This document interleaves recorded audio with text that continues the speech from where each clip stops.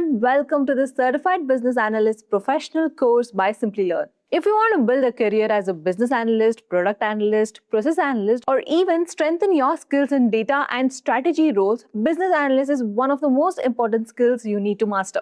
But don't worry, we are going to break it down in simple and practical ways so you can clearly understand how business analyst works in real-world projects. In this course, we will begin by understanding what business analyst really means, how organizations identify business needs, solve problems, and deliver value to stakeholders. We'll also explore the role of a business analyst and how they act as a bridge between business teams and technical teams. From there, we will dive into the International Institute of Business Analysis CBAP certification frameworks and understand the BABOK guide, which is a foundation for all this course. You will learn about its structure, knowledge areas, tasks, and techniques that guide business analyst practices globally. As we move ahead, we'll also cover important concepts like business analysis, planning, and monitoring, stakeholder identification, requirements gathering, elicitation techniques, and also selecting the right approach for different types of projects such as predictive, adaptive, and hybrid models. We'll also explore business analysis governance, where you will learn how requirements are approved, prioritized, managed, and controlled, along with understanding change management and risk management in business analyst workflows. Finally, we'll be focusing on performance improvement, how to measure the quality of business analysis work, identify gaps, improve efficiency, and continuously optimize processes for better project outcomes. By the end of this course, business analysis will no longer feel overwhelming. You'll have strong understanding of CBAP framework, BABOK knowledge areas, stakeholder management, governance, and performance improvement, helping you move confidently towards business analysis and strategic decision-making roles. Before we start with the course, if you're ready to take your career in data analytics and artificial intelligence to the next level, check out the Simplilearn's professional certificate course in AI-powered data analytics. This course is perfect for anyone who wants to become a job ready in data analytics, AI, and business intelligence while building strong hands-on skills in modern tools and technologies.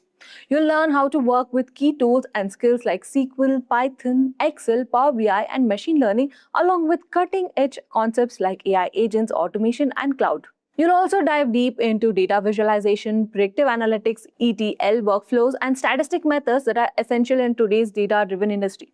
Plus, you'll get hands-on experiences through 11+ real-world projects, including sales analysis, marketing campaigns, churn predictions, and AI-driven business automation, along with a final capstone project to showcase your skills.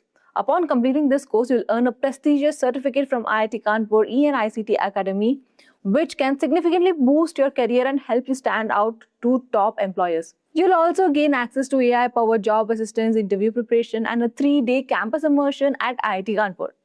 Check out the description box below to find the link and start your journey into AI-powered data analytics today. Before we get started, here's a small question for you to answer.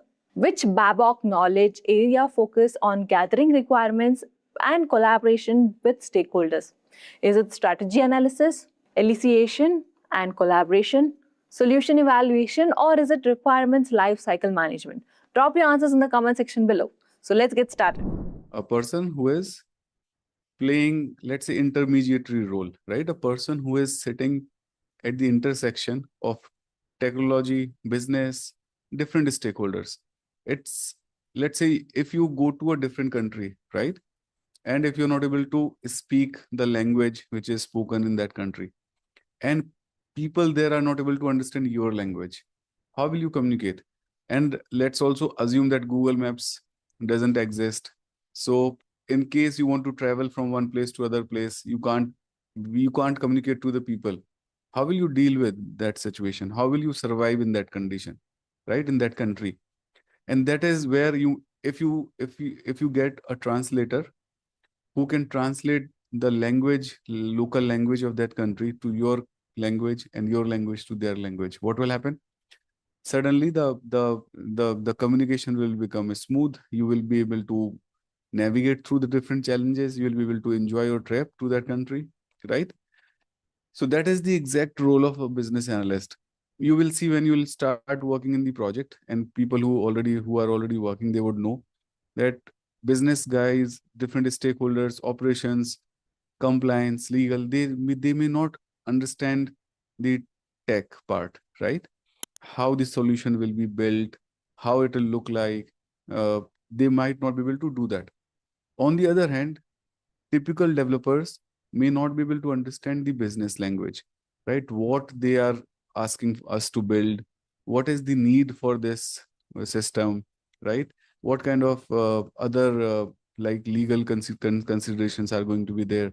So developers may not be able to understand that. So the problem is same.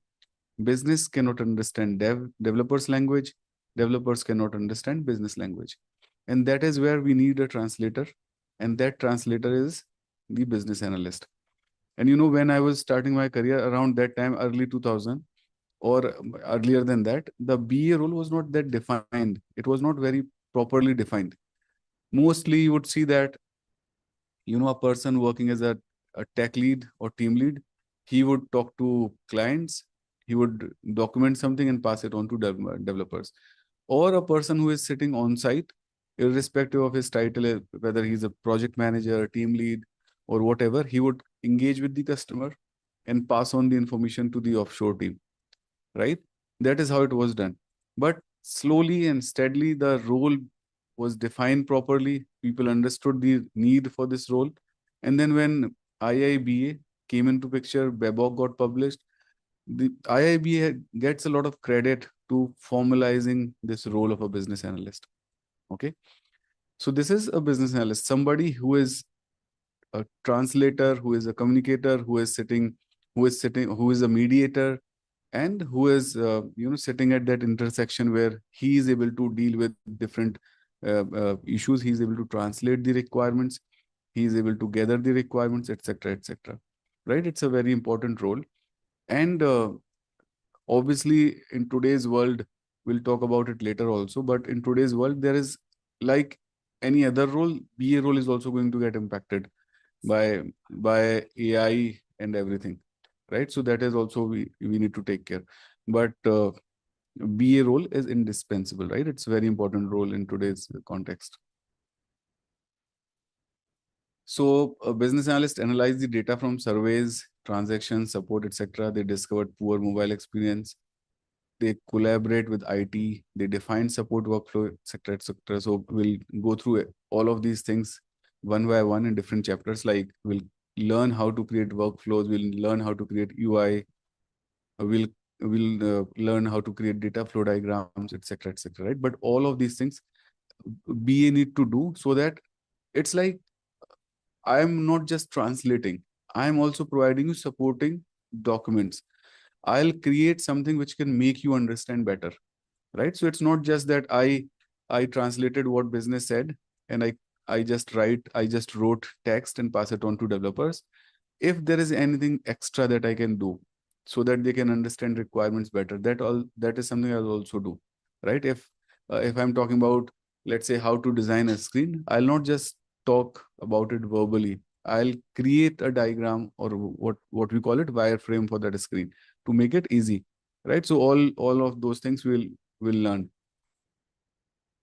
Role of a business analyst, that's what we just discussed: understanding enterprise problems, goals, requirements, analyze those needs, analyze the solution, devising strategies, facilitating stakeholder collaboration, driving change. So all of these things we do. See, I'll also give you different examples. Don't think that every one of you will play exactly same role, right? BAs in different industries, in different projects, they play different roles. It depends whether you are sitting and working closer to the business, or you are sitting and working closer to the tech. Whether you are actively participating in test cycles also, whether you are part of operations, whether you are part of a bank or in any other organization. So there are so many things, and on the basis of these things, on the basis of combination of these things, you will see different flavors of a BA role, right? Somebody will do things which are differently than other BAs, right? So you may you should never think that, you know, all of you in different projects will play exactly same role. Okay. Sometimes you will do a lot of stakeholder collaboration. Sometimes you may not talk to a stakeholder. Your focus is mostly on analysis and solutionizing, right? So all those variables and variety of roles will also be there. And I'll give you enough examples so that you can understand. A BA who is let's say on the buy side, or a BA who is on the sell side. Somebody is selling the product, somebody buying the product, and you will see there is a huge difference on the roles and responsibilities of those people. So I'll give you some detailed examples also. To become a BA, one should possess the following: business knowledge, communication skills, tools, interaction skills, behavioral characteristics, and analytical thinking and problem solving.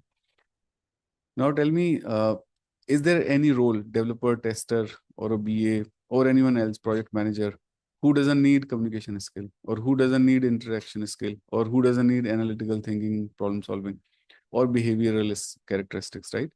So everyone who is playing any role whatsoever in any corporate or in any company, we all need all of these characteristics, right? They are not something very unique to a BA. Agree or not? So, but why we are talking about them for a BA? So, for example, what do you mean by business knowledge? Even a kid who is like 8 to 10 years old kid, that person can go to the shop, buy a chocolate or ice cream, and he knows that he needs to pay. He also needs to he knows that when he's paying, he should get something in back, something in return, right?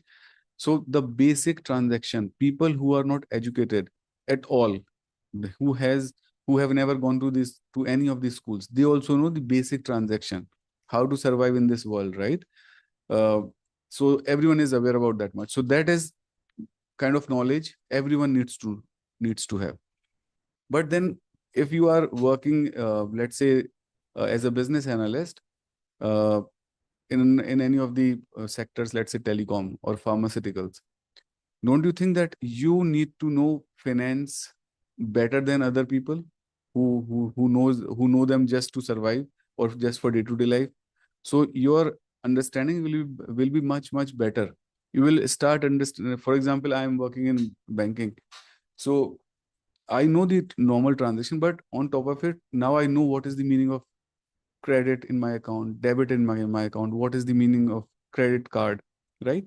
So then I have more in-depth knowledge of my domain. Then somebody is working, let's say, in a particular bank, let's say JP Morgan. Now that person needs to have even more detailed knowledge of that bank. Okay, I already knew credit cards, but what kind of cards JP Morgan offering? What kind of products we offer to our clients, right? So you have even more understanding, granular, deeper understanding of the products of your own company. What kind of clients they have, what kind of services they offer. And then finally, if you are part of a particular application, you are part of a particular project, you will have very detailed knowledge of that project, right? So the business knowledge goes deeper in steps. Everyone would have some understanding. Then depending on your role, depending on your industry, you will have deeper and granular understanding. And then of your product, of your whatever you're working on, you will have very in-depth knowledge. Similarly, communication skills, right? Everyone needs to have communication skills.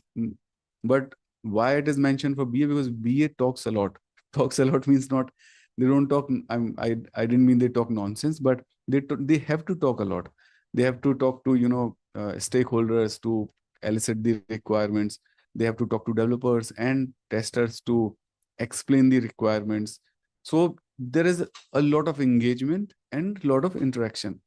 So that is why your communication skills and interaction skills are important. Also, it's not always easy for your stakeholders to tell the problems. You might have noticed many times that we are feeling something, but we are not able to express. We are not able to tell. We are not able to, speak about it. And in the previous slide, what did you see? That it's important to understand problems and goals, right? How would you understand problem if somebody is not able to explain? So that is why some like it's not just what is being said, but how it is being said. What do you call it? Just so your verbal understanding and then non-verbal understanding, right? Non-verbal communication also, the body language, the facial expression, and all. So that is how, and then you run a lot of meetings, right? You are going to run a lot of so many workshops to elicit the requirements, to present the requirements, to let's say you are doing a brainstorming session to find the solution of the problem and things like that. So you will have to engage people and you will have to run those sessions. That is why interaction skills. So communication is like what you talk and all, but interaction is more on the engagement side, how to run different sessions. It will happen multiple times. Like if you are not good with uh, with these skills, people will talk about things which are not even important in that meeting, right? So how you will make sure that people are sticking to the topic, how you will make sure that you are able to get to the outcome of that meeting, expected outcome of that meeting. So that's where you need to have interaction skills, behavioral characteristics, then analytical thinking, because you have to analyze things, you have to solve problems, right? And tools and technology everyone needs. Like we are right now using Zoom, we use Teams, Outlook, Jira, and in today's AI world, we need to definitely use AI tools, right? There are, it's not like it's no longer a choice. It's enforced in different organizations. Even in my organization, it's enforced that you have to use AI. You have to save time. So these are the now in this course we will not cover communication skills, interaction skills. These all are soft skills that you need to develop, not part of this particular course. Here we'll talk about business analysis, right? How to perform business analysis, what tools and technology, what tools and techniques are available to you to use while performing business analysis. So the core agenda of this particular course is business analysis skills, not these soft skills. But if you think you are you are already good at these skills, then it's good. Otherwise, you should try to improve them, right? Because theoretically it looks very easy. Okay, I'll go to that person and I'll conduct the interview and I'll collect the requirements. But in real world, it's not that easy. Some practice, some experience is always required. So try to do that.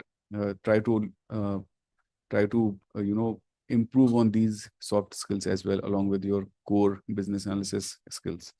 To become a certified BA, one needs to pass one of the IIBA's exams, one of these exams. So there is, when I did, there used to be only two certifications, CCBA and CBAP. Certification in the competency of business analysis and certified business analysis professional. A few years back, they added ECBA, which is, what is the name? Elementary or something like that.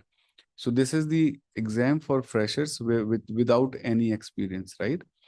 Entry level or something, entry certification for business analysis. We'll see the full form. So they added it later on. All three of them have different experience requirement, which we will learn in coming slides. But basically, these are the three certifications which are offered by IIBA, that is International Institute of Business Analysis. A few years back, they started, talking about Certified Business Analyst, CBATL, Thought Leader, Certified Business Analyst, Thought Leader. And I was very keen that, okay, I'll do it. I am holding CBAP for quite a long time. But then they dropped the idea. I don't know why they wanted to introduce it and then why they dropped. I have no idea. But then for a few months, it was there on their website, coming soon, CBATL. But then it went away and it never came back in last 3-4 years. So these are the certifications, right? Eligibility, etc. We'll just see in coming slides. And so this is the organization. IIBA is the organization, right? As I said, I think they launched the 2008 or 9 or something. Before that, there was no IIBA. These certifications were not there. And that's why I was saying that the business analysis practice was not standardized. When IIBA came into existence, when they launched this book, BABOK, they try to standardize things. What is the role? How that role should be performed, etc., etc. So all these three exams, they all are based on the same book, Business Analysis Body of Knowledge. Similarly, for PMP, we have Project Management Body of Knowledge, PMBOK. Here we have BABOK. All these exams are dependent on this or based on the same book. So, and this is what we are going to cover. We in this course in 36 hours, we will cover this entire book. And that is why I was telling, irrespective of your experience, whether you are eligible for CCBA or CBAP or whatever, out of these three, you will still have to read the same book which I am going to teach you here, right? So don't worry about that. You will be prepared for one of these exams automatically. BABOK, Business Analysis Body of Knowledge, is a globally recognized standard guide that outlines the core knowledge areas, tasks, techniques, and competencies.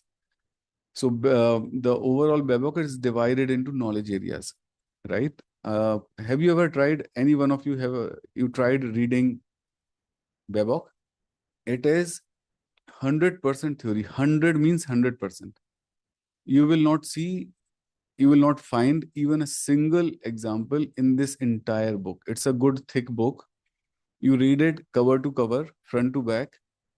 I challenge you, if you find even a single example, no explanation with examples, no mathematics, nothing. It's just complete theory. And that is where I think these classes are important, because it's not easy to read something like BABOK. So first is enterprise. It is a system of one or more organizations and the solutions they use to pursue a shared set of common goals, right? And EdTech enterprise decided to expand its digital presence. So they are like bigger companies, bigger organizations. You already know that organization. It's an autonomous group of people under the management of a single individual. So like Simplilearn, it's a company. Now, those two terms are very common, so that is fine. What is requirement? It is a usable representation of a need, right? It focuses on understanding the kind of value that could be delivered if a requirement is fulfilled. So requirement a is a need that one of the stakeholders, one of the person would have. Okay, few basic questions. All of you are working, not all of you, right? But people who are working, you fill timesheet on a weekly basis or maybe monthly basis? You fill a timesheet, right? And in that timesheet, what do? You put your time against a particular project, right? Why do you do that?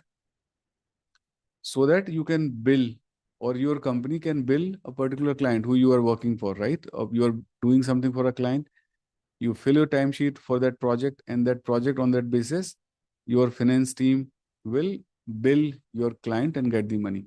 So who exactly is paying your salary then? Who exactly is paying your salary?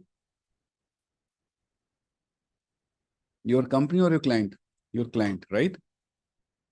How is your company making money? Whatever client pays, your company will take a cut and pass on rest of the money to you as your salary, right? On a high level, that's how things work.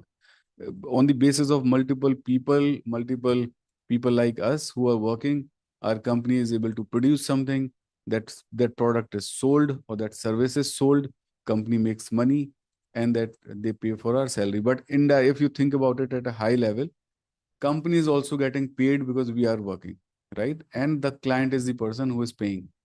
So how you should treat your client? You should treat your client accordingly, right? That they are the people who are paying. Now you tell me, what is the difference between a customer and end user? Is there any difference between a customer and this end user? See, my handwriting is very bad. I keep writing because whenever there is something needs to be explained, I'll write on whiteboard or I'll just annotate on the screen. But you have to put efforts to understand my handwriting. So if your company has given you a laptop, let's say your company bought 1,000 laptops from HP. Your company is the customer of HP, right? Your company bought 1,000 laptops from HP, so your company is the customer, and you guys are the end user because you are using. I bought a phone. Let's say I bought a phone for my wife. So I am the customer, my wife is the end user, or vice versa, right? Uh, So that is the difference, right? Customer and end users. Who will have requirements? Both of them can have requirements. End users can have their own requirements and customers can have their own requirements. Now tell me one more thing. We are talking about design. It's a usable representation of a solution. It focuses on understanding how a solution might realize. Uh, is there any difference between requirement and solution? Some basic things we are talking about so that you are comfortable with terms and your understanding gets better. So if I tell you that I'm hungry, I'm telling you the problem, right? The requirement that I want to eat, I'm hungry.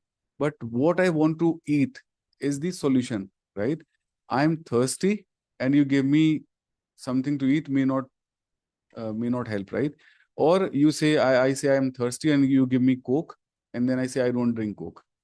So requirement is something which can talk about the problem or the need, and how that need will be fulfilled is the solution. I'm thirsty is the need, but what is the solution? Let's say I need a lemonade. Lemonade is the solution, right? So as a business analyst, your focus is not just to understand the need. Your focus is also to identify what kind of solution or that is a stakeholder may need or he should get, right? So that is also you need to understand that there is a difference between requirement and the solution, and there is also a difference between the desires and actual needs. I can ask for anything, and uh, as a business analyst, it's your job to first of all identify my real need, what actually I need, instead of delivering whatever I ask you to deliver. It's like when you want to buy a new car, how many features you look for? I want this in my car, I want this in my car. It should have cruise control, sunroof, moonroof, ventilated seats. There are so many features these days in cars. But when you actually own that car, how many of those features you are using? You may not be using all of those features. And same goes for mobile, same goes for laptop. So customers can tell you so many different things, but it's your job to help your customer understand what is their real need. Sometimes they may not be able to identify. So you help your customer identify what they need. You help your customer visualize what kind of solution will fulfill that need, right? Both of these are your responsibilities. Risk is nothing but uncertainty, something uncertain that may happen or may not happen in future. But in case it happens, it will have some impact on your project, some impact on you. So that is the risk. And with risk, there are two things: probability of the risk and impact. So probability means whether it will happen or not, and impact, if it happens, what will be the impact on you. So you want to go out and you just see on your phone that there is a probability of rain, right? 100% probability. And you carry thousands of rupees cash in your pocket. Then that is the impact. If you don't carry anything, there is a risk of rain, but you know that nothing will get impacted. Maybe I'll get cold or something, but physically there will not be any impact on currency that I carry, right? So we'll talk about risk and risk mitigation, how we manage risk and how we mitigate risk. We'll talk about all of this. Now look at this BACCM, Business Analysis Core Concept Model. You see there are these 6 core concepts: need, change, solution, context, value, and stakeholder. What is or who is a stakeholder? A group or individuals with a relationship to the change. Or the simplest possible definition of a stakeholder is a person who can get impacted by the project or a person who can impact the project. Anyone who can impact or who can get impacted, both of them are your stakeholders. So if I ask you, who will have a need, who will have a problem to solve, who will have a requirement, a stakeholder will have, right? So a stakeholder can have a problem or opportunity to be addressed. A stakeholder will have that need. If let's say you are my stakeholder and you have a problem, right? If I fix your problem, you will get some value. You will, let's say, you will feel you are able to do your business better. You are able to deal with your clients better, depending on the solution that I provided, right? So there is some value to the, and how you will get the value when I'll deliver the solution, right? So all of these concepts are connected. A stakeholder had a need. In order to fulfill that need, I delivered a solution. When that solution got delivered, a stakeholder got some value, right? You had you were hungry, that was your need. I gave you a very nice drink, and when you had that, you felt happy. You felt like you were not thirsty anymore. So now what is the change? In order to deliver that solution, you will have to go through a change, right? So there are these two terms which you should know. If as is, what is your as is and to be. As is also called your current state, and this is also called your future state. So current state and future state. I don't have a house. That is my current state. Tomorrow I buy a house and shift into that. That is my future state, right? Current state and future state. In order to move from current state to future state, well, will it happen automatically? Obviously not. I'll have to transfer. I have to request a packers and movers to pack my stuff from my rented house, move me to a new house. So there is a complete transportation and everything. So this is called change, right? The process or act of transformation which will move you from your current state to the future state. So that is called change. So stakeholders had needs. In order to fulfill those needs, we went through a change process and delivered a solution. When that solution got delivered, stakeholders got the value, right? Now, what is context? All these 5 terms are easy to connect. What is the context here? In scope and out of scope. In scope means things that will be part of your project, things that you will cover in your project, right? Out of scope are the items that you will not touch in this project. Okay. When we create requirement documents, we also create sections where we clearly mention that, these items are in scope, these items are out of scope. For example, you are going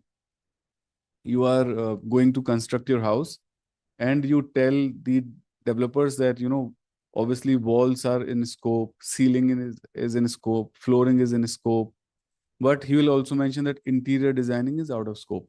So whatever cost that you are paying, this is for walls, for ceilings, plaster, etc., maybe a coat of paint, but no furniture. Furniture is out of scope. Air conditioners are out of scope, right? So that is why you have to mention that in documents so that it remains clear what is in scope, what is out of scope. Now tell me, now let's see who can answer this question. When you are creating this agreement for your house, airport of your city, is that in scope? Is it in scope of your house project? No, right? It's not. Building a hospital nearby, is that part of your individual house's project? No, right? Similarly, building a new school, because you are talking about your own house. You're not talking about setting up an entire neighborhood. You are talking about building your personal house. How can airport, railway station, hospital, and school be in scope or out of scope? Right? They all are out of scope. But do you mention them in your document? That, I'm building my house, so walls, ceilings, and everything is in scope, but hospital, railway station, and all of that is out of scope. Do you write that? We don't write. If you start writing all of these things, your project document will become encyclopedia. Everything in United States is out of scope. Everything is in Australia is out of scope. Everything outside this city is out of scope. So everything on this planet is out of scope except that particular house. A tiny house, a small house is in scope, and everything else on this planet is out of scope. Will you still write out of scope items? You will create a huge encyclopedia, right? So why don't you write all of that in out of scope section? Because they are not part of your context. That is the usefulness, that is the purpose of context. Context tells you what are the circumstances that can influence or influenced by our project. What is the ecosystem that we are working in, right? What are the conditions that we are working in? So because the condition or the circumstances are related to individual personal house, nobody is going to ask. By default, airport becomes out of scope because that's not the context, right? Somebody like let's say Shivam says, Garv, I'm not able to hear you properly, and Simplilearn should also provide me a high bandwidth internet connection. Now what should I say? Shivam, that is not part of the context, right? If you have any problems, that is not in scope because it's out of context. If you have any problem with related to material or any questions, anything, then that can be provided to you. But high speed internet connection because of this training, that is not part of the context. That's not the context. That's not in scope. So that is how these six terms are very much related and they are interdependent. I hope you are able to relate them now. You know, stakeholders would have a need or needs. In order to fulfill their needs, you will have to go through a change process or a transformation process. You will deliver a solution. Solution will provide them with a value, and all of those things will be done in a particular context, right? Now, current state and future state. So as is and to be, these two terms are also very, very important. All these terms are very important for BAs. Business analysts can use the core concepts to consider the quality and completeness of the work, right? What kind of changes are we doing? What are the needs?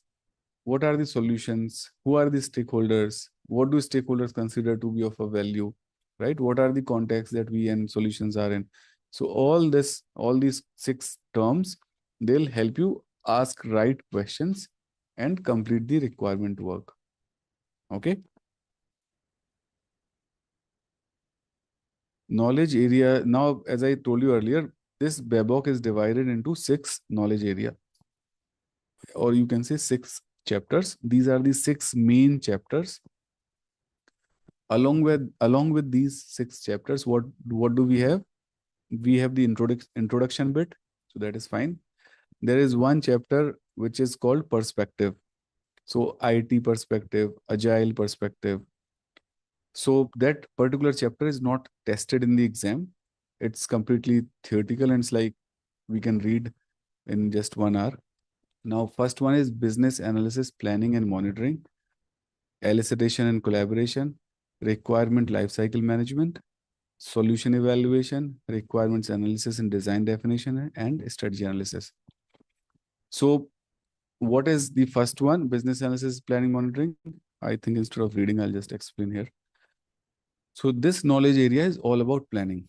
Okay. How I will identify my stakeholder, how I will document the requirement, how I will conduct elicitation. So here you will just do the planning part, and how I will monitor my progress. Here you will not conduct the elicitation. Here you will not meet the stakeholder. Here you are just planning. Okay. So first chapter is all about planning the project and your activities in that project. Okay. And as I said, we will go in detail. We will spend 2 to 3 classes on each of these knowledge areas, right? So don't think that we are just going very high level. I'm just introducing the names and we will go deeper in each of them. Second is elicitation. Elicitation, what is the meaning of elicitation? Elicitation means collecting the requirements, right? Now, have you heard the term requirement gathering? Which term do you like more? Requirement elicitation or requirement gathering? And why? Which term do you think is more suitable and why? Requirements gathering is much better. Yes. So, but all of you are thinking superficially, right? Where what looks easy, what sounds easy, but think about it. What is the meaning, actual meaning of gathering?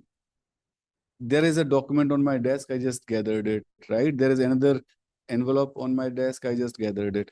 Do you think requirements are lying down on the floor or lying down on a table where you go and just collect them? So gathering means collection, right? Collection is not, it's not like you just go and stakeholders are ready with their requirements and they'll hand them over to you. That is not so. From the process point of view, requirement gathering is not a very appropriate word. What is the meaning of elicitation? To bring forward, right? To ask right questions and bring the requirements forward. Not just because somebody is telling you, but because you are probing, you are asking right questions, you are cross questioning the needs, you are trying to ascertain that actually you have these needs and things like that, right?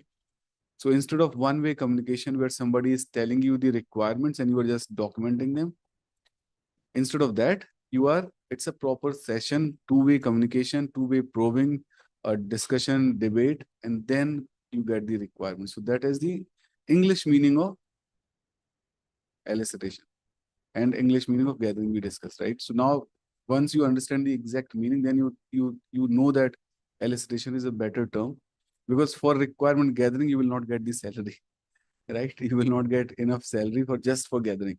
You are getting a salary as a business analyst because you perform elicitation, not just gathering. Anyhow, people will keep using these terms interchangeably. Even I'll also maybe I'll interchangeably use these words during this training, but you need to know the purpose and the difference. So here in this elicitation and collaboration knowledge area, you actually perform elicitation. In the first business analysis, you planned how you will perform elicitation. Here you actually perform elicitation. Then what do you think will be the output of elicitation? When you perform elicitation, what you will get? Yes, so you get a lot of information, you get a lot of data, right? In order to convert that data or the information into proper requirements, you perform requirement analysis and design definition, right? So outcome or output of elicitation is not like final requirements. That is opinion of the user, information or inputs from the user, feedback from the user. So you collect a lot of data and a lot of information out of elicitation. Then you come back at your desk and you compile all of that data and information and you convert them into properly written, properly arranged requirements. And that part is done in requirement analysis and design definition.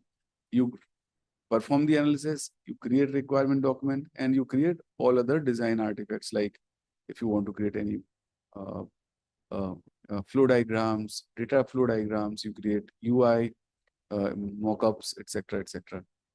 Right? Once you identify the requirement, their life cycle will start.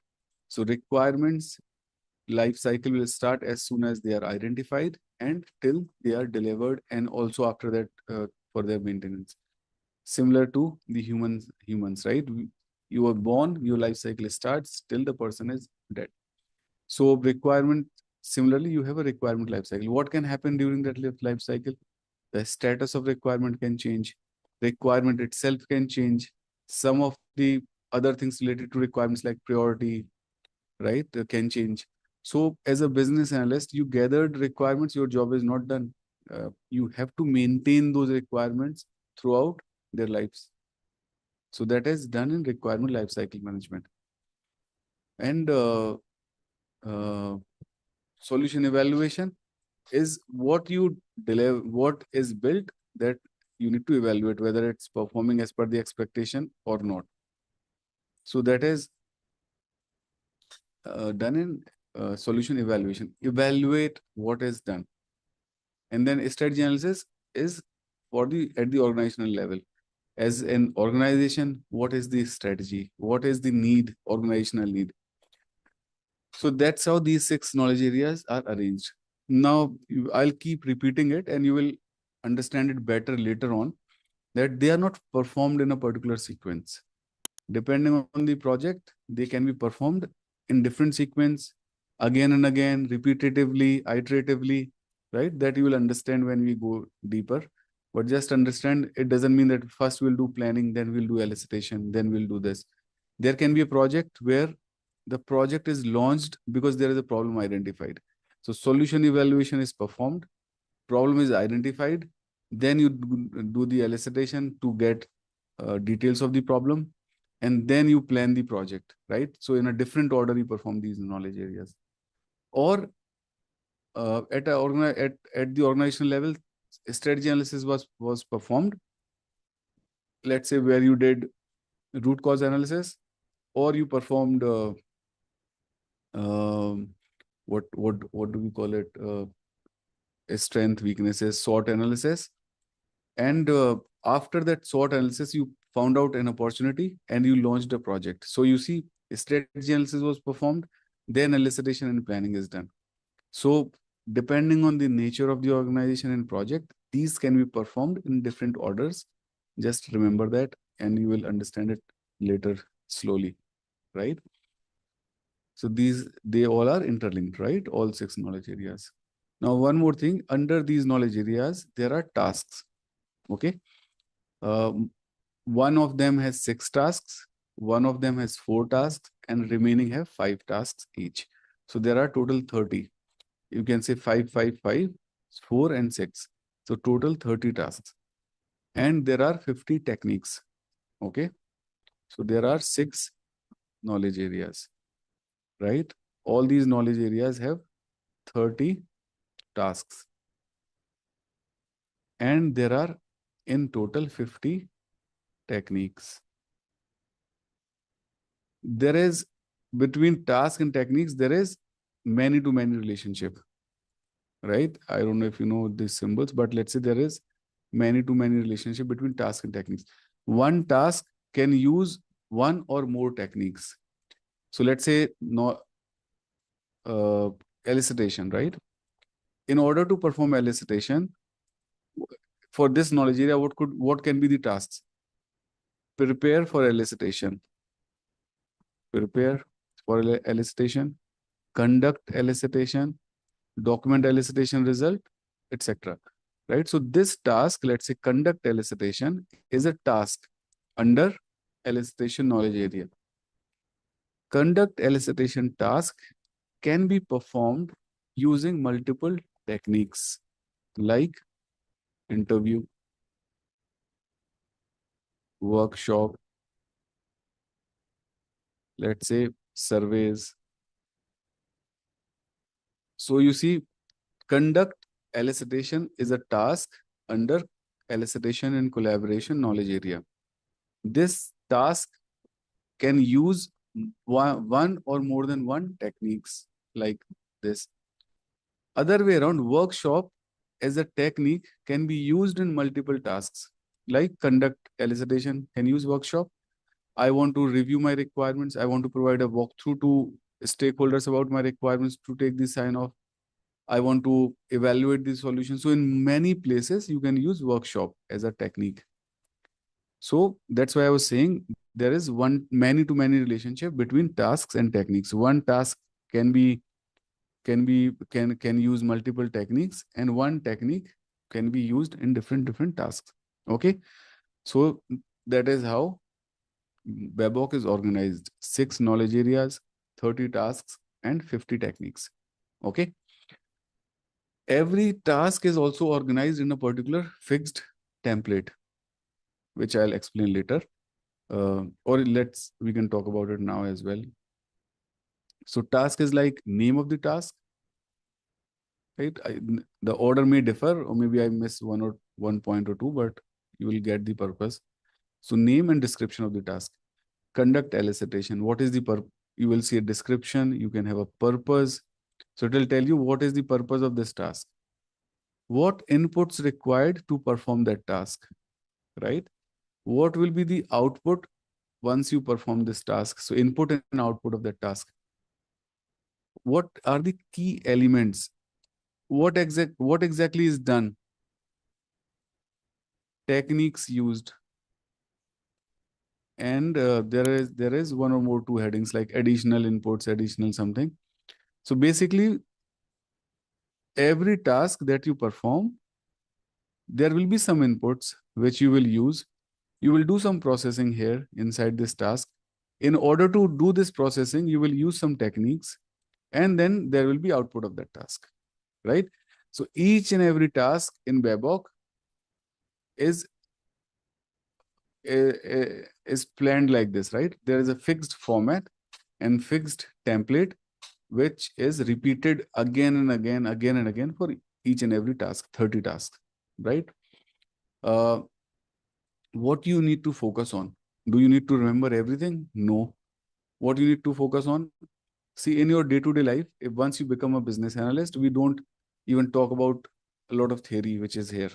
We focus on 50 techniques, right? Because technique is something that you actually use in your project. You don't have to talk about inputs, outputs. You know that with time you will know that. And also to pass the exam and throughout this course, every time we'll not talk about what is the input, what is the output. You will, after some time, once we covered 15-20 tasks, you will start guessing the input output yourself. And I'll tell you, I'll keep checking. Now can you guess? And you will start answering the question. What we need to focus, we need to focus on understanding the key elements of the task. What exactly the task is doing? What are the key concepts, key elements related to that task? That is where you need to focus. You should have absolute clarity on key elements, and you should have absolute clarity on 50 techniques. These two things we need to focus. Uh, Obviously, I'll explain why these inputs, why this output, why this input to this particular task, why that output from that particular task. All that we will discuss, but you don't have to worry. Generally, what happens? People will say, "See, sir, there are 30 tasks. In case there are 4 inputs, so there will be 120 inputs, and let's say there are 80 outputs. How will I remember this? All 50 techniques can be used by different tasks. So there can be 200 types of permutations, combination. How will I remember them?" So that is what I am telling you. You don't have to remember. You don't have to memorize inputs, outputs, techniques, stakeholders. No, you don't have to memorize them. You just need to focus on understanding key elements of a task, and in isolation, all 50 techniques you need to understand. Rest, everything will come automatically once we move ahead in this course.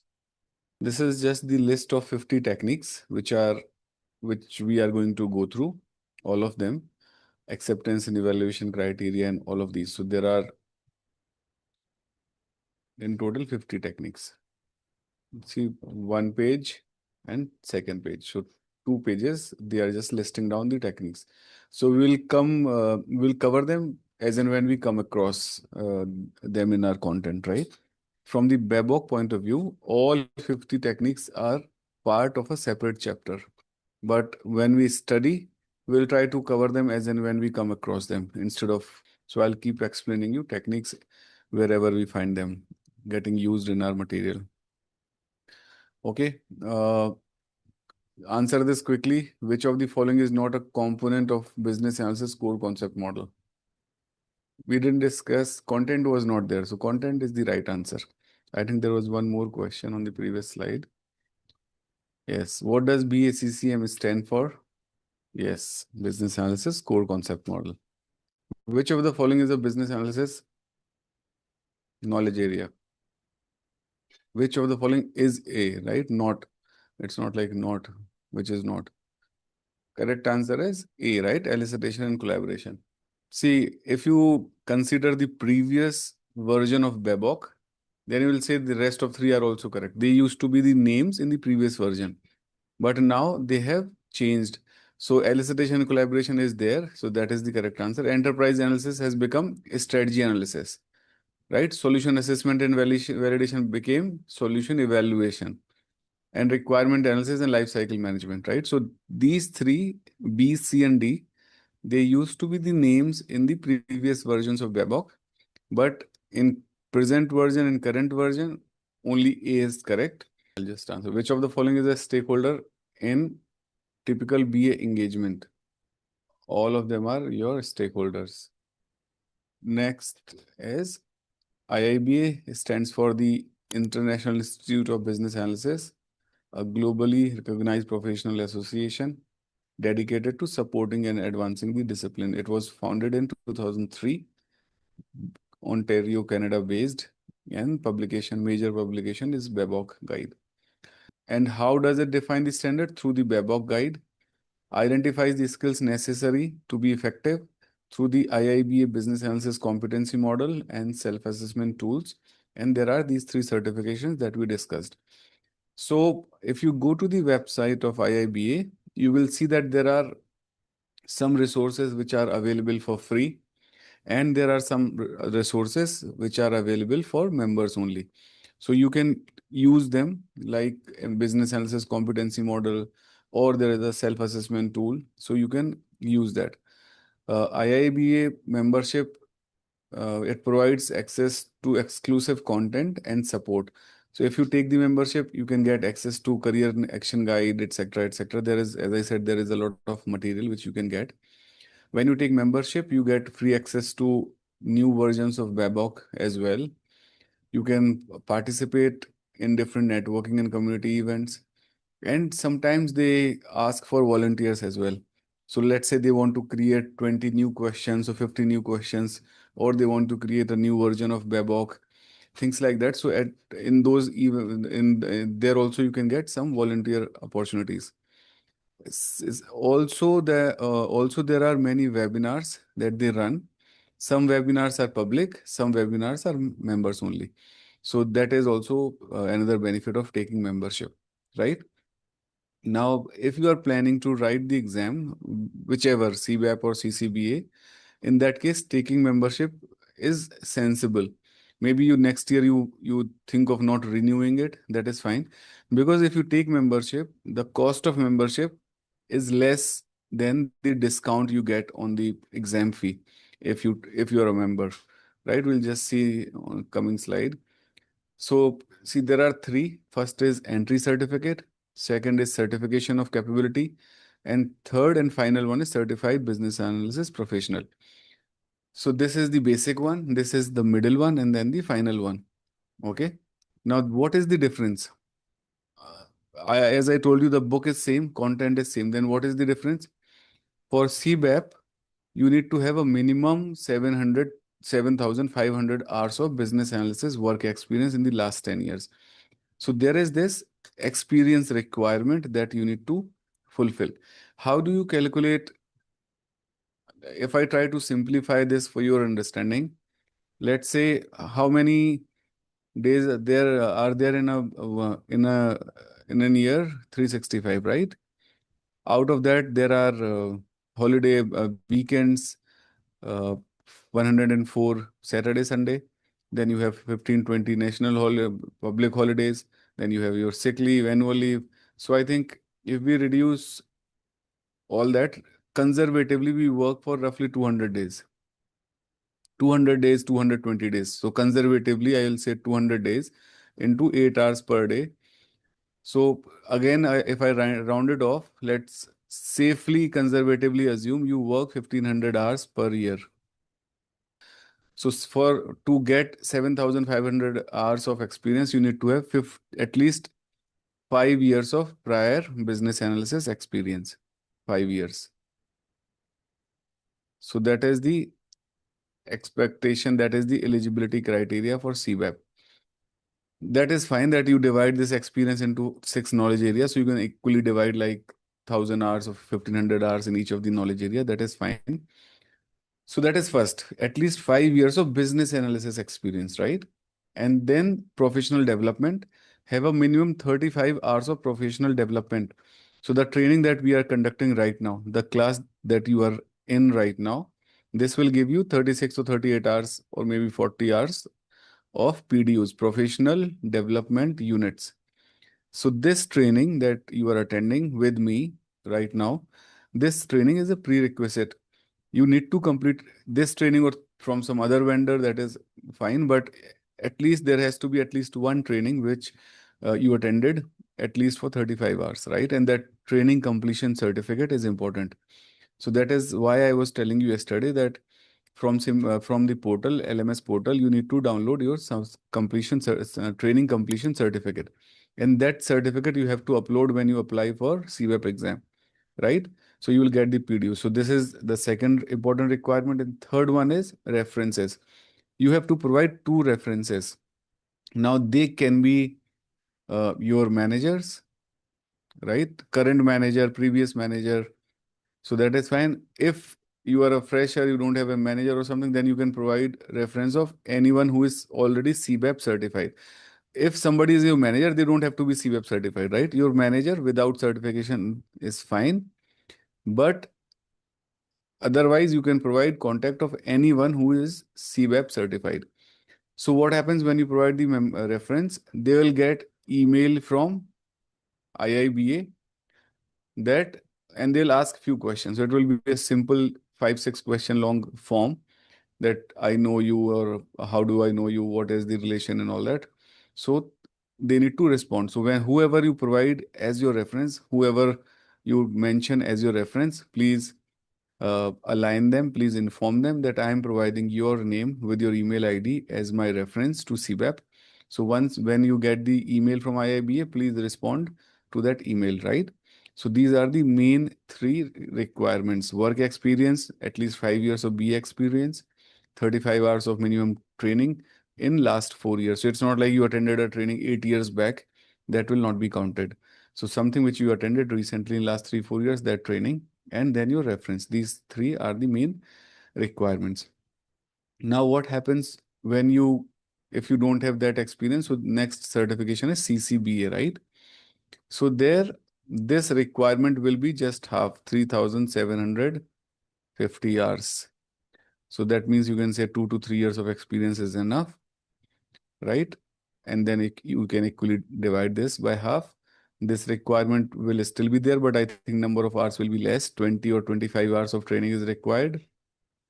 References will, I think you need to provide reference. Then for ECBA, this is not required. No experience is required.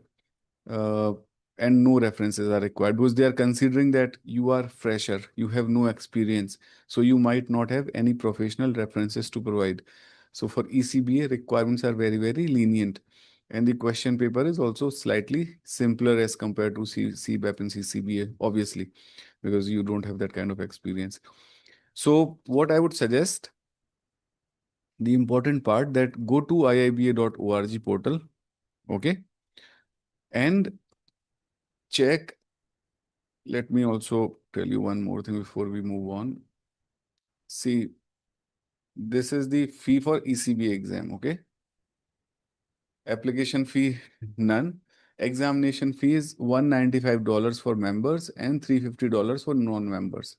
How much is the difference? Almost 100 and not almost exactly $155 is the difference in the fee for ECBA. Similarly, if we move to CCBA, there is additional application fee, $145, which is same for members and non-members, and then $250 and $105. So again, $155 you save if you take the membership. Okay, the total cost if you are a member is roughly $400, right? $395. And without membership, it will be exactly $550. For CBAP, the fee is almost similar to $100 more.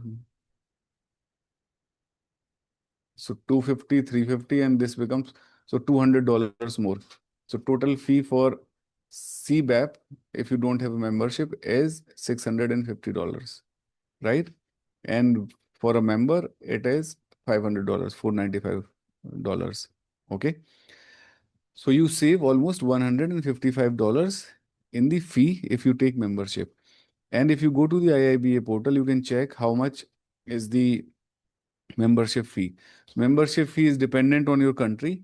So they have divided all the countries into 3 categories, and the fee is dependent on your region. If you are in India, it will be less than other countries. Let me quickly give you some idea of that as well. I have no problems if you take membership or no, you don't take. That's completely up to you. The only difference is because for the first year, you can get, why I'm suggesting was for the first year, you will get both the benefits, right? You will pay less fee for the exam. At the same time, you can get the membership benefits. IIBA, if we go to the membership, view pricing, let's see if they have revised any prices earlier. It used to be $50-$60. Let's see. Region 1, 155 USD. Region 2, 100 USD. And region 3, 60 USD. So if you see countries, there is a list of countries. So for example, India is in region 3.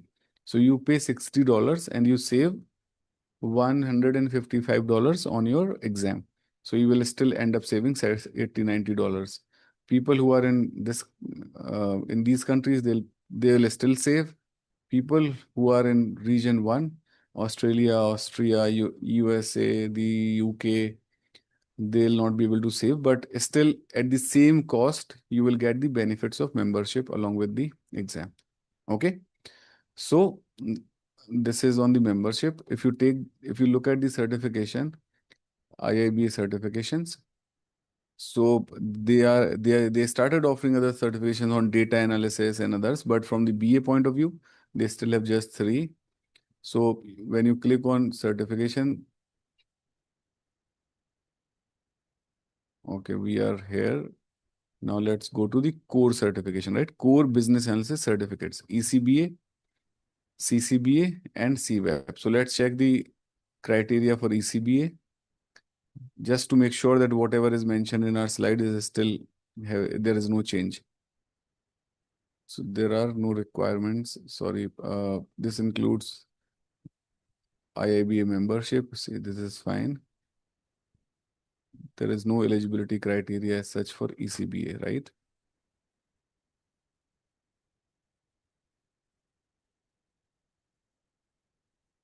Let's go back and check for CCBA.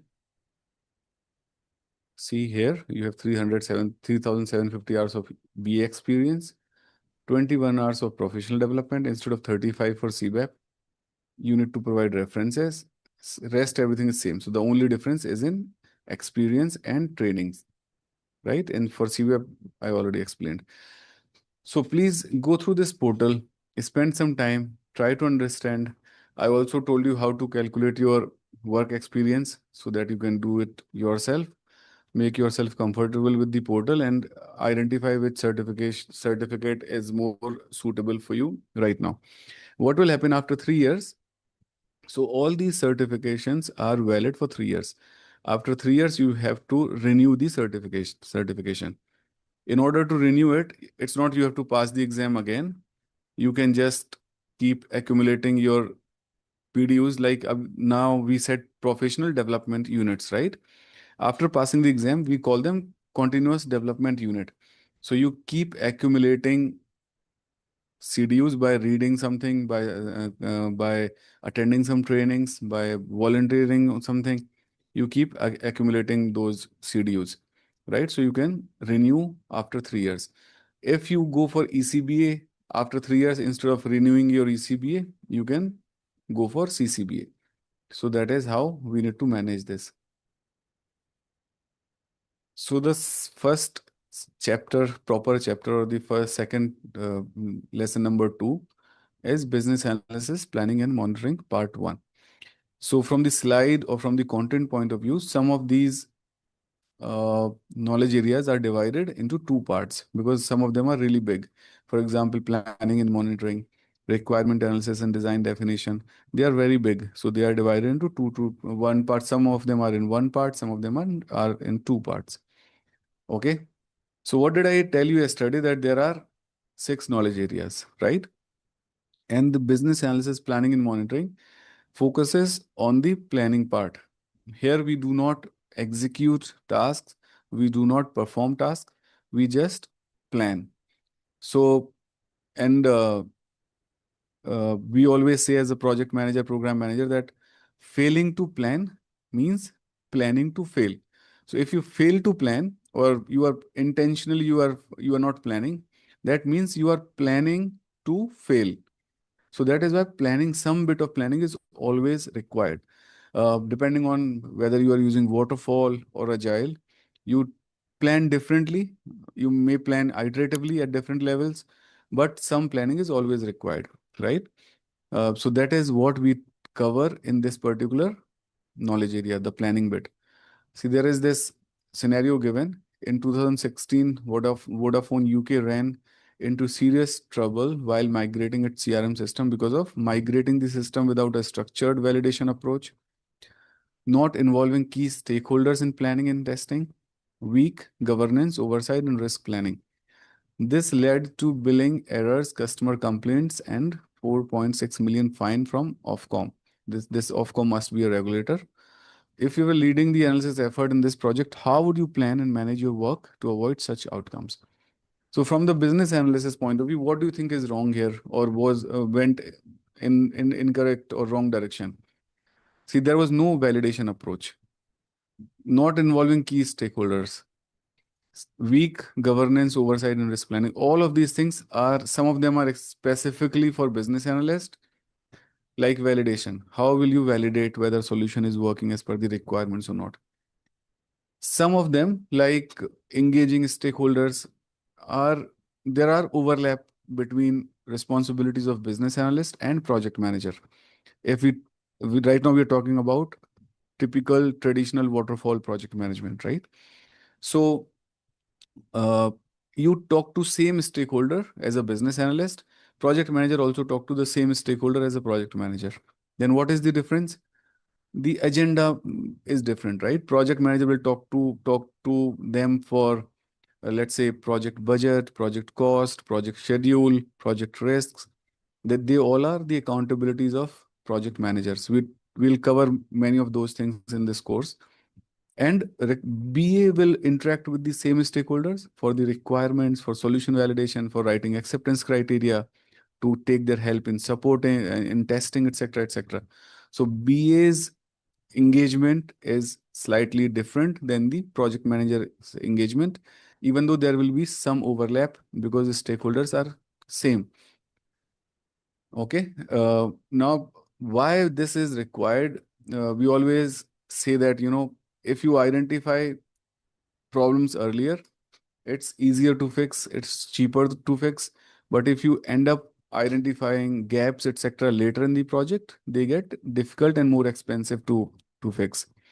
So let's see, if you just reached, let's say, uh, you are at point A right now, you are at, let's say, point A, and you want to go to point B, but there is no map, nothing. So you start moving in the wrong direction. Okay, you reached to point C, and then you realized, oh, I started moving in the wrong direction. I need to correct my course, I need to correct my path, and I need to change and go to B. Now, what do you think? What will be the difference? In one more case, let's say you moved further away, and here you realized that it is wrong direction, and you have to correct and go to point B. Now, what do you think? What is the difference? If you talk about time, if you talk about money, both will change, right? Here, if it was supposed to take 1 hour, and let's say 500 rupees in taxi, now because you have to travel this much, it will take maybe 1 hour 30 minutes and maybe 750 rupees. In this case, you may end up spending 2 hours in taxi and maybe 1000 rupees, right? Time required is more, fuel required is more, so overall money required is also more. So that is the main problem. Who will help with this direction? What exactly is required? What exactly do we need to build? Which direction do we need to move to? Those things are dependent on our nice business analyst, right? He is the person who will who will collect the requirements, who will tell the requirements, who will have the idea what to build as a solution, right? So the overall roadmap, etc., he'll have a good idea. So that is the person who is supposed to navigate the team in the right direction and save. So that is why business analysis is very important. Otherwise, if you start with wrong requirements, incorrect requirements, the cost of fixing them later on in the project will be high, right? And for this reason that I just mentioned here. So business analysis is a structured approach used by business analysts to understand, analyze, and solve business problems. Think of it like a roadmap or toolkit that helps a business analyst, right? Understand the current state of business, identify the needs or problems, design the right solution, and ensure solution delivers value. I told you yesterday what is the current state? Your current state, right? Or your solution or application's current state. I I live here. That I live in Pune. That is my current state, right? I live in a particular apartment. That is my current state, right? I have to move. I switch my job, and I need to move to. I need to go back to Gurgaon, where I lived for last 15 years. Gurgaon. That will be my future state. So this is my current state, right? This is my future state. What is the problem? Or let's say a different problem, that before COVID, uh, it was manageable to live, let's say, in a two-bedroom apartment or one bedroom apartment. If you were married, you were living, or maybe you were single but living with your parents. Did you notice that after COVID, when we had to work from home, study from home, suddenly whatever apartment we were living in, whatever house you were living in, it started, feeling small, because we had to work from home, we had to study from home. So did you feel that? Did you feel the same? And suddenly there was a need to move to a bigger apartment so that we can have separate space. In my case, I had to I used to work from home some of the days, and then I used to take trainings also. So suddenly it was like, how could I work or operate from this house, right? My wife had to work, and we didn't have enough space. So this was the kind of identification of need or problem, that because of the lack of space, I need to move to a bigger house. Don't you think it's a proper need? It's a valid need. It's a genuine problem. Yes, it is, right? So then what could I do? I could move to a bigger house, right? Now, when you talk about these solutions, it could be like, you need three-bedroom house, you need four-bedroom house, depending on your family members, etc., etc. So in that case, do you think your wife or your husband becomes your stakeholder? Because the solution or the problem that you are dealing with, or the solution that you will identify, it is going to impact them, right? Or your if you have kids, they might say, I also need my separate room. Or your parents might say that, when you're shifting, make sure you shift to ground or first floor. You don't go to 10th floor or 20th floor. They have their own concerns, they have their own requirements. Your spouse says that I want a better, a kitchen, or I want this, or I want a separate study. So, suddenly, because there is a project, there is a plan to move from our current state, stakeholders who are impacted, or they can have their own requirements. And on that basis, we create the solution, right? And when you move, right, from one house to another house, if the house is just in the same building on the same floor, do I need professional packers and movers? If I'm moving in the same building, let's say across the hall, do I need professional packers and movers? Maybe not, right? But if I'm moving to a different city, do you think I need packers and movers? In this case, I need. So you see, depending on the solution, the approach will also be different. So it's not like you always move from this point to this point like this, right? Sometimes you need packers and movers, you will move. So like we discussed yesterday, there can be different solution options also to solve our problems. So we'll discuss about all these things in detail, but the point which I wanted to make right now, that understand what is the meaning of current state, understand what is the meaning of future state, how they are, different, and how you need to move from current state to the future state using some of the solution.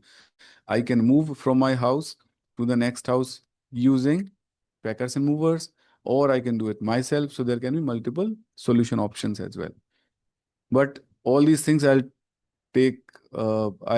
explain in more detail in coming classes. Okay, what is the meaning of current state? What is the meaning of future state? What are the options? What is the meaning of change? All those things we'll cover in greater depth in coming classes.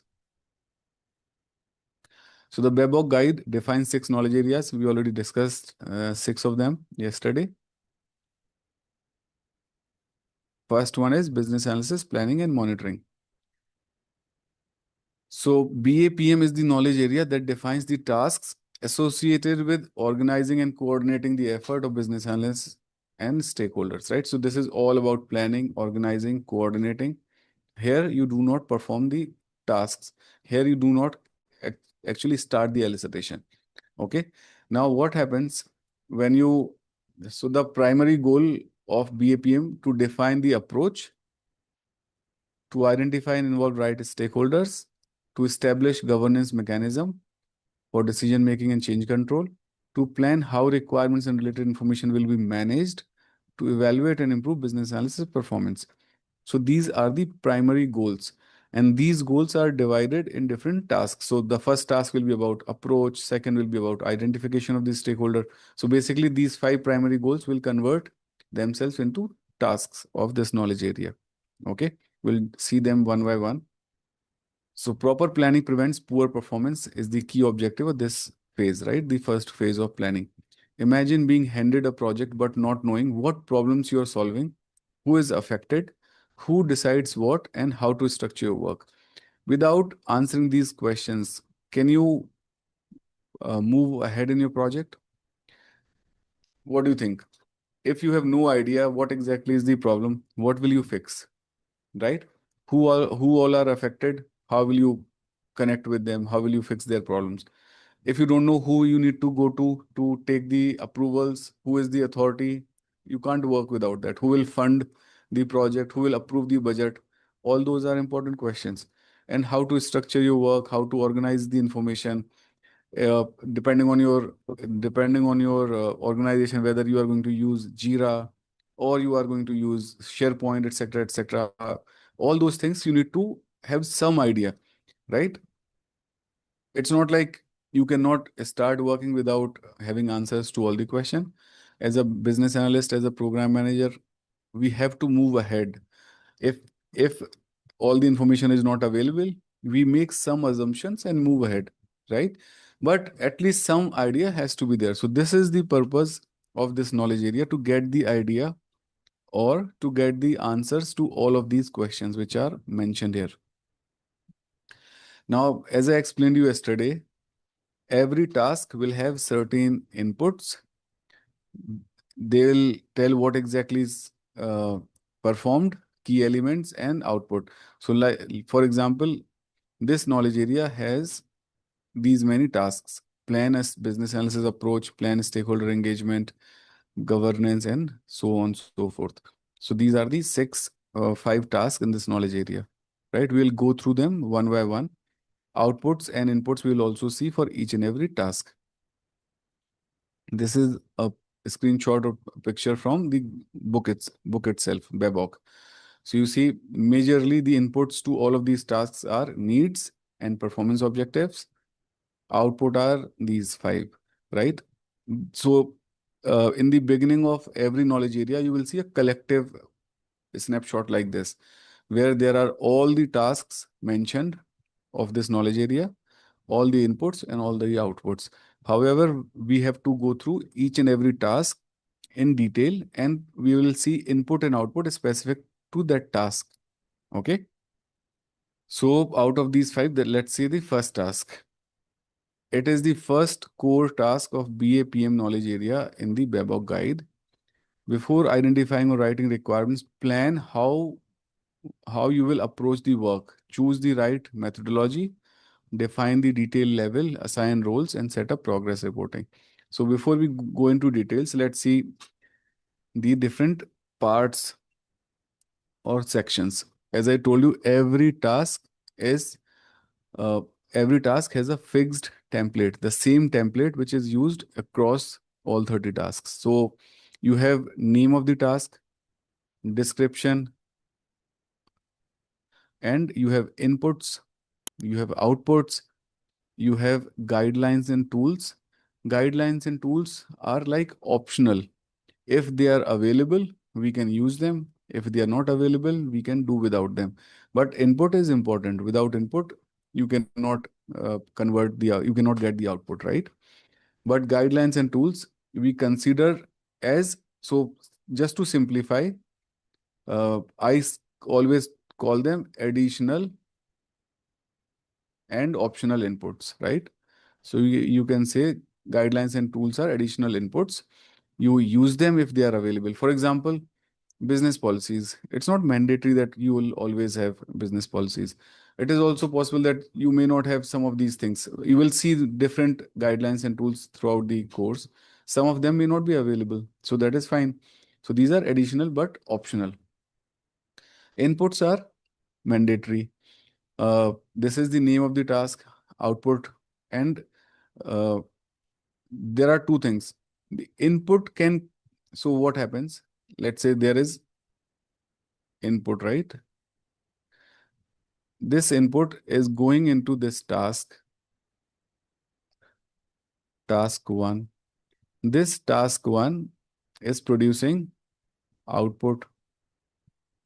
Now this output can go to a different task, T2. T2 can produce, so now for T2 this becomes input, right? T2 can produce output. Now this output is possible that it is going not into a task but to an external party. Basically it's external, right?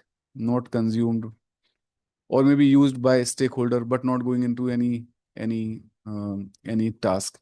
So here you will always see that some of the inputs are coming from another task like this, and some of them may be external, coming from outside.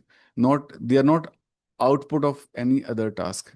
So just be clear that some of the inputs can be the output of other tasks, some inputs can be external.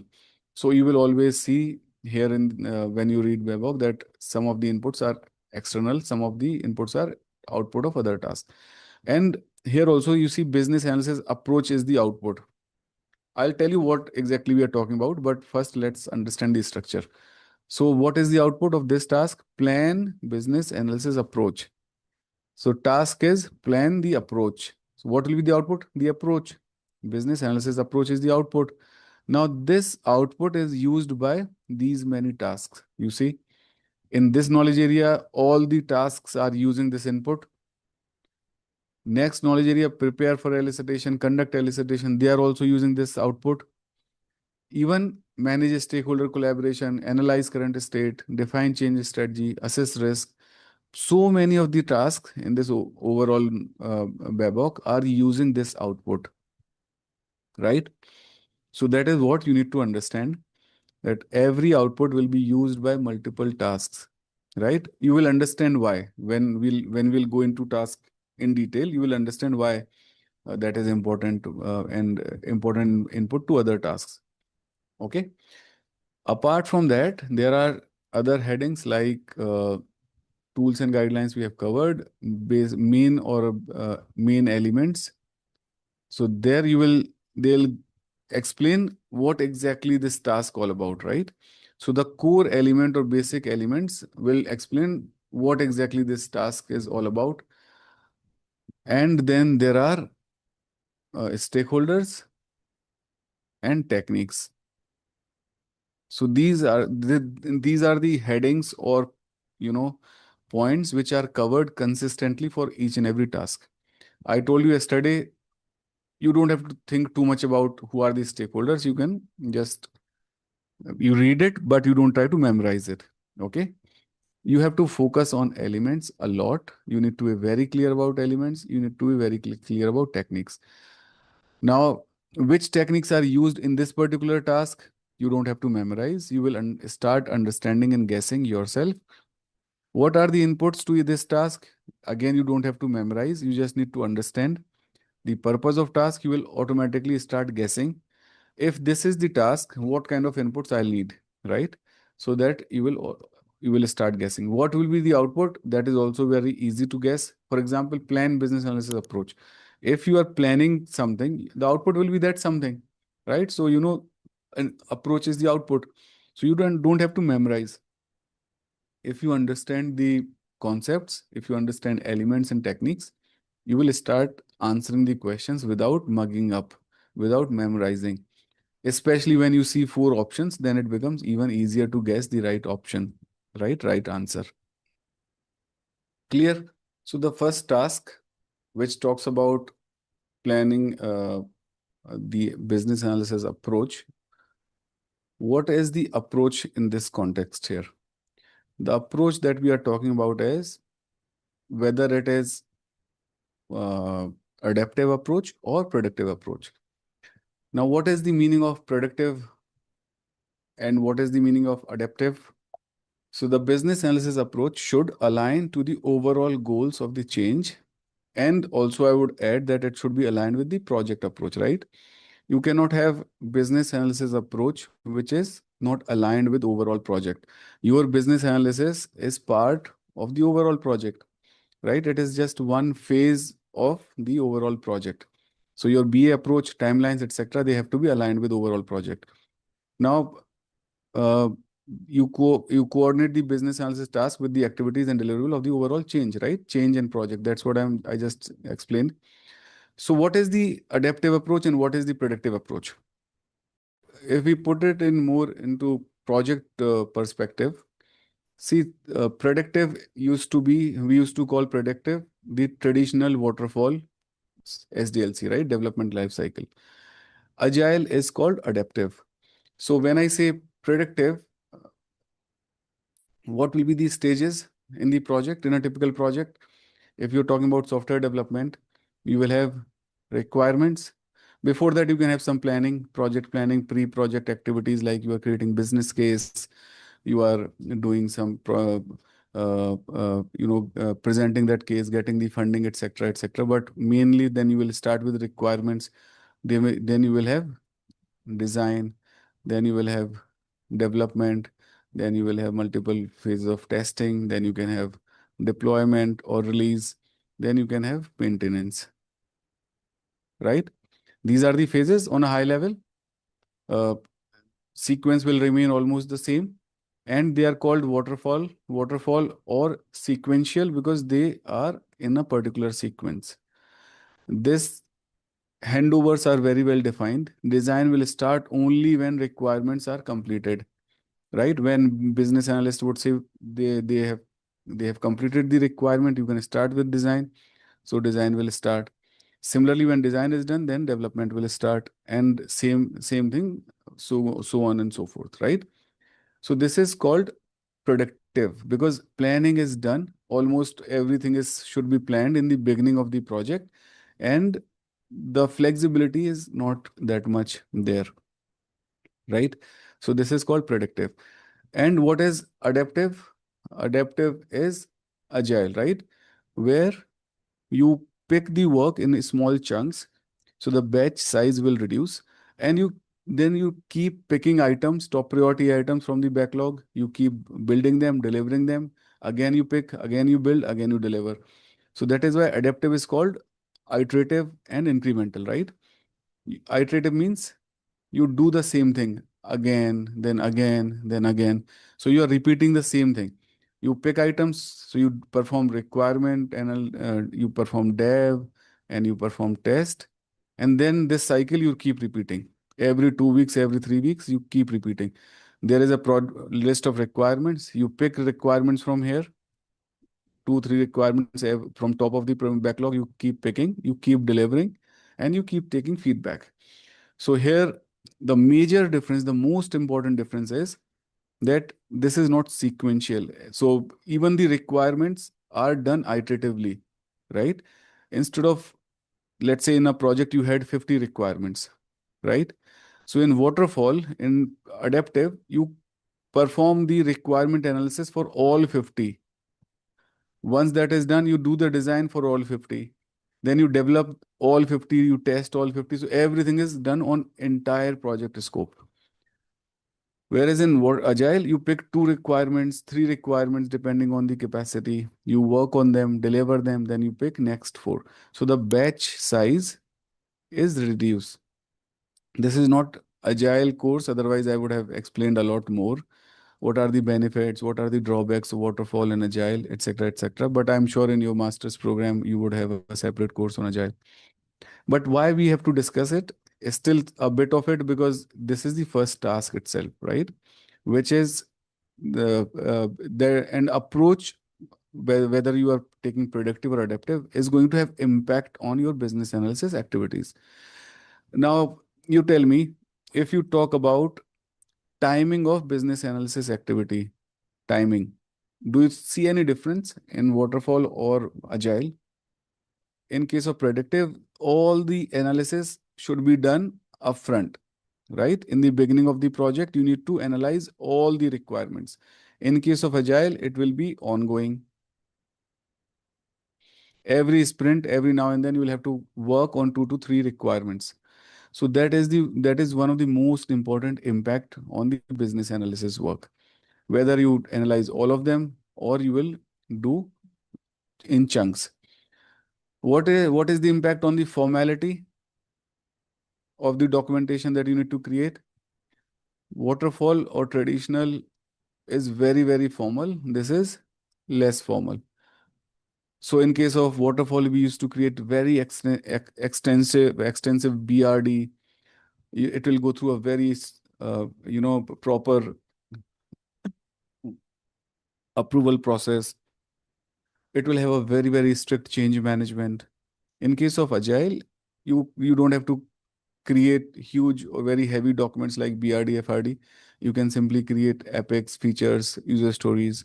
You can still create documentation. It's not like, but Agile says you can do with less documentation as well. So that is fine. If I want to create, let's say in waterfall BRD, if I wanted to create a screen wireframe, I'll have to create a proper screen wireframe. I'll upload it into the document, insert it into my document. In case of Agile, if I'm using a whiteboard, I create something like to discuss with the clients. This is the login page. Here you have these fields, etc. I take the screenshot of this, or I take a photo of this whiteboard, upload on the Jira. I think that is also acceptable, right? So timing is very different. Formality is very different. Then the kind of documentation that you create is also different, right? So the point is, the first task itself talks about what is the approach in your project. What is the project approach? On that basis, your approach will also be different. So that is why this is the first task. So I hope you understood what exactly we're talking about. If your project is using waterfall, your business analysis approach will be different. If you are using agile, your business analysis approach will be different.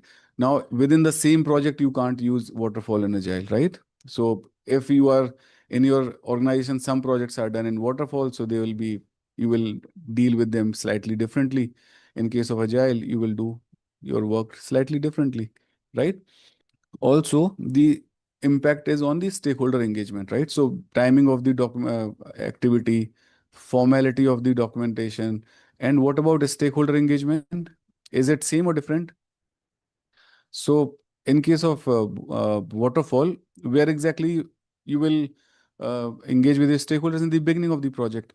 So it's possible that for 1 month, when you are performing your requirement elicitation, you need a lot more time from them, right?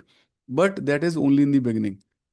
But in case of agile, it's possible that you don't need entire time in the beginning, but you need 2 hours every week, 4 hours every week to perform your requirement grooming sessions, to complete your planning and review, etc., etc. So a stakeholder should be informed that in this project this kind of engagement is required, in this project this kind of engagement is required. Now tell me, is it like your decision as a business analyst which approach should be used in the project? It's not your decision, right? It's collective decision. Maybe a sponsor can make that decision, or project manager can, they can take your inputs, that's fine, but it's not your decision. So that's why I was repeating that depending on the project approach, you need to know that timing of your work, formality, and stakeholder engagement is impacted. So that is more for you to understand and work accordingly. Okay. So that is the now. What if they are overlapping? Will it not be a repetition of work? So it depends upon case to case and the methodology. See, what happens in the project, whether it's waterfall and agile, that is different thing. What I'm saying, if depending on the project approach, what is the impact on your work, right? You should be comfortable that in one case you have to create the entire BRD or FRD, and in one case you might just create JIRAs. So as a business analyst, you should be comfortable with both creating extensive documentation or creating light documentation, engaging with the stakeholders in the beginning to cover all the requirements, or engaging with the stakeholders every now and then, iteratively to collect the requirements.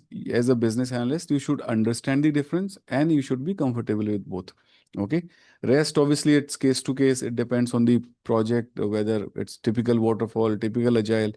I also worked in projects where uh, initially I created the BRD because stakeholders were not very comfortable with agile. So I had to create BRD.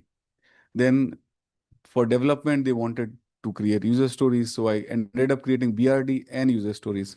So that all those exceptional and edge cases scenarios will all come across in projects, right? Agile when so yes, if I create a graph like this where I have uncertainty of requirements, and here I have uncertainty of solution. Requirements are uncertain and solution are uncertain. Solution is uncertain. Which box I can use agile and in which box I can use waterfall? See, waterfall is suitable here. That is clear. Here, agile, here, agile, here, agile. Uncertainty is high. This will always be very chaotic, right? Very problematic, because here even you don't have clarity on requirements, you don't have clarity on solution. So this is the most problematic part. Here you need rapid agile and even more powerful, more rapid agile. Here waterfall can be done because you have clarity on the requirements and you have clarity on the solution. But here you need agile, scrum, whatever. Why? Because see, if requirements are not clear, what will help? If requirements are not clear, what will help? The batch reducing the batch size will help. You are talking about 100, let's say 20 requirements in your backlog. Requirements are not stable, they are not certain. So what we will say to our clients that, okay, give us just 2 requirements where you have clarity and you can continue to change remaining, right? While I work on these two, you are free to adjust these requirements, change these requirements. Once I'm done, then give me the clarity. So we are giving a lot more time to the clients. We are giving a lot more flexibility to the client to keep changing whatever we are not working on right now and give us clarity on just few requirements, right? So that is the benefit where you have uncertain requirements or unstable requirements. Same with the solution. In case of agile, you create a you create an increment and show it to the client. You take the feedback. So if client in the beginning didn't have enough clarity what kind of solution he was looking for, he can get that idea because you are quickly developing, showing it to the client, and then again taking the feedback, showing it to the client, right? So that is the benefit. In case where you have clarity on solution, you have clarity on the requirements. Requirements are fairly stable. Solution is very clear. You don't need that kind of feedback from client. So in that case, waterfall can be done. Can we not use agile here in 4? Yes, you can use agile here as well. But will you get any additional benefits of using agile in here? Maybe not. So it's possible that you may not get any additional benefit of using agile in this 4 quadrant number 4, But it's not like agile cannot be used, right? Agile comes with its own overheads. A lot of meetings are done. You need a lot more time from clients. Client has to spend, every week, every 2 weeks, they need to spend time. So then it should be some additional benefit. There should be some additional benefits. But here, that kind of engagement is not even required. So that is how now some of you asked, some organizations are in kind of a rat race that I want agile in all the projects. I want agile in all the projects. So that is fine. Even in these projects, you use agile, no harm. But ideally, waterfall or agile, that should be decided on the basis of nature of the project, on the basis of these things, whether requirements are stable, whether requirements are not that stable, or the clarity on the solution, etc., etc. Right? So that is the first task. Why it is important? I told you because it impacts the way you work. Okay. Now here, predictive is plan driven, adaptive is change driven, and hybrid a combination of both. But as a business analyst, you should be able to work in both the environments. You should be able to create both kind of documentation, and you should be comfortable with both engagements, more engagement and less engagement with the client. So see, there is a scenario. A tax department is upgrading its income tax filing. So let me first do one thing. Let's first close that. Let's discuss inputs and outputs. Then we'll go to the scenario. So first, let's complete the task. So the input to this is business need, right? The business analysis approach is shaped by the problem or opportunity faced by the organization. It is necessary to consider what is known about the need at the time of planning. So what exactly is the input? The some idea of the project, some idea of the business needs. What is the need? Why we are doing this project? And that is all we can have, right? So far, did we perform detailed elicitation? No, right? We have not performed detailed elicitation. So we don't know what are the exact requirements, but we have some idea of the business needs. When you are starting a project, uh, when resources are allocated to the project, BAs and others are allocated to the project, that means some bit of discussion already done, right? Traditionally, it was like project managers or sponsors, they would have discussed the problem statement, they would have discussed the business need, and it is also possible that project manager might have already created a business case to take the approval of the funding, approval on the funding, right? So when we start in the beginning, mostly you will have some idea of the business need, some idea of the requirement, and that is why it is considered as the input. On the basis of this, you decide whether waterfall or agile, right? As that's what I told you, depending on the project, type of the project, we should decide. Now, this is again, I'll keep repeating this fact multiple times. See, whatever we are learning here is whatever is there in BABOK is pure theory. It's purest approach, right? However, in projects, you will see practical things. You will see practical scenarios. You will see different problems, right? Here, it looks like you are going to make that decision along with PM, but you don't know what kind of organizational approach is there, what kind of enforcement is there. So you will always have to think whatever we are discussing in two different ways. First, what is the pure theoretical approach, and what can be the scenarios in project. So depending on the business need, you decide what is the approach. That is why business need is the only input to this task, and nothing else is anyway available. Then we have key elements, right? Planning the approach, define the planning approach. Will it be predictive or adaptive? As we discussed, formality and level of detail, determine the degree of structure and documentation required depending on risk level, project criticality, and regulatory audit. So that's what I explained. What kind of formal documentation you create? It is dependent mostly on the approach, right? In waterfall, you will have a lot more documentation. Business analysis activities, requirement elicitation, process modeling, all of these things are performed in both, but they might have slight variations, right? In case of waterfall, we perform them differently. All of them perform together in the beginning and things like that. So next point is timing of the analysis work. Clear? So these four things I explained. That's why I said key elements are most important part of a task. In key elements, they describe what exactly we are doing in this particular task. Okay. and also complexity and risk. Consider the level of complexity and risk associated with the initiative while you decide the approach. What is the complexity? What increases the complexity or risk of the project? Uncertainty. If you don't have clarity on the requirement, will that not add the complexity? If you do not have clarity on the solution, will that not add on the complexity? That will add, right? And whatever is the approach, you need to take the acceptance from the stakeholders. They should be informed and they should be happy with the approach, right? Because they also need to be engaged. After this, you will see some guidelines and tools. Okay. Business analysis performance assessment. So what I told you that uh, these things, guidelines and tools should be considered as additional inputs. If they are available, you can use them. If they are not available, then also you can move forward. So because these guidelines and tools are anyway optional in nature. I mean, sometimes they are available, sometimes they are not available. For example, business analysis performance assessment. What does that mean? This means nothing but lesson learned. We'll have a different task only for this, so you will understand better.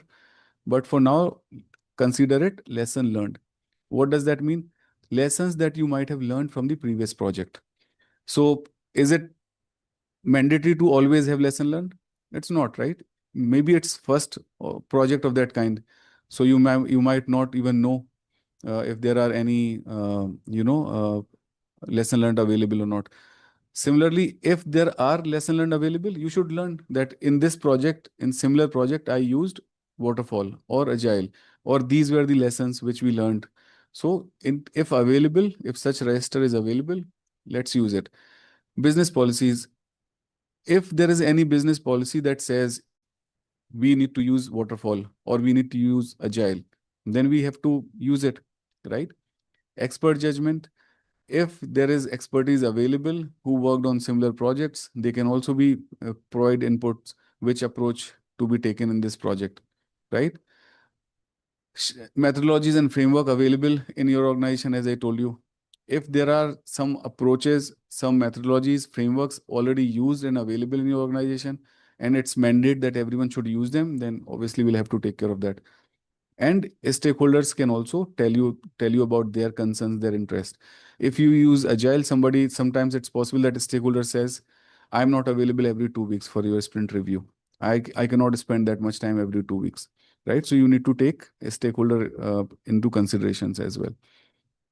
So all these five, if you look at them, they don't look mandatory inputs, right? If available, you will use them. If not available, that's fine, you will make the decision without them. So there are some questions. Let's go through them. There is a scenario. A global healthcare provider is planning to implement a new digital system to manage patient data across its network of hospitals. The system must meet strict regulatory and compliance standards, adherence to HIPAA privacy laws, support for external securities audits, usability for a multilingual workforce and patient base. The project involves coordination between different teams. The goal is to ensure accurate documentation, data privacy, and user-friendly experience for diverse stakeholders. Given the regulatory and compliance needs, what type of business analysis approach, predictive, adaptive, or hybrid, would you choose for this project? So this is the scenario, and see, the question itself wants us to say it's predictive, right? Because they are trying to emphasize that it's regulatory and a lot of accurate documentation is required. I think most of you would agree that it's predictive given the situation, given the scenario in the question, right? If you have a question like this, it's like the answer cannot be just one hard and fast rule, right? Depending on your project, your industry, we can decide, considering the project which is mentioned here, it's regulatory, heavy documentation. And in this question, it's not mentioned that, you have to hit and try and identify the solution. You might have to do a lot of POCs or spikes. So we need to answer accordingly. What information is available in the question? According to that, we need to answer. So given the information, the answer seems to be predictive. If they talk about, multiple iterations required, where users are not very clear on the requirements, or users are not very clear on the solutions, you might have to do some POCs, etc. Then obviously you'll have to go with agile, right, or adaptive. Next question: you are working on a national level transportation system initiative. Due to high criticality and government oversight, the documentation must be extensive and traceability is a must. Which planning element will help you define the structure and documentation level required? It is A, right? That's what we discussed, planning approach. And depending on the planning approach, rest of the things will be tailored accordingly. Next, you are leading a BA effort for a low-risk internal HR dashboard where stakeholders are co-located and feedback is continuous. The team follows agile sprints. What level of formality and documentation is most appropriate? They have already mentioned that stakeholders are co-located, right? They are following agile, and it's a very low-risk internal HR dashboard, right? So there is no regulatory oversight. There is no audit requirement mentioned there. So correct answer is informal with lightweight documentation. If it would be for external clients, maybe regulatory clients, or if there is a formal audit, extensive documentation is required, then it would be different. But because it's internal, and also stakeholders are co-located, right? If stakeholders are not co-located, in that case, they might need different kind of reporting. They might need different kind of, arrangement where they get the status of the project. But in this case, they are co-located, so minimum documentation would be enough. So that was the first task. Now, second one is plan stakeholder engagement. Now, tell me, who are our stakeholders? Everyone who is impacted by the project and everyone who can impact the project, they all are our stakeholders, right? So why do you need to engage with them? First of all, you need to elicit the requirements. You need to know who can give you the requirements, right? Depending on whether it's internal project, external projects, you can have different stakeholders.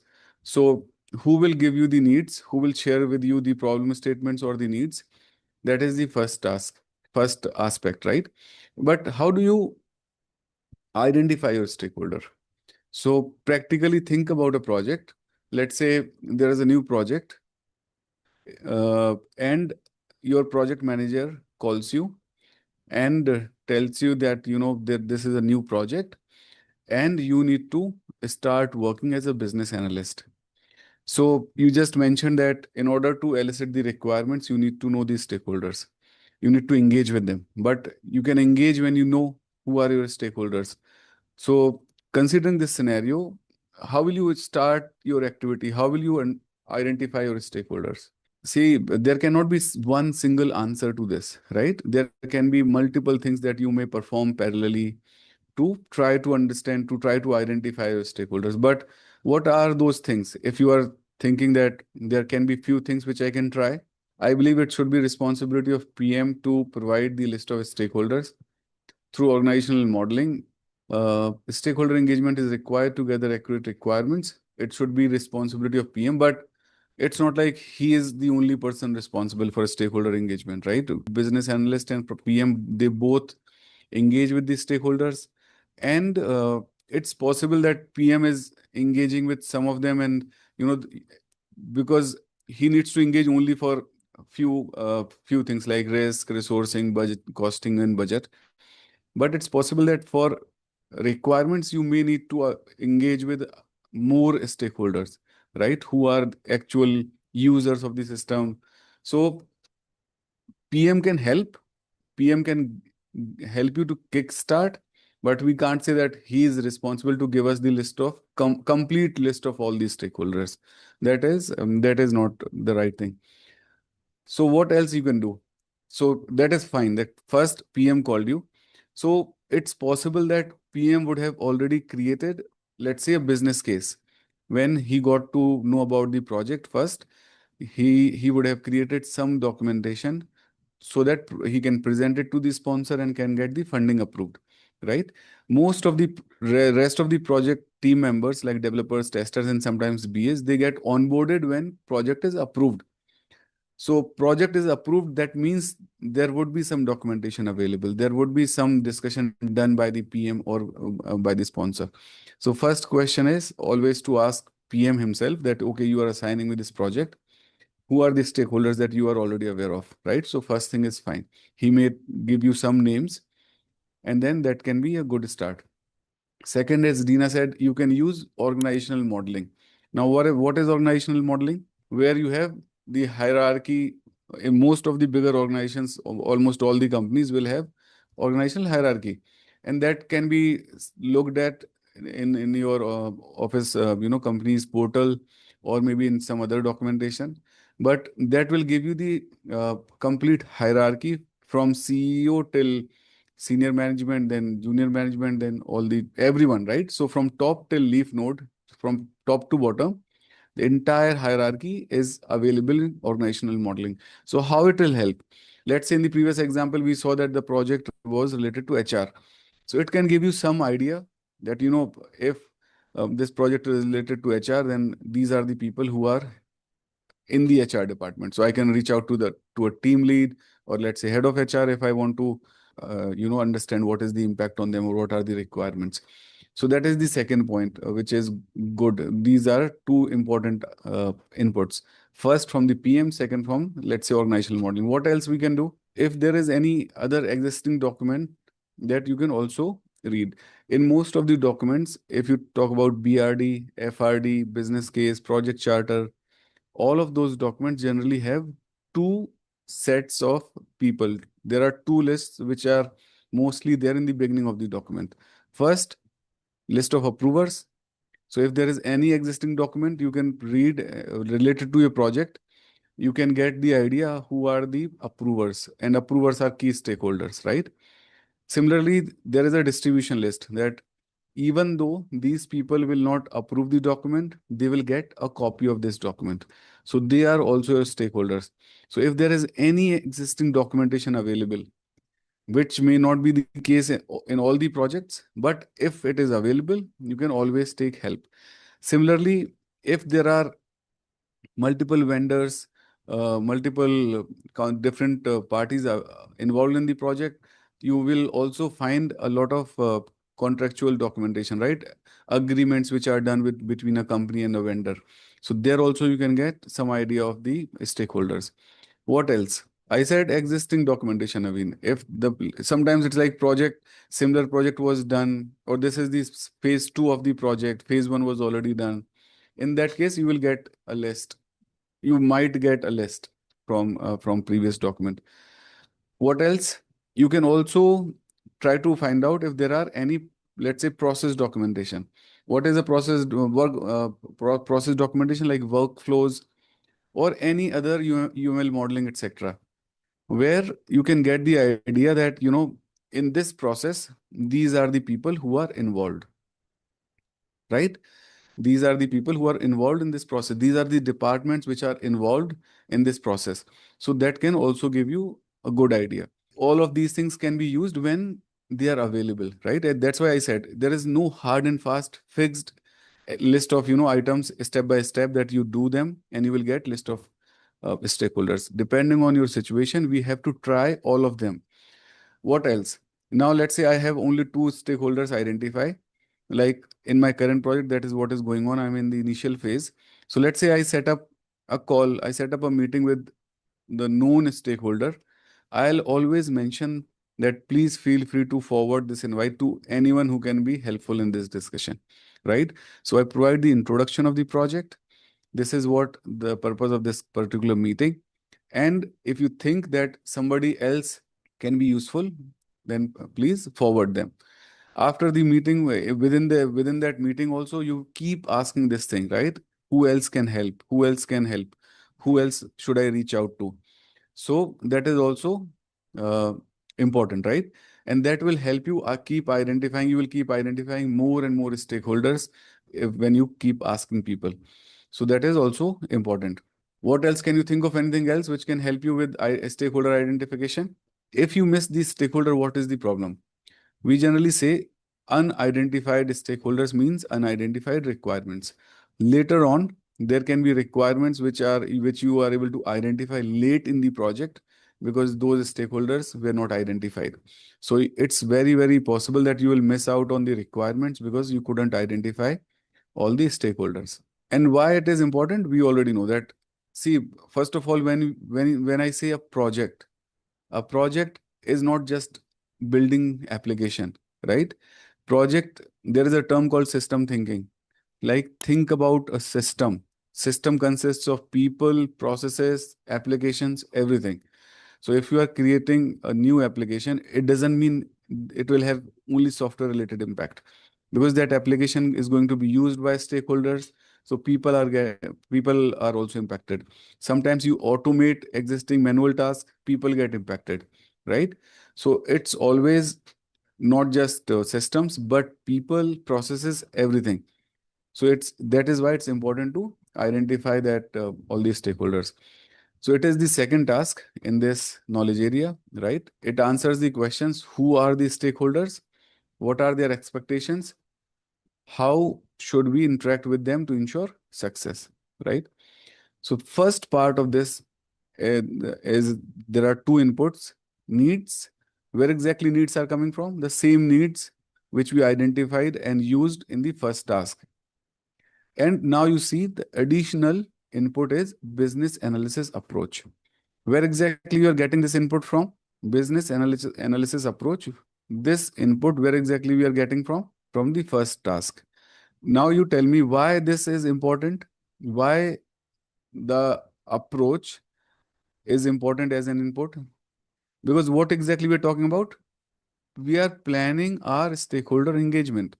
How you will engage with the stakeholders, how you will communicate with them, etc., etc. And what I explained, that the engagement approach is different in waterfall and agile. So don't you think it's a very important input? Why business analysis approach is the input to planning stakeholder engagement? When you were a kid, you must be listening to bedtime stories from your mom, from your grandmom, maybe your father, grandfather. All of us, most of us would have listened to bedtime stories, right? So the same was the case. My grandmother used to tell me bedtime stories.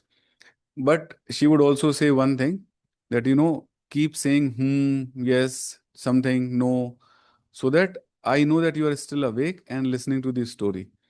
Otherwise, I would never know, I'm whether you are already sleeping and I'm talking to a wall. So that is the case here as well, right? That is the input. Now, again, similar to the first output of the first task, this output will also be used in multiple different tasks. Let's see a few of them. For example, prepare for elicitation, task number 4. Do you think a stakeholder engagement approach is required when you prepare for elicitation? Yes, because when you prepare for elicitation, you will send out meetings, meeting invites. You will prepare for workshops, for brainstorming sessions. So whenever you do that, you would need your stakeholders.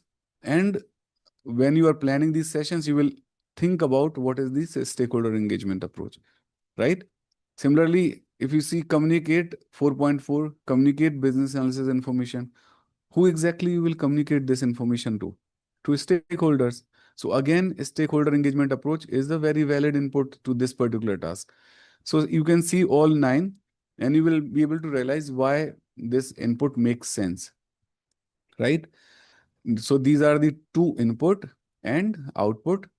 Now there are 3 guidelines and tools: business analysis, performance assessment, change strategy, and current state description. Why do you think business analysis performance assessment is important? Because this is the lesson learned. So from your previous learnings, from your previous project, whatever you learned can give you the inputs here, right? It's very simple. But what is change strategy?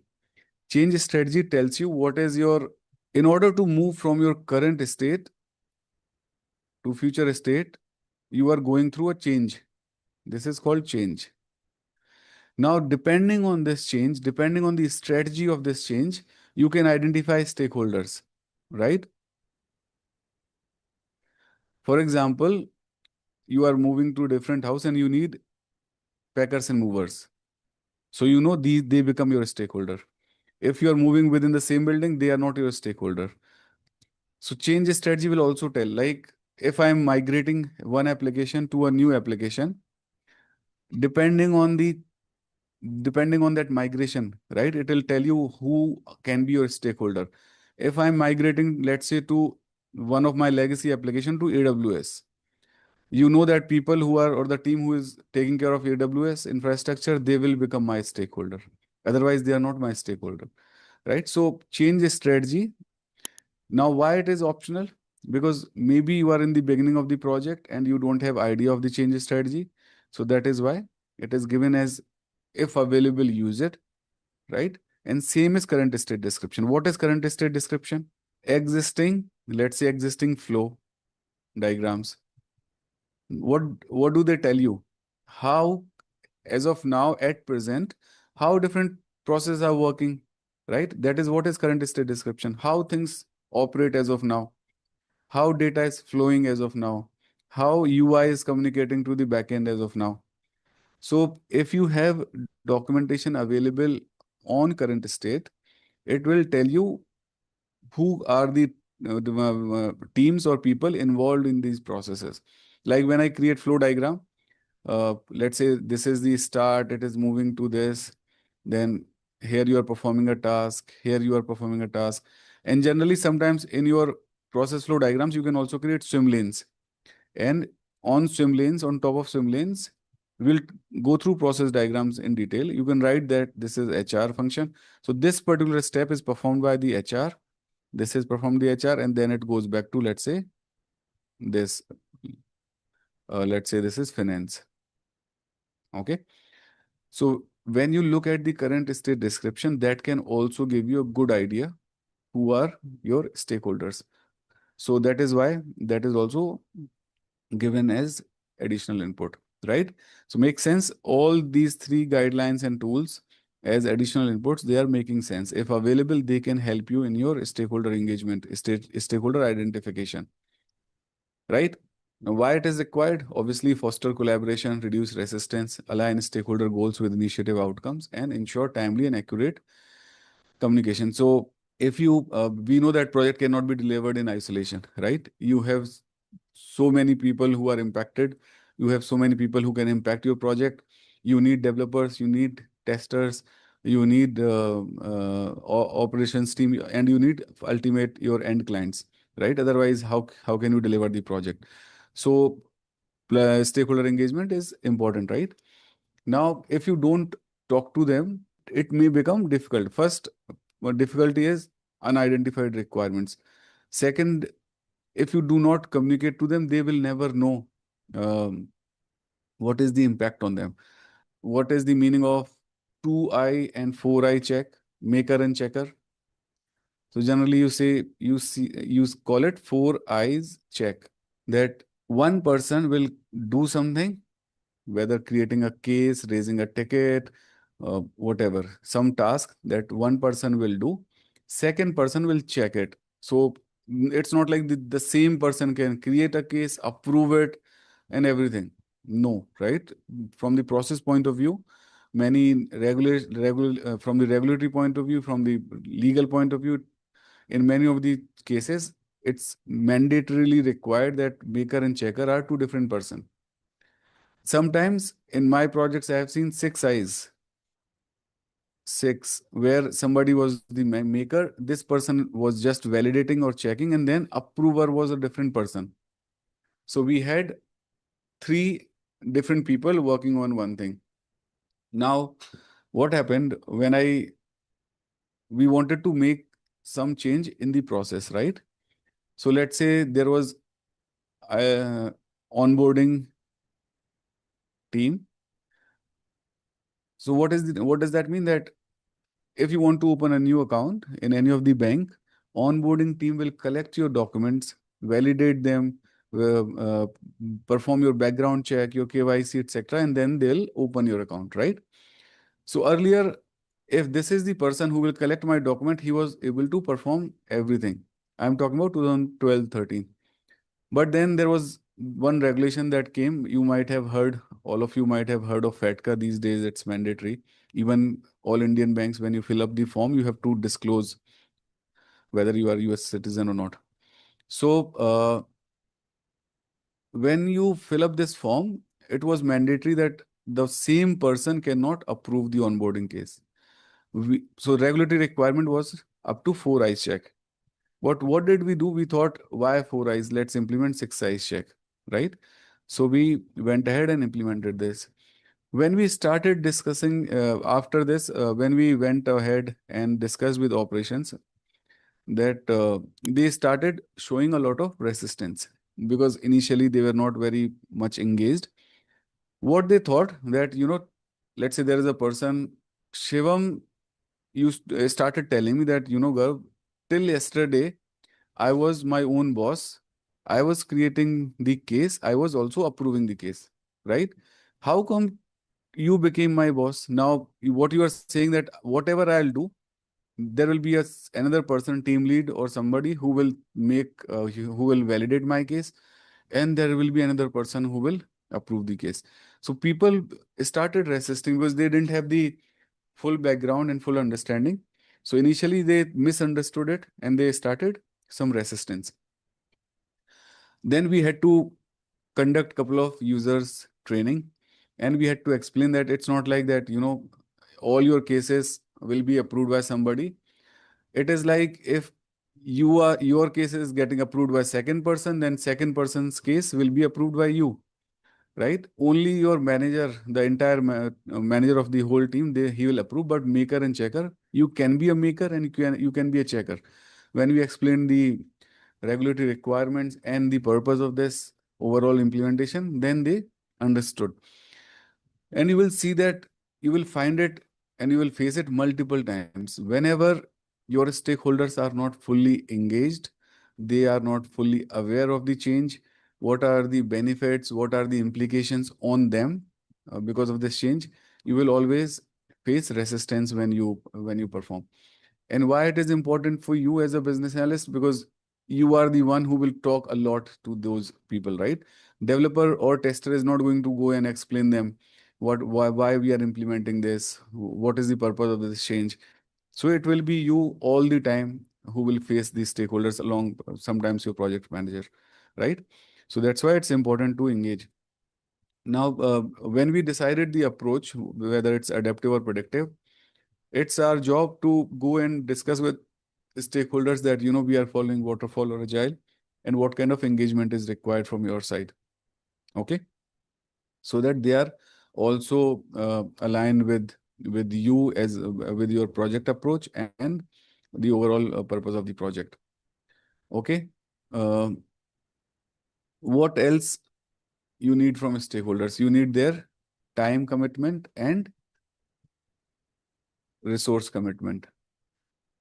Key elements: perform stakeholder analysis, define stakeholder collaboration. I'll just explain this, and stakeholder communication needs. So first is perform stakeholder analysis.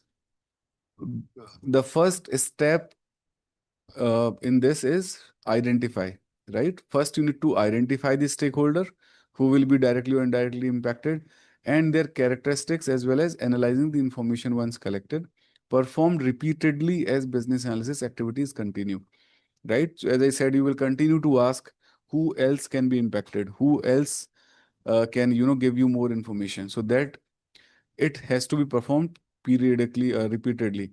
Also, it's possible that the person who you have been interacting with, that person left the organization, somebody else has joined, right? So that is also, you need to be careful that, you are checking your stakeholder. If you created a register or list, you are keeping it updated all the time. So how do you identify? We discussed there are different ways which you have to try, right? And you have to keep trying so that you can identify more and more stakeholders. So that is the first part. Identify and analyze your stakeholder. No. So one more thing is you can document it in different ways. First is simply creating a stakeholder list, right? You call it a stakeholder list or a stakeholder register. Second, another way is to create, let's say, a matrix.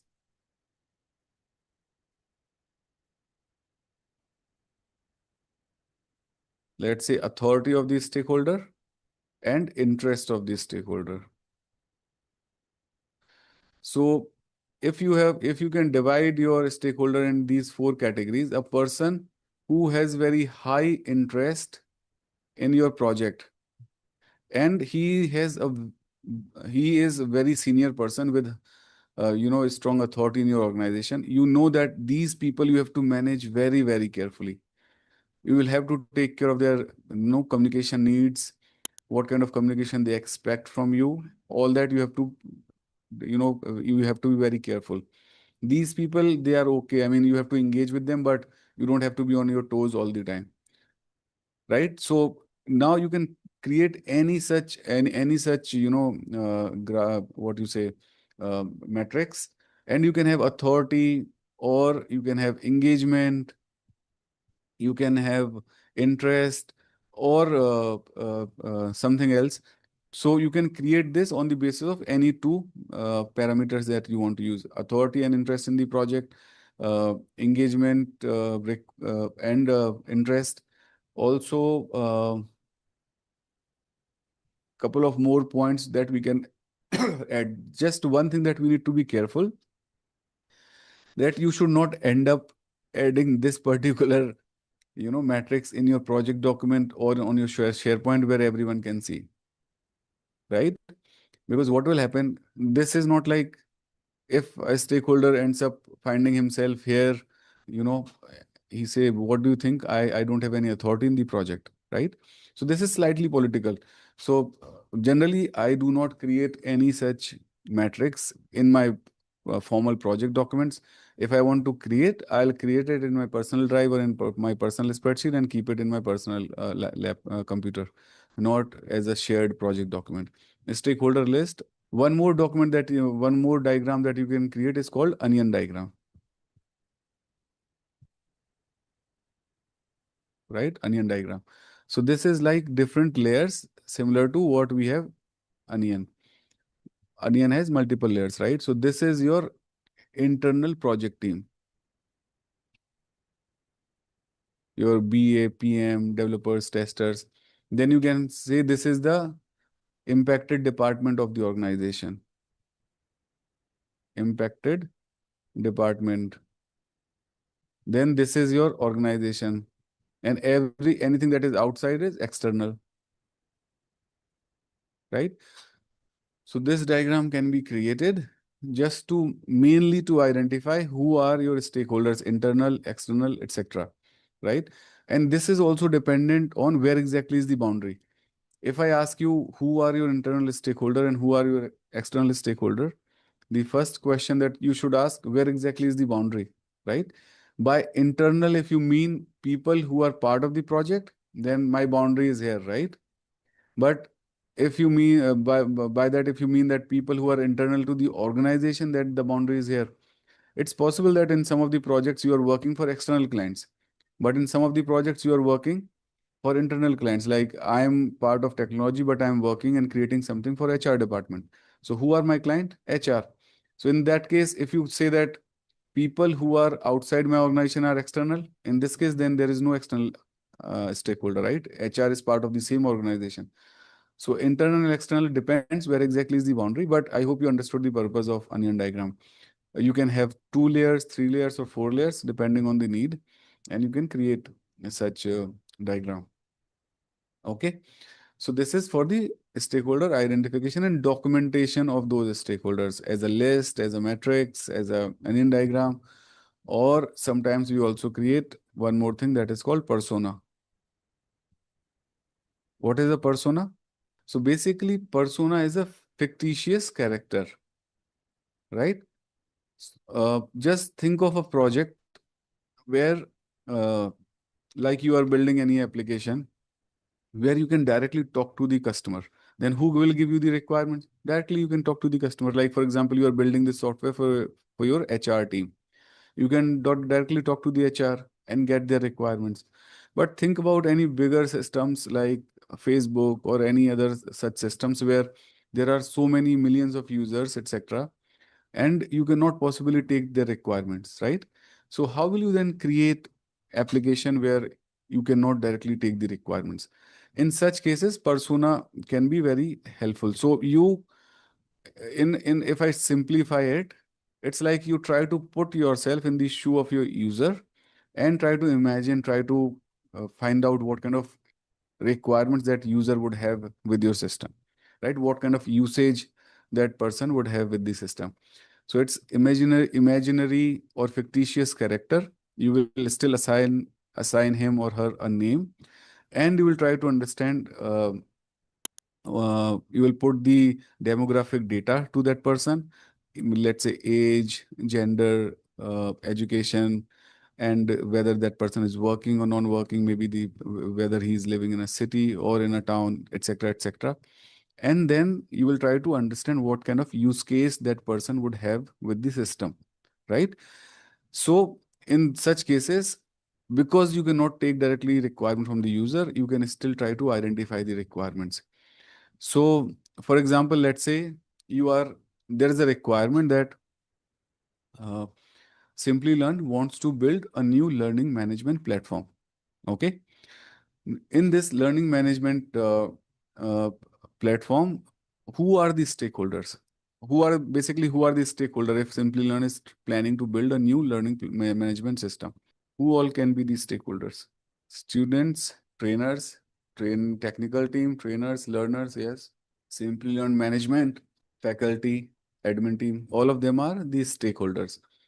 Now think about a situation where, as a trainer, I it's possible that I can have uh, some requirements just as a trainer, right? And you can also have, as learners, you can have your own requirements. And uh, for example, I can have a requirement that says I want a feature. I want to upload additional documents on LMS so that I can share them with the learners. Right? Very simple. Instead of sharing the Google Drive, etc., if I could possibly upload all the additional documentation on the LMS so that learners can download. Do you think it's a valid requirement for a trainer? Yes, it is. Similarly, as a learner, you can have different requirements that I should be able to see my attendance on the platform. I should be able to download the recorded sessions from the platform. I should be able to download the additional material that trainer has shared from the platform, right? All those requirements you can have. Now imagine that there is a girl. Uh, she also wants to attend some classes from Simplilearn, but she knows that the network in her, she's from a small town or maybe a village, and the network is always patchy in that village. So attending live classes may be very, I mean, there might be a lot of interruptions when she's attending live classes. Now, if you think about her as a persona, what kind of requirements you can think of that we would like to add in Simplilearn's LMS? As soon as you identified a persona of a person who is living in a remote village with patchy internet connection, immediately you identified a requirement which is about recorded sessions, right? It can be useful for people who are living in city and missing the session, but at the same time, that gives you a good idea, right? What kind of requirement she might have, right? So that is the use of persona. From the requirement classification schema from the BABOK point of view, they are divided as business requirements, stakeholder requirements, okay. Then we have solution requirements, which can be divided into functional and non-functional. And then you have transition requirement. Business requirements, and you can also see here why Simplilearn would launch a project like this. Maybe like Alam mentioned that they want to increase the enrollment by 30% so that they can get the more revenue. That is the business, a very valid business requirement where company wants to increase the revenue, and in order to increase the revenue, they will have to increase the number of students, number of enrollment, and in order to do that, they will have maybe more efficient system, and a system which is more user friendly, etc., etc. So that is fine. Now, when you talk about stakeholders, like I told you as a trainer, I want to upload additional documents. That's a very valid stakeholder requirement. As a trainer, I am also a stakeholder. As a student, as a learner, you can also have your own requirements, right? So the only point is that your stakeholder requirements should be aligned to the business requirement, right? We are talking about adding more revenue, gaining or getting more revenue. So if purpose is to have better user experience, so that more enrollment, etc., etc., your stakeholder requirements should be aligned. Same is with the functional requirement, non-functional requirement. Basically, all your low-level requirements should be aligned with the high-level objective, high-level organizational requirements, or high-level business requirements. So that is stakeholder requirement. Now, what can be functional and non-functional requirements? So, like Ala mentioned, the platform must allow users to pay using UPI, cards, and net banking. These are functional requirements. The system should support 10,000 concurrent users without slowing down. That is non-functional. So what is the difference between functional and non-functional? Functional requirements are the features, functionalities of the system, right? And non-functional requirements are about performance, security, compatibility. So sometimes people get confused, but you should ask a very basic question, right? Let's say I give you a requirement that this particular website I should be able to open this particular website in Chrome, Mozilla, Internet Explorer. Now, in this requirement, am I talking about what website would do? What exactly is available on that website? Am I talking about any functionalities and features of that website? No, right? So then this is non-functional requirement because functionalities are not discussed in this requirement. Similarly, if I tell you that if I open your application, the application that you're building, if I open it in India, it should open by default, it should open in Hindi. If I open it in the United States, it should translate to English. And if it is in, let's say, Italy, it should be in Italian and things like that. Again, am I talking about what exactly is done on the website? How the user should log in? What are the security? What are the what is required to log in into the system? Nothing. I'm simply talking about the compatibility with different browsers. So that is a non-functional requirement. If I tell you that concurrent users, as he mentioned, right? Right now, let's say this Zoom platform would allow 100 users, but I want more revenue. I want more people to join my classes. So I want 200 people to join at a time. Again, this is a non-functional requirement. Okay. So I hope you're clear about the distinction between functional and non-functional. Nobody is saying that functional requirements are more important than non-functional. It's not the case. It's just the theoretical, segregation or classification. It doesn't mean that one type of requirements are more important or more critical than other. For example, if you talk about a printer, right? A printer should be able to print colored and black and white pages. That is fine. Functional requirement. Uh, a printer should be able to print 20 pages per minute or 50 pages per minute. Now, this is non-functional requirement, but in case of printer, that can be one of the most important requirement, right? The speed of the printer, performance of the printer. That is one of the most important requirements. So never think that, functional are more important or non-functional are more important.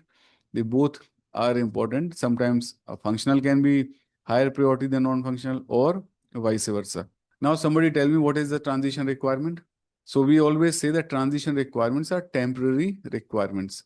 Once the system is live, once you reach to the target state or your future state, these requirements cease to exist. They don't exist after the transition, after the change. Basically, they are temporary requirements. Like, for example, we were talking about shifting our house, and we were talking about packers and movers. Do you think packers and movers you need one time, or you will keep needing them again and again? Once your house is shifted, once your household items are shifted, You don't need them. So that requirement is one-time requirement. That requirement is transition requirement, required only for the transition, right? When you move from existing platform like LMS to new LMS, you migrate the existing data of existing students. That migration is required one time. It's not you will continue to migrate it on daily basis. Similarly, if I launch a new software, I need to train the users. Now that training is required once, right? And that is why training is also a transition requirement. So this is how you need to identify transition requirements. One-time requirements required only for the transition period, only for that change period, not all the time. Functional and non-functional requirement will remain there as long as you will use that system. Those requirements will remain with the system, right? Now, depending on the approach, you will have to define the collaboration, right? Stakeholder collaboration is planned to ensure ongoing engagement in business analysis activities. Approach may vary by stakeholder type and activity. Key consideration include timing. See, now your approach is important. How much time you need stakeholders from stakeholders. In case of Agile, you need 4 to 6 hours every 2 weeks for sprint review, maybe for requirement grooming sessions. And in case of waterfall, that is different. So it's not like you can decide in isolation, right? That's where you need inputs from a stakeholder, whether they have that kind of time or not. Second is stakeholders communication needs. All stakeholders can have different type of communication needs. For example, your project sponsor, he or she cannot attend all the status meetings every week.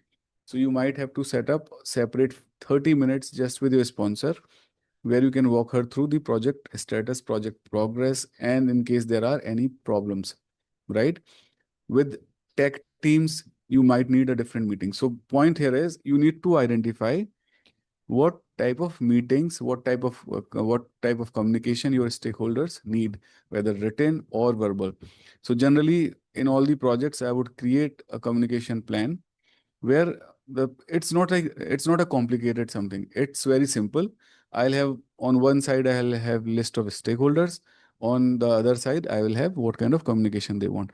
So for example, I'll send a weekly status email, right? I'll decide who all will receive this. I'll run one weekly workshop with all the technical teams who are impacted. And in this case, I'll request only technology teams, application teams to join this. There can be one weekly meeting with business stakeholders where we'll have just business, right? And maybe you can have one fortnightly meeting with everyone and things like that. So this is my communication plan. Who will tell me what kind of communication they need? I can obviously check with stakeholders what kind of communication they are expecting from the project. In case of Agile, some of these things are automatically decided if you are using Scrum, right? You already have those meetings which you need to run, and stakeholders need to join those meetings. Clear? So if I ask you to create a stakeholder communication plan, can you create it, or do you think it's very difficult? It's very simple, right? List of stakeholders, different ways of communication, and the frequency. I say status email, all the stakeholders will receive frequencies, let's say weekly. The full stakeholder connect, let's say frequencies fortnightly, all the stakeholders. You can have a steering committee, steerco. You can have a planning meeting and things like that, right? So all that is just two-dimensional data that we need to put on a spreadsheet and create plan, right? Very simple.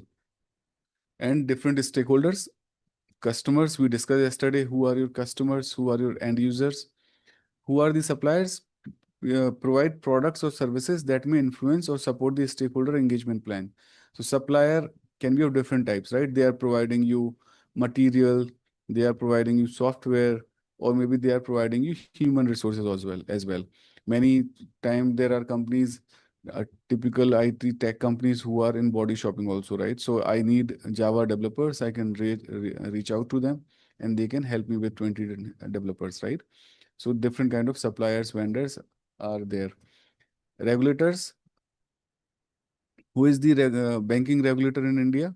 RBI, right? Who is the regulator for capital market in India? SEBI.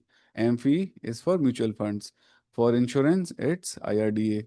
So these are the regulators, right? They will have a lot of requirements, a lot of constraints on your requirements, and that is why they become one of the key regulators, especially on such projects where you have some regulatory requirements. A sponsor, the person who has authority on the funding, a person who is providing the funding to the project. That is the sponsor. Project manager, we know domain subject matter expert, technical subject matter expert, architects. They all are different technical people who and domain subject matter expert is a person who has that domain knowledge. Do you think BA needs to have domain expertise? Theoretically, BA can be domain agnostic, right? Theoretically. Why? Because do you think BA is going to create requirements or BA is going to elicit requirements? BA is not going to create requirements himself, right? So if BA is very good, he can ask right questions, he can use all the techniques, he can create questionnaire, he can run workshops, he can do brainstorming sessions, then he can elicit the requirements from the users, right? So in a ideal world, he can do without having any domain expertise, and that is correct also. But when we talk about practical things, most of the companies, most of the managers would expect that BA comes with some domain expertise, so that there is no learning curve. A person who I hired today should start performing tomorrow. So practically, all the job descriptions, all the JDs on LinkedIn or other job platforms, they would expect a person with domain background, right? But in an ideal world, BA can do without domain expertise. Let's start with the third task of the first knowledge area. Now, this is about plan, business analysis, governance. So when we say governance, what do you mean by governance? Do you know what exactly do we do when we say I'm governing the project, or there are project governance activities? What do we mean by that? Project governance or overall business analysis governance? What do you think is the meaning? Controls, keeping track of all the activity, monitoring and sharing the feedback. So the most important thing from the project point of view is how do we take the approvals? Who all will provide the approvals? Who have that authority to provide the approval, right? And in case of escalations, who need to be reached out to? That is also part of governance. So approval, escalations, uh, the distribution of the documents, and authority from project decision making point of view, design decision making point of view, as well as budget point of view. So and your escalation metrics of the project. So these are the things which are part of the business analysis governance. Now, why do you need to identify this? Because in your project, governance is required. In every project, governance is required. So again, the same question, it's your business analysis governance should be subset of project governance, right? It cannot be like in project you have some stakeholders which are identified, and you're uh, in BA in business analysis governance, you are asking for somebody else, right? That will not happen. So whenever we talk about any plan, any governance approach, or any other plan, for example, communication plan, etc., uh, your business analysis plan will be subset of overall project plan in all the cases without any exception, right? So that is first thing, that what all is considered under governance, what all will fall under governance. Why we need to identify? Because project will not be able to execute the project without governance, because there are so many steps, there are so many stages in the project where you need to have a clarity on governance. For example, requirements are captured, requirements are documented. Now you need to take the sign off on the document. Somebody should approve the documents, right? You need to know who is that person, and that is part of project governance. uh, who is going to provide the approvals, let's say on the design. In this case, it may not be business stakeholder, but an architect. If in your organization there is a architecture review board, in most of the bigger organization, you will have ARB, where every project will present their design, their architecture, and ARB board will have senior architects and they'll approve your design in the project, right? Similarly, the test cases, test results, who will provide the approval, who will take the review session and provide the approval. So there are many stages in the project where you need different type of approvals from your stakeholders, tech and business both. Same in case of escalations, who they need to reach out to you. It's simple, right? Like when you are out of office, you leave that message, right? Out of office message, which tells everyone who is sending your email that, say, I'm on planned leave on from this date to this date. In my absence, please reach out to these people. And for any escalation, reach out to my boss. And you provide their email IDs or phone numbers.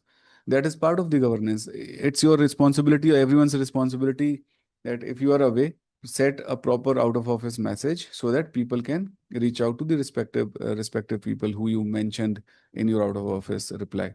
These are the important points. And also budget approvals, who has the authority to approve the budget, who has the authority to deal with escalations, right?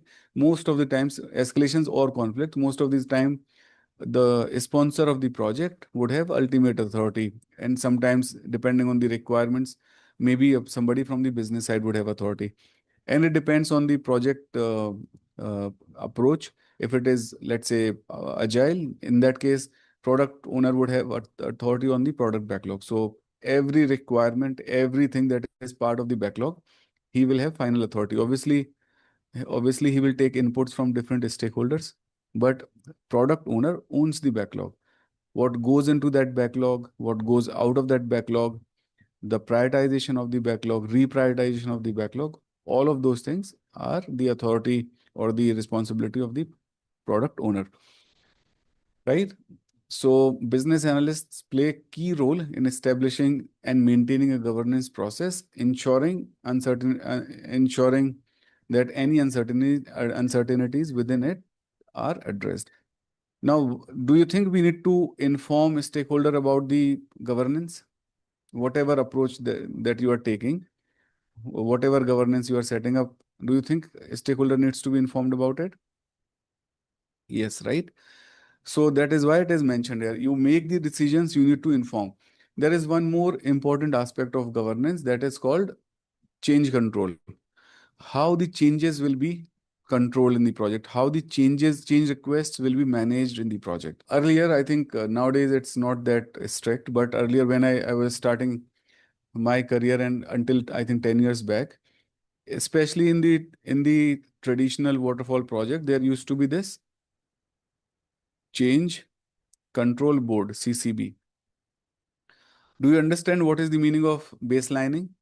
Baselining is current status. So you can baseline your budget, you can baseline a scope and timelines also, and requirements, everything. So basically, it is like something is going on, and I have taken a snapshot that, this is the version of the document, this is the version of the requirements, or this is, let's say, 1 million USD is the budget, or let's say 6 months is the baseline timeline required for this project. After that, everything will be considered as a change. So baselining is like a snapshot taken and considered as this is the final one. And afterwards, everything will be considered as change request. So earlier, if there is a requirement change, right, I will tell all my stakeholders that there is a particular template. In this template, you have to fill certain details like what is the change, why this change is requested, what are the benefits of this change, who is the requester, is there any impact on other aspects of the project. So you will have to fill all these fields and you have to send this to a particular email ID. You are not supposed to send this to me individually. There is a change, there is a CCB email ID created. You have to send this completed form to this email ID only. right? If this form is not submitted properly, will not consider your change request. If this is not sent to a particular email ID, this will not be considered. So the process was very strict. Now there will be people in this CCB, maybe project manager, business analyst, somebody from the business side or other stakeholders who are important. They'll be part of the CCB. Here they need to attend the meeting. CCB will run monthly or bi-monthly meeting where people will join and they'll explain this, why their changes should be considered, etc., etc. And depending on many aspects like what is the impact on the timeline of the project, what are the benefits of this particular change request, all of these things will be considered, and there could be three possible outcomes. What could be the possible outcomes after discussion in CCB? Either you accept the change request, or you can reject the change request, or you can just defer that, okay, we will do it, but later. So these could be the possible outcomes out of CCB meeting where all the changes are discussed, right? So now you are starting the project. Don't you think that this should be established? How change requests will be entertained, how they will be analyzed, how the decision will be made on those change requests. Do you think this should be part of project governance? It is, right?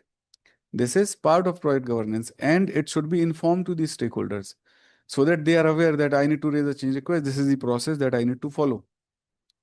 Similarly, as I explained yesterday, whenever you create BRD or FRD, or in fact JIRAs, you need to create two tables mostly in the beginning of the documents. One is called list of approvers or approver list. Right here, you list down all the people who are supposed to approve or sign off this document. Second list is called distribution list. Distribution. It will have all the people who will receive a copy of this document. So even creating this is part of governance, right? Who all should receive the copy? Even that is not that mandatory, but this part, approval part, is very much part of the governance. So you see, we do so many things practically which are part of overall project or business analysis governance. For example, this CCB setup, how the change request will be considered, who will provide who will provide the approvals. That is on the requirement. Same thing will happen on the design, testing, etc., etc. So all those things together make project business analysis governance process. So let's see what is there in these slides. Now you see what is there in the input, business analysis approach. Now I am sure you are able to tell why this is there as the input, because the CCB which I explained is part of waterfall. That strict change control board and the entire process is not applicable in agile. So if your project is agile, that CCB approach is completely different, right? The sign off and approval that you need to take on BRD, FRD, that is completely different. So on the basis of business analysis approach, your governance is different, right? Your governance is different and it depends on the approach that your project is taking. I hope you are clear about it. And why stakeholder engagement? So these are the output of previous two tasks. I'm sure you will be able to see that 3.1 and 3.2. So previous two tasks produced these outputs and they are considered here, because here we are talking about governance which has impact on the stakeholders, as I told you, who you need to reach out for the approvals, who you need to reach out to for escalations, etc. So that is why these two are the inputs, right? Output will be governance approach. Also, you need to understand that when I say business analysis approach or stakeholder engagement approach, do not always expect that there will be a fancy document created and that document will say, I am business analysis approach of the project, or I am stakeholder engagement approach of the project, or I am the governance approach, right? Sometimes you don't create a document, separate document just for this. It's like or you discussed, you agreed, or maybe it's there in the emails, or you may create a proper document. That's fine. What I'm saying that it's not mandatory that for each and every such things, you have a very formal document created, right? Sometimes it's agreed verbally, sometimes it's over email, sometimes there may be a formal document also. So it all depends. But the purpose is clear that why we need these two inputs, so that you can identify the governance approach. Okay. Now you see guidelines and tools, again the same thing. From your previous projects, you might have created such things like governance approach. So you can take that, you can use that. If there are any business policies that says, for example, up to 10,000, team lead can approve, but beyond 10,000, only manager can approve. Many such things, right? Where you have approvals, where you have authoritative decisions, there can be some business policies that who can approve, who can provide this. So if there are any such policies, we need to take care of. Current state description, why? Because it will, again, it will explain you what is the, who are the stakeholders, and who all we need to consider when we are talking about approvals, etc. And same is for legal and regulatory. If there are any legal requirements, you can take care of them. So the purpose of this task is to identify how business analysis work will be approached and prioritized, define the process for proposing changes, the change control board. This is the prioritization, as I explained you that in Agile only PO is responsible. Otherwise, you may have a prioritization board also. Clarify who has the authority and responsibility to propose changes. Determine who is responsible to analyze change requests. Establish who has the authority to approve changes. Specify how changes will be documented and communicated, right? Implementation of an insurance claim processing system. Context: insurance company initiates a new claim processing system to improve efficiency, traceability, and compliance. The project spans several departments, including legal, claim processing, and IT, all of which have a stake in requirement approval and process compliance. Challenges: multi-department approvals were necessary for all requirement documentation. Regulatory framework mandated strict audit trails and version control for all artifacts. Lack of governance in previous project led to delays, compliance issues, and ambiguous approvals. If there is no governance, project will get impacted, right? Multi-department approval, this is what we do in your on your BRD, FRD, all departments, everyone who is impacted, they should provide the approval. You created a document, right? BRD. From audit point of view, what exactly do you maintain? If there are changes on that document, what exactly you do to manage those changes, and make sure that audit trail is maintained. So this is the main point, that this is also very, very important thing, right? To maintain different versions of your document. If you are doing it on Jira, requirements are captured on Jira, automatically your changes will be captured. Or you are using, let's say, SharePoint. So when you upload the document, it gives you option to override the existing version or create a new version. So there also automatically your version control is happening. Same as on Confluence. But in case you created a Word document or a spreadsheet or something, you can always create a table in the beginning of that document, where you can have simple things like a date, date, changes, and you will have the change ID. So basically 3-4 things. The change number, let's say 1, 2, 3, 4, whatever, and then you have some description about that change, and also you will have version number. It will be like, for first version you can have 1, or then you can have 1.1, 1.2, 1.3, and then you can have 2.1, 2.2. When you move like this number, minor number, 1, 2 point, after point you are moving 1, 2, 3, that means a minor change, minor version change. When you move this number, that means there is a bigger change, right? Larger change in the document. So sometimes you can have even 1.1.1, and you keep moving this for very minor changes, trivial changes. For medium changes, you can move this, and then this for bigger changes, right? So you can have a proper table, and it depends. If you want to create it very detailed, you can explain the change. You can have other things which were part of your change control, change request format, right? Who requested the change, what is the impact, and everything, then you can document in this table. So practically, you will have to have this table in all your documents, BRDs, FRDs, if you are creating formal documents, right?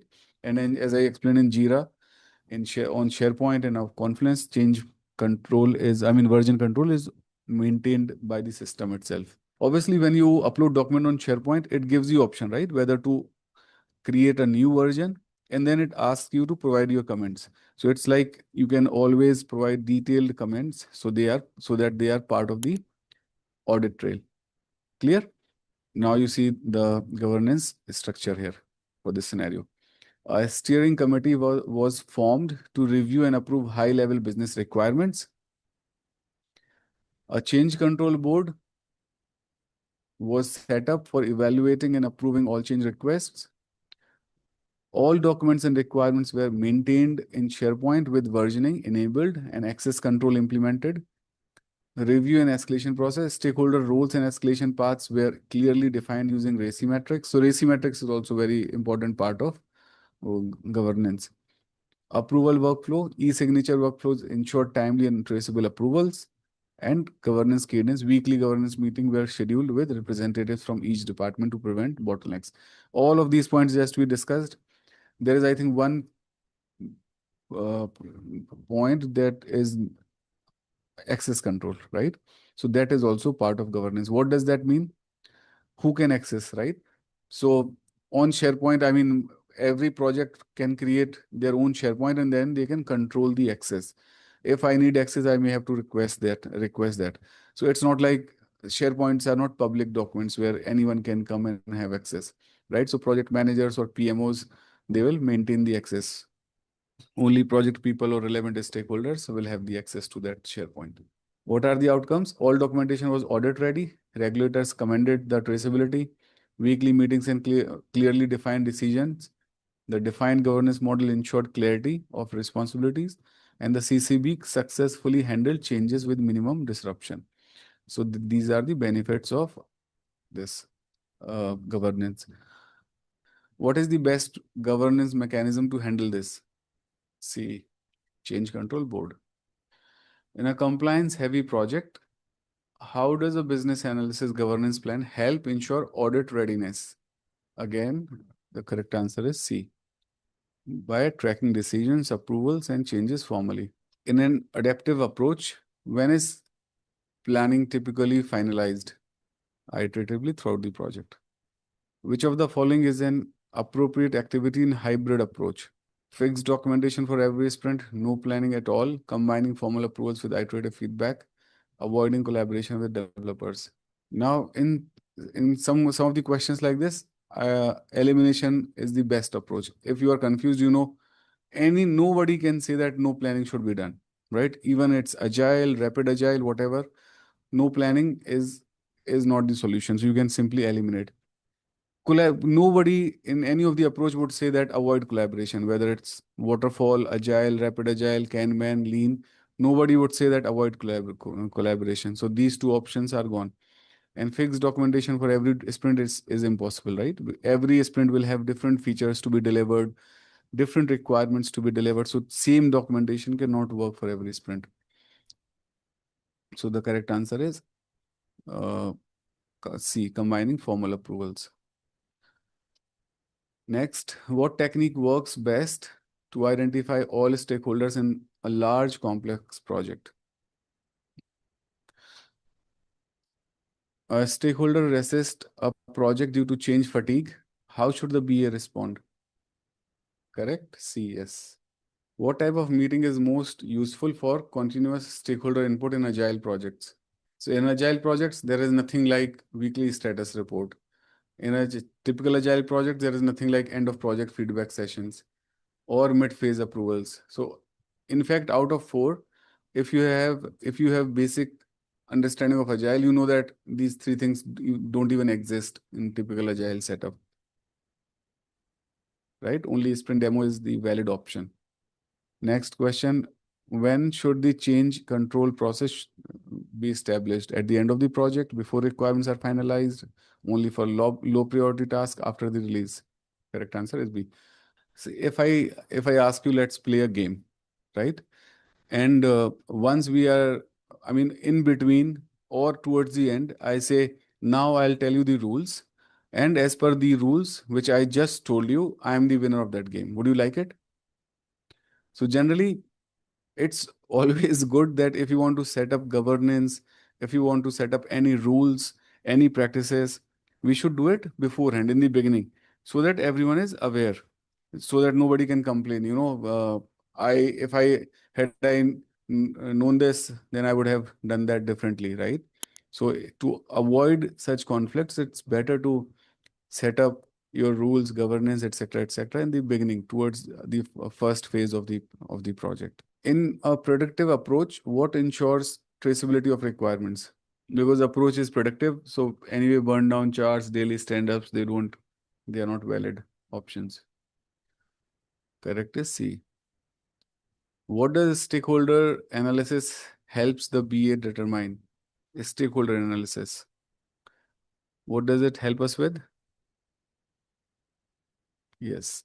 Communication preferences, influences, and engagement risk. So the fourth task is plan business analysis information management. Now, what do you understand reading the name? On the basis of this name, information management, what do you understand? Do you get any idea by the name itself?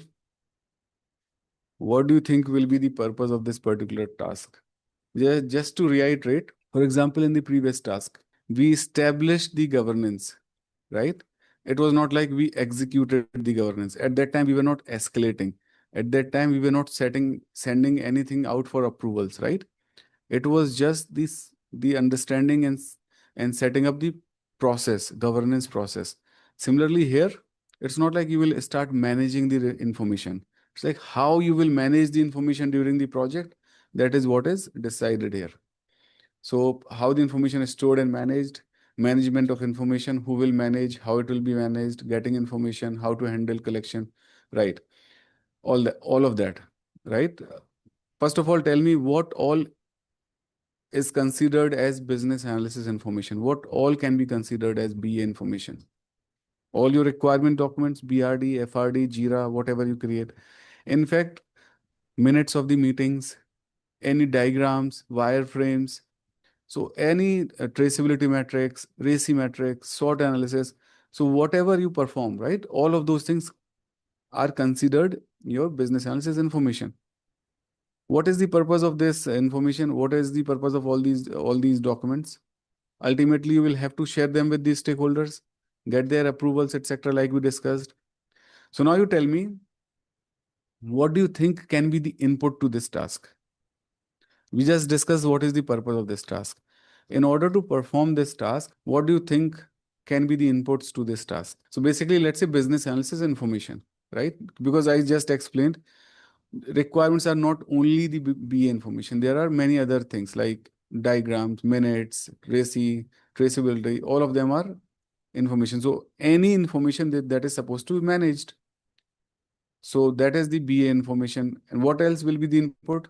So this BA information and the stakeholder engagement approach. Why do you think a stakeholder engagement approach can be the input? Because all that we are doing, managing and sharing of the information, that is done for the stakeholder and with the stakeholder, right? So now do you think it's difficult to guess? Once you start understanding what is the purpose of this task, many times, most of the times, you will be able to guess inputs, all right, and output. If in some cases where it is confusing, you will still be able to give the answers when you see the options, right? Like in this case, you can guess that because we are talking about managing the information. So first of all, information has to be the input, and why we are managing for the stakeholder. So that is also the input, right? This task is about defining how you will create, organize, store, access, and manage all business analysis information. So this will also cover who all can have access. So access management, access control of that information, and sharing also. Like, tell me one thing, you created a huge BRD. Now that BRD is, let's say, because of the screenshots, because of the pictures, etc. Now it's 50 MB, and your organization does not allow 50 MB documents to be shared over the email. So what would you do? You want to take the approvals from the stakeholders on this BRD. How will you share the BRD and take the approval? Approach, SharePoint, Drive, Confluence, repository, right? And then you can simply share the link of that SharePoint to all your stakeholders that this is the BRD uploaded at this location. Please review it and provide your sign off, right? So now, do you think that stakeholder engagement is playing some role here? So now see what all inputs are there. BA approach, because in waterfall you will create different documents, different information. In agile, you will create different information, different documents. Because this information is supposed to be shared with stakeholders to take their approvals, to take their sign-offs, to take their inputs. That's why that is also there. And also you will discuss with the stakeholders, right? What kind of documentation they are expecting. Like I told you, some of my stakeholders were not comfortable with Jira, so I had to create BRD. And third is governance approach, because we are again talking about approval, sign-offs, etc. So all three inputs make perfect sense when you talk about business analysis, information management, right? Again, the same things. If there is any lesson learned, business policies, information management tool, right? This is a new guideline which was not there with previous task, but it is making perfect sense. Because if there is SharePoint, which is used consistently in your organization, and the mandate is every team will use it, so then you will use it. So see, whenever there are decisions made by the organization, for example, which tools to be used, I think it gets easy for us in most of the scenarios, right? The less decisions I need to make, the better I feel. And especially the bigger decision, which tool to be used and all, right? So if there is any information management tools which are, mandated or some prescribed by your organization, it's good. SharePoint, Confluence, whatever. And if there is any legal regulatory information that is required. So you see, very easy to guess guidelines and tools, very easy to guess inputs. And output is information management approach. Now, again, as I said earlier, you may not have to create a dedicated document that this is the information management approach, right? It's just discussed, agreed verbally, maybe over email. Sometimes if it is really formal, your project environment is really formal, you can create a document with just one table that these are the documents I'll produce. This is how I'll store them, and this is how I'll share them for the approval. So a simple table can be created. Key elements: organization of business analysis information. Business analyst structure information for easy access, considering data type, stakeholder needs, and change complexity while ensuring clarity. So how would you store? It's like how will you create a folder structure? So for example, I created a project SharePoint. Let's say project one. So this is my SharePoint. Here I can create folder structure that this is for BRD. All different versions of the BRD will be here. Here I have, let's say, all the approvals which I need to store for audit purpose. I can have all the whatever. If I have created any other documents, I can put it here. Let's say test sign-offs. So basically the simple organization, like even in our laptops, we do that, right? You create a proper structure so that it's easy for you to fetch the information later, refer to that information later. Um, okay. So that is the organization of information. And then this is also important, level of abstraction, because not every stakeholder can consume the information at same level. Your sponsor might need just one slide, right? One slide to understand the status of the project. Your tech team might need a detailed BRD, detailed FRD, maybe detailed design documents, right? So you cannot have same meeting or same document for all your stakeholders. So when you create document, you may have to take care of the role of the stakeholder, the complexity of the information, and what kind of documents they can consume. And how do you know which document you are supposed to create for different stakeholders? You will discuss and agree that in previous task, a stakeholder engagement approach. So when I talk to, let's say, sponsor for the first time, I can request, I can ask him or her that, I'll do this meeting on weekly basis. I'll create this document. Are you okay with this? Do you need something else? Right? Same goes with other projects, other stakeholders. So you create different documents for different stakeholders because not everyone can consume 100 pages of documents. Somebody needs 100 pages, so they cannot be okay with 2 pager. Plan traceability. We discussed that requirements are captured at different levels, right? You have your business requirements, which are high level business requirements, organizational purpose, the main objective of the project. Then you capture stakeholder requirements, then you capture functional, non-functional requirements, right? And then you create your trade test cases to test the requirements. You have releases to release them in production, things like that.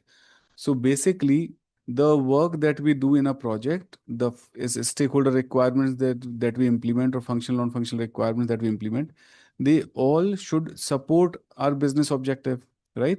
Why should I work on something that is not supporting the business objective of the project?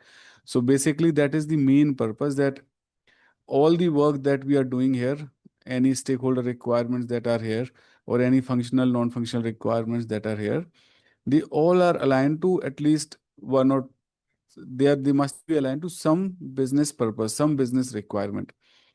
So that is the main purpose of traceability matrix. You write business requirements. To deliver this business requirement, you create functional, non-functional requirement. So basically, the alignment is required. Basically, you should be able to trace in both the directions. So if you are tracing in this direction, this is called forward traceability. Forward traceability.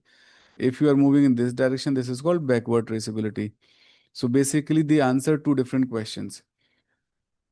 The business requirement or this stakeholder requirement, is it getting delivered? Is it getting coded? Is it getting delivered through any of the requirements? Is it getting tested properly? So that is how you look on forward side, right?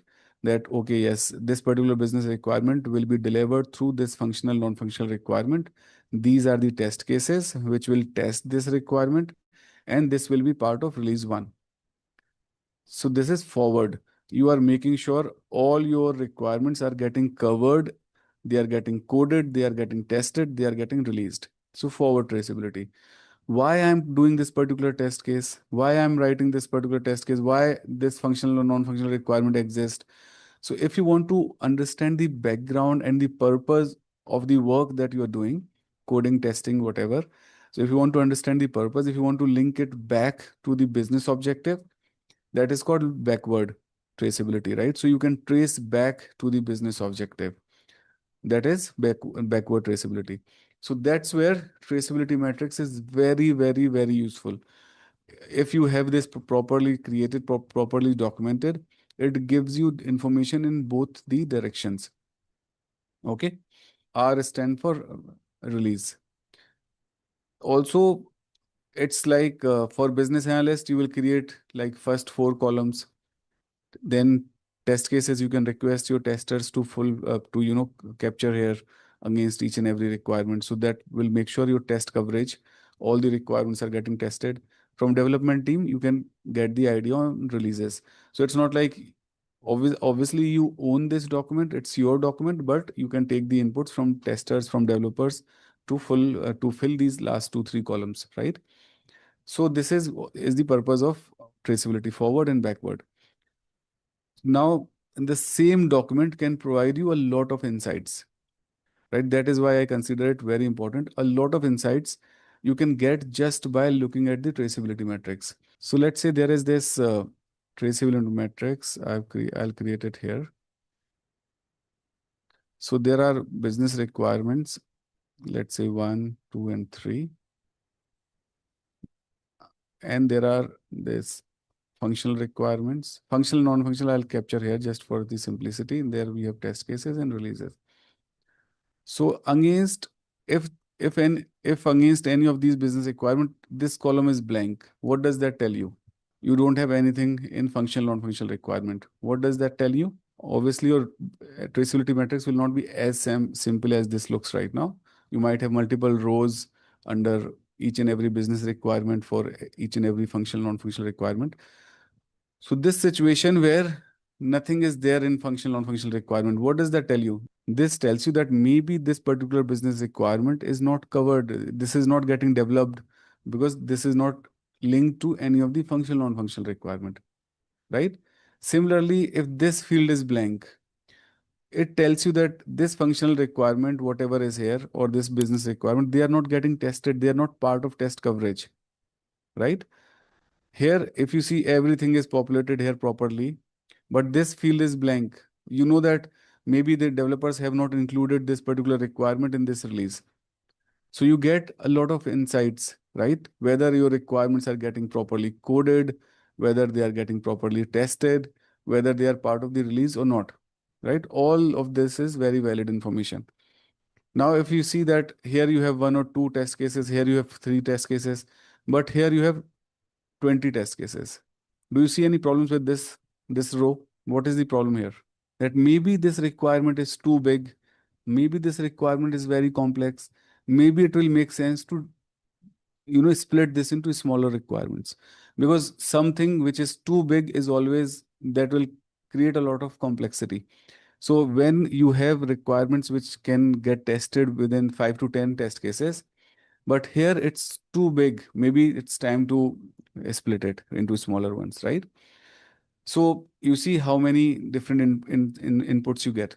Now, what happens when you go to your team and you tell them that there is a change in the requirements? How do you think your developers and testers react?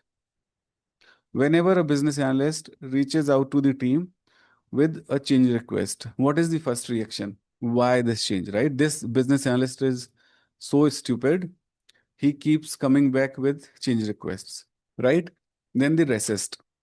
So first of all, very rarely they are happy with the change request, right? Whenever you go as a business analyst, whenever you go to your team with a change request, they just resist it. That, okay, then what is the second point? So first point is the resistance, right? They'll tell you so many things, but what is the second point? Second input that comes from their side? That this change request means I have to do everything all over again. There is a huge impact.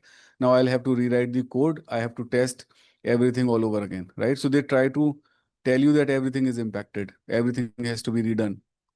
Is it normal or not? Normal. That is the normal reaction that you get from them.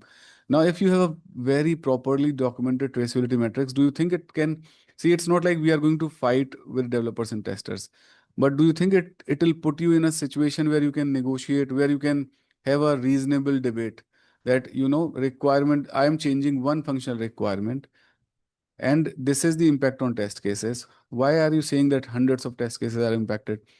So basically, it gives you some background, some information which can put you in a situation where you can, question, cross question, right? Again, it's not to fight with them, but to get some background, right? Otherwise, they think BA or PMs, they don't have technical background. So we can tell everything is impacted and they'll agree, right? Do you agree or not? Proper traceability metrics will give you so many different inputs which are required in the project. Okay. Now, one more layer.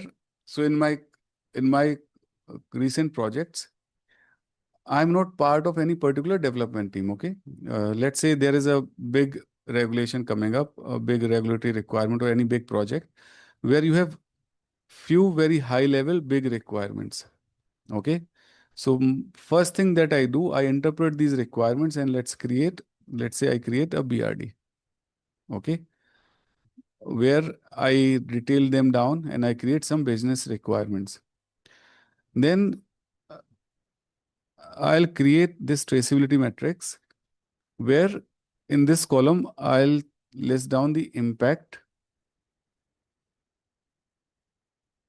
on each and every application. So generally, because these projects are very big, it's possible that they will have impact on multiple applications, right? This application has some impact because these projects are impacting front to back a complete flow. So here, for each and every requirement, let's say this is my requirement. For this requirement, I'll create multiple rows. Eh, There is impact on application 1, application 2, and application 3. For example, okay, this requirement which is here, this will have impact on application 4, 3, and 1 and 2. Now, in the next column, here I'll write down the exact impact. So application 1, this is what you need to do. Application 2, this is what you need to do. Application 3, this is what you need to do. And then the remaining thing will remain same, that code or test cases and releases, etc. So I've added one more layer of complexity where I'm tracking the changes or the impacts on multiple applications because of my requirements. And then the responsibility, I can add one more field here, that is the application Jira. So now you think about a situation where I'm working on a big program and there are multiple applications which are impacted. In those applications, they would have their individual BAs working for that particular application. So now those BAs, they don't have to read the regulatory text of 100 pages. They don't have to go back and read all those regulatory documents, etc. For them, this traceability metrics becomes source of truth.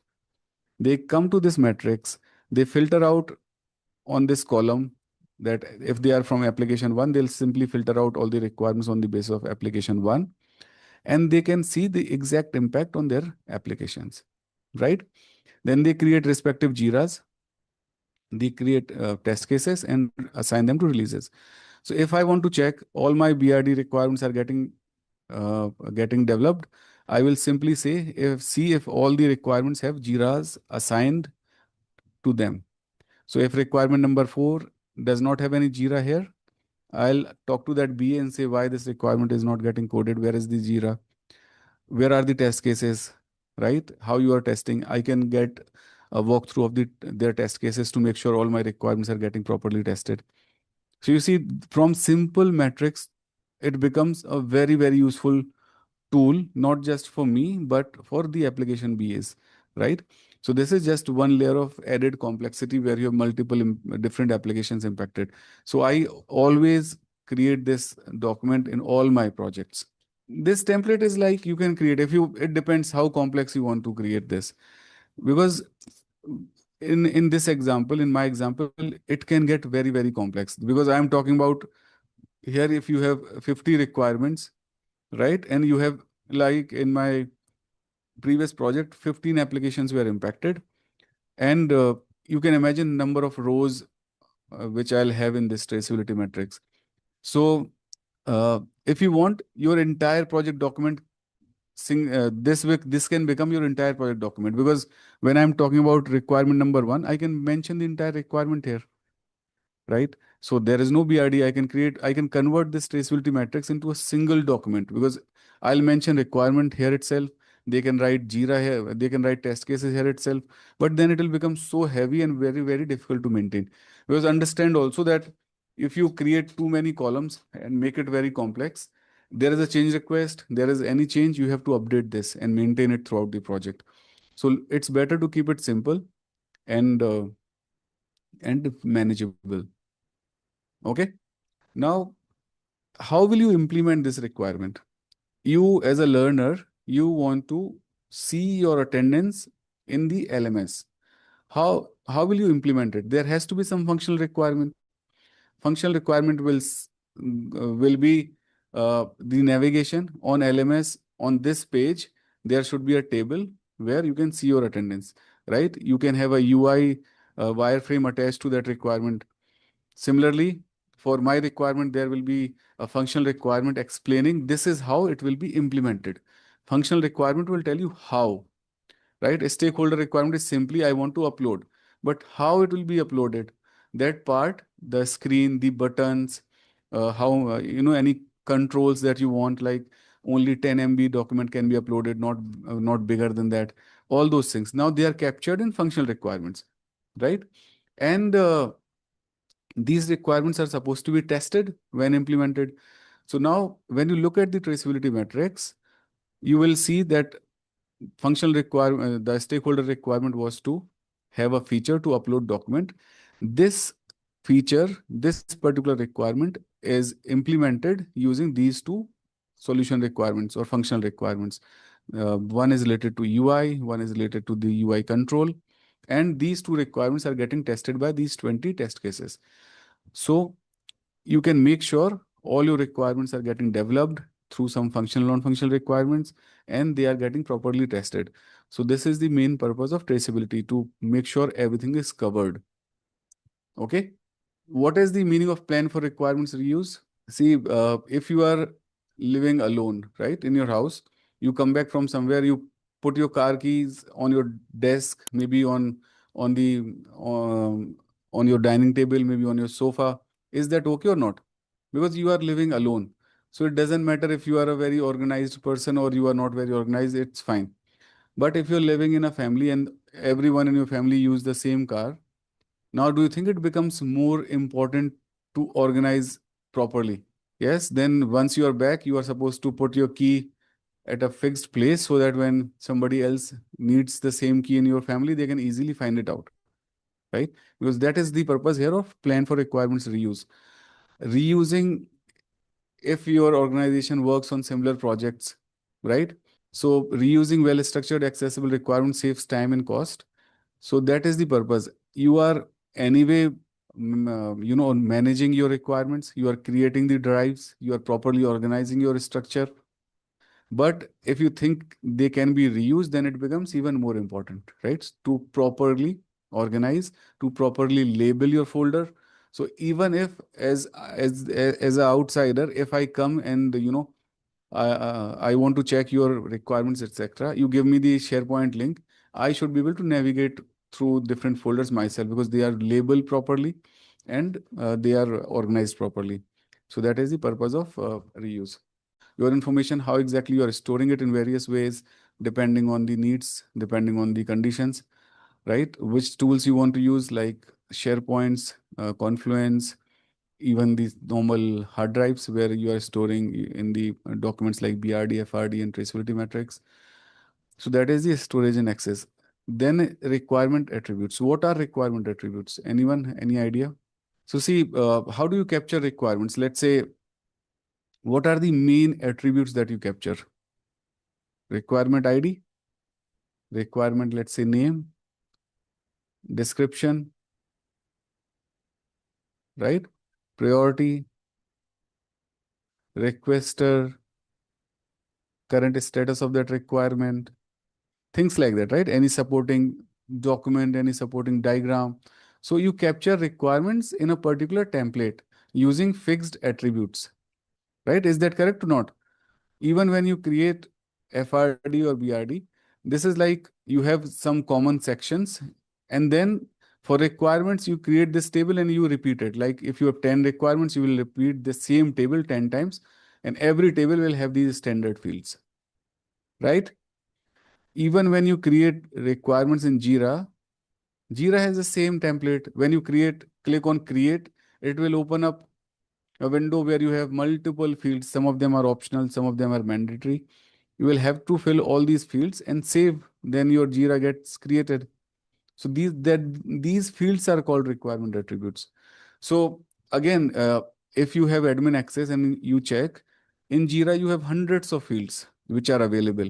As an admin, I can choose out of 100 that I want these 20 fields to be captured. So as an admin, I will go in settings and I'll change that I'll select only 20 fields. So when the user will click on create, they will see only 20 fields in that. So basically, it is up to us and up to the project what all requirement attributes you want to capture for each and every requirement, right? So requirement attributes support ongoing management by linking key information to individuals or grouped requirements. They help team assess trade-offs, identify impacted stakeholders, and evaluate change impact. So here you can have a status, you can have impacts, you can have impacted application, supporting application, upstream systems, downstream systems. So a lot of fields can be captured here. So here again, just to reiterate, we are not creating requirement document. We are just deciding what kind of requirements we'll create, how many attributes we'll capture for those requirements, where we will store those requirements, how we'll manage the access control, how we'll have the access control for those requirement documents, right? And output is the document strategy, how, where, and how information is housed or stored, who can view, edit, and share those documents, version management of those documents, if any guidelines for reusing of those documents, and any archival, retirement, timelines, methods. So simple. As a BA, this is what you want to achieve. So a school is planning to introduce an online student registration system to replace its paper-based process.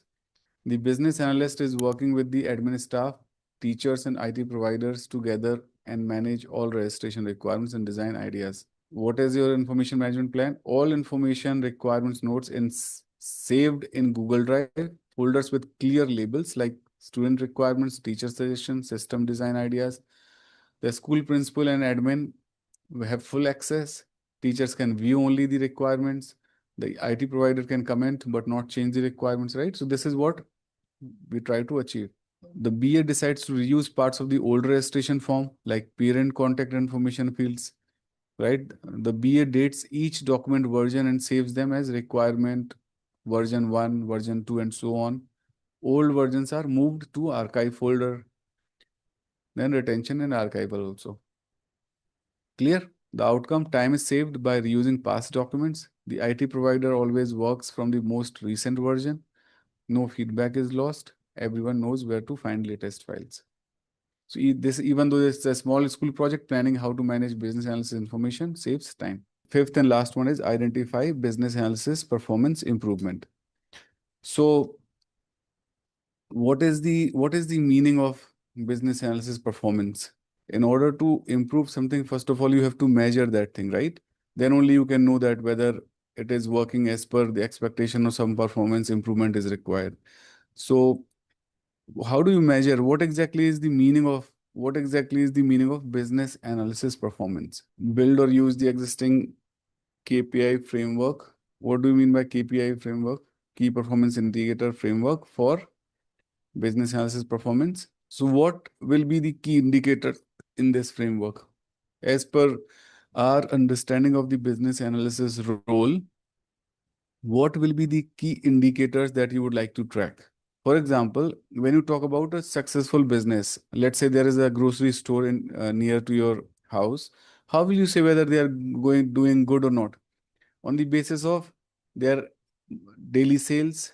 If you see people who are, that shop is always crowded, so you can say that, whenever I pass that shop, I go through that shop, it's always crowded. So on that basis, I can say that their sales is going good, right? So similarly for business analyst, what kind of parameters you can use? So first thing, let's say you created a BRD and it took 5 cycles to get it approved. Do you think it's good or bad? How will you judge the skills and efficiency of the business analyst? On the basis of few things that we need to identify, right? Like number of review cycles required in order to get the document signed off. Do you think it's a relevant metrics? Can you judge a business analyst on the basis of defect identified in a code? No. Can you judge a business analyst performance on the basis of how well he's dressed, how well he's able to run, whether he has done any marathon or not? No, all these factors are irrelevant to a business analysis performance, right? What are the relevant metrics? What are the relevant indicators? Number of cycles required to get the sign off on the document. Number of requirement related defect identified, right? Generally, whenever we talk about KPIs or performance indicators, we try to quantify them so that it becomes easier, right? But sometimes you can also have some qualitative indicators like the feedback from the reviewers of the document, if they are happy with the document or not, right? So all these 3, 4, 5 indicators are good indicators to see the performance of business analyst. Also, please note that we are not talking about the annual performance of as in the annual performance of the person.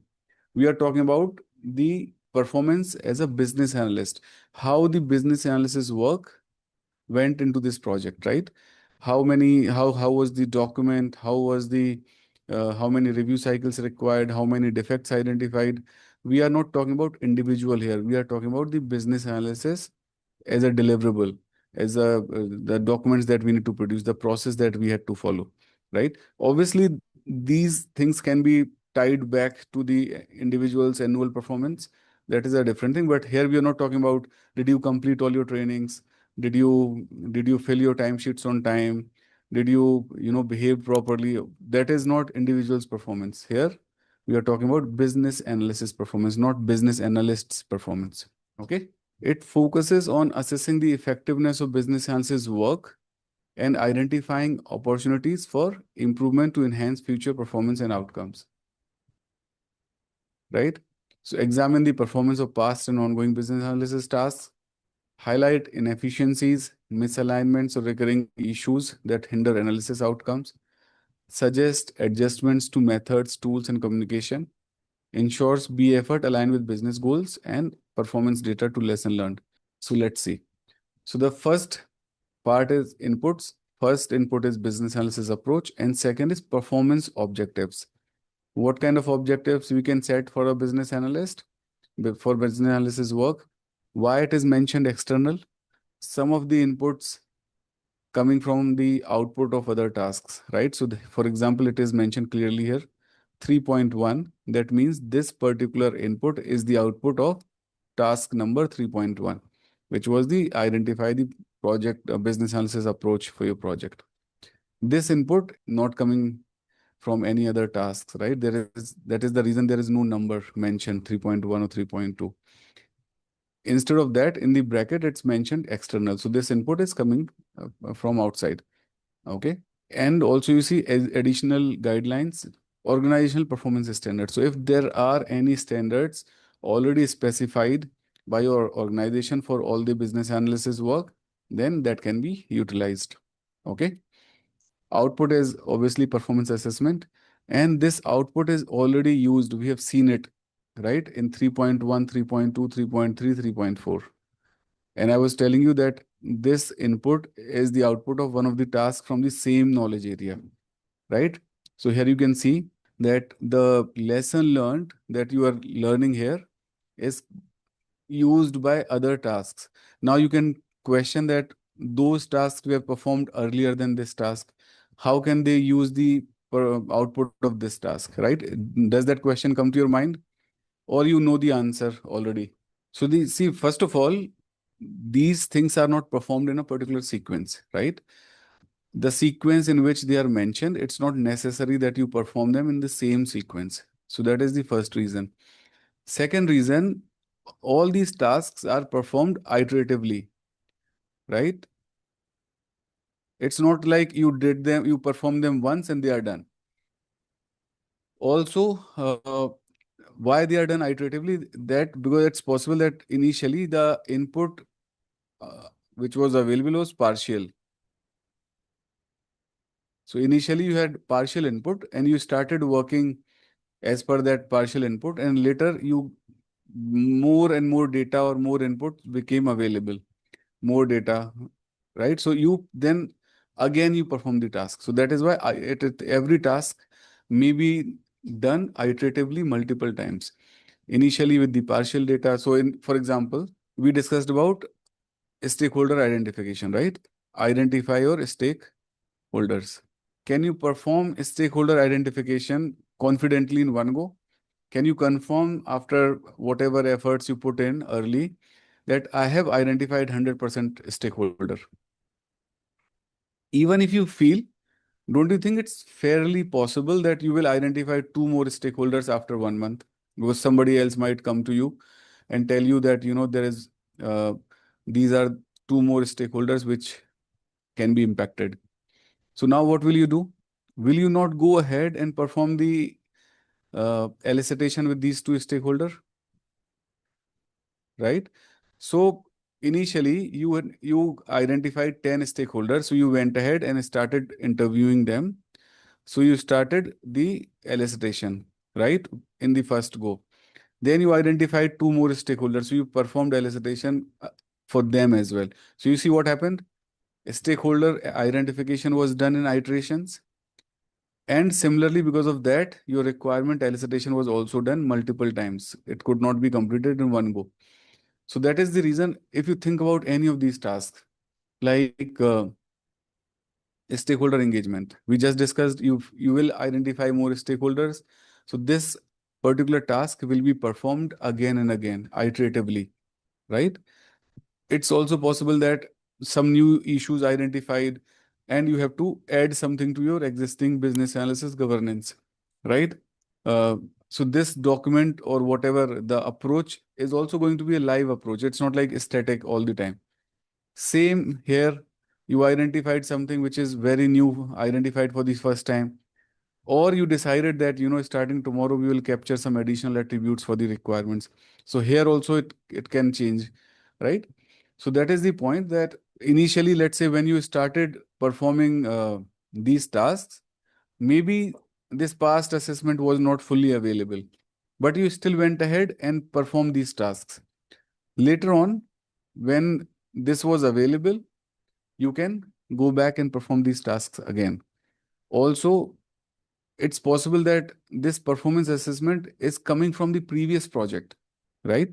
So the performance assessment from previous project was already available when you started with 3.1, 3.2, 3.3, right? So that can be one more reason how this output was already available when you were performing these tasks, either because it came from the previous project, or the input was partially available, or you started the tasks without that approach assessment, and you will perform them later when this become available, right?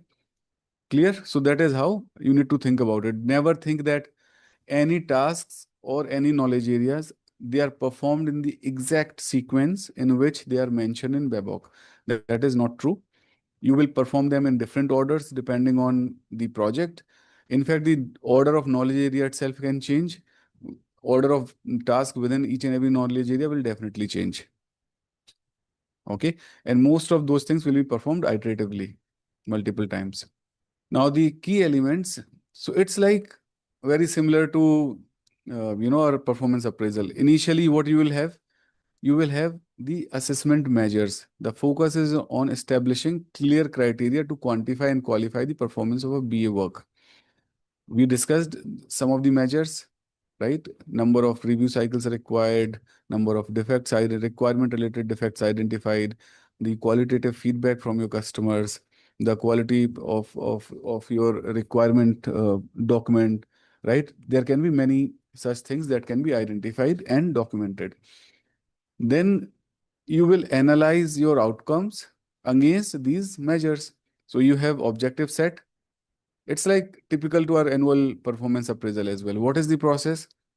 In the beginning of the year, we all create self objectives. You set up your self goals, self objectives. You get them reviewed with your boss. You both agree, you say, my goal is to, let's say, complete these two projects. And your boss may negotiate with you, no, you have to complete 3 projects. In addition to that, you have to complete at least one certification. And there should be zero escalation. There should be zero escalation for timesheet filing.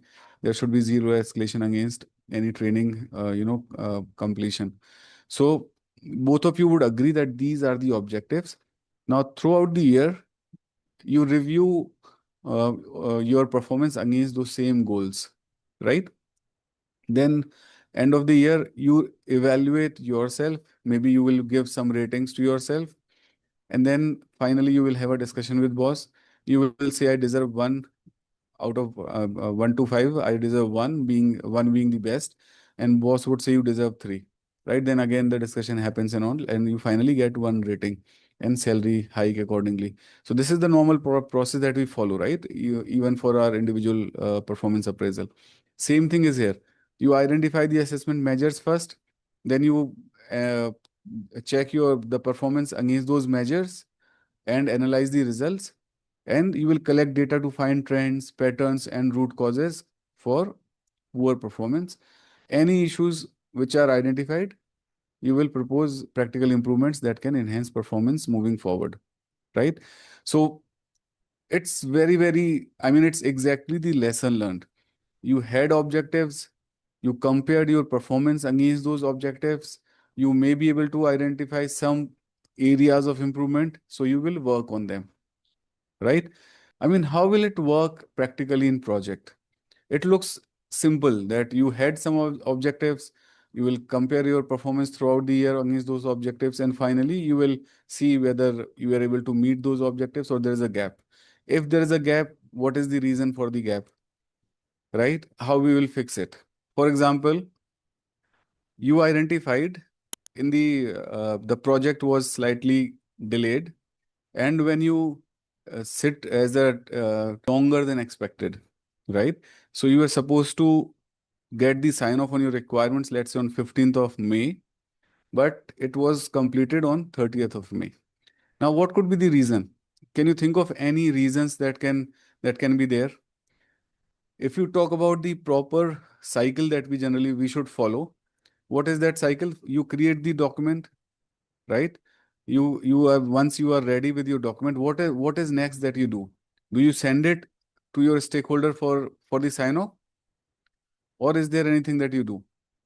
Once you are ready, so you performed elicitation, you got a lot of information from stakeholders, you properly organize that information into properly written requirements, you created a very nice requirement document. Now what exactly you do as a next step? Once you are ready with requirements, what do you do? Elicitation is done. That's why you are ready with your requirement document, final requirement document, right? So when I send the requirement document to the stakeholders, maybe I uploaded the document on a SharePoint and shared the link, because that's how we discussed about information management. Or maybe I uploaded the document over the email itself and shared it with the stakeholders. So we followed whatever was agreed for information management, and accordingly we shared. Now a stakeholder had so many questions and they came back to me. I tried to answer those questions. They came up with more follow-up questions. I again answered them. So they had more questions. And that is the exact reason why it took 2 more weeks than expected. Now, what went wrong here? So now we are trying to do the lesson learn session, and we identified requirement sign off took 2 weeks extra. What is the issue that you see here? Once you are ready with your requirement document, it's not that you send it for the sign off. That is not the right approach. What you should do, you should set up a workshop where you will walk them through the requirements one by one. You'll make sure that all of their questions are answered. They all have the same understanding, common understanding of the requirements, or basically all of you are on the same page in terms of requirements, right? Now, after that, you send out that email that as per our walkthrough session, I have answered all your questions. In case you have any more questions, please feel free to ask. Otherwise, please see the attached document for your sign off, right? Please kindly provide your sign off. Now, do you think it will have a very big difference as compared to the first scenario where you simply send the requirement document for the approval without the walkthrough session? And this time with the walkthrough session, do you think you will expect, different outcomes? So that is how you need to find out the gaps. This is just one example where you could find out the gap. And again, we are not saying that, it's your response. We are not talking about individual. We are talking about the process that we followed. The process which was followed, there one step was completely missing. We identified that, yes, there was this gap in the process, and this time we'll fill that gap, and we'll make sure first walkthrough sessions are done. And maybe you can put it in your project documentation so that it's always there. Now, when you start a new project, if you look at this documentation, don't you think you can learn that, walkthrough should always be done before you send anything for the approval? That is why these lesson learns, you will keep looking back at that lesson learned register, right? So that you will not repeat the same mistakes when you do the same work next time. Similarly, you will see so many examples around you where maybe a different process was followed and that led to a delay. in requirements, or maybe in requirement approvals, or with test cases and all. For example, uh, let's say you initially, when you were capturing the requirements, instead of in this time we discussed about walkthrough, which was not done for the business stakeholders. Similarly, you didn't do the walkthrough for, let's say, testers. So you wanted to discuss solution for the feasibility analysis and all. So you involve the developers in the initial discussions, but you didn't involve the testers. Now, can that have some impact? That can also have some impact, right? Testers were not very uh, clear on the requirements. That can have impact on the acceptance criteria that they, sorry, the test scenarios or cases that they prepared. Later on, when test execution started, developers would, testers would say there is a defect as per their understanding of the requirements. Okay, so what happens when a tester goes to a developer and says there is a defect? What do you think? How a developer responds generally? What is the first response from developer? This is my code, right? It can't have any defect. Maybe you are mistaken. Go back and test it again. My code cannot have a defect, right? That is the first. Uh, and then the second is, as per my understanding, this is working fine. Tester will say, as per my understanding, this is working fine. Now, what could be the reason? They have different understanding of the requirements. Now, can you say that, no, it's not my role?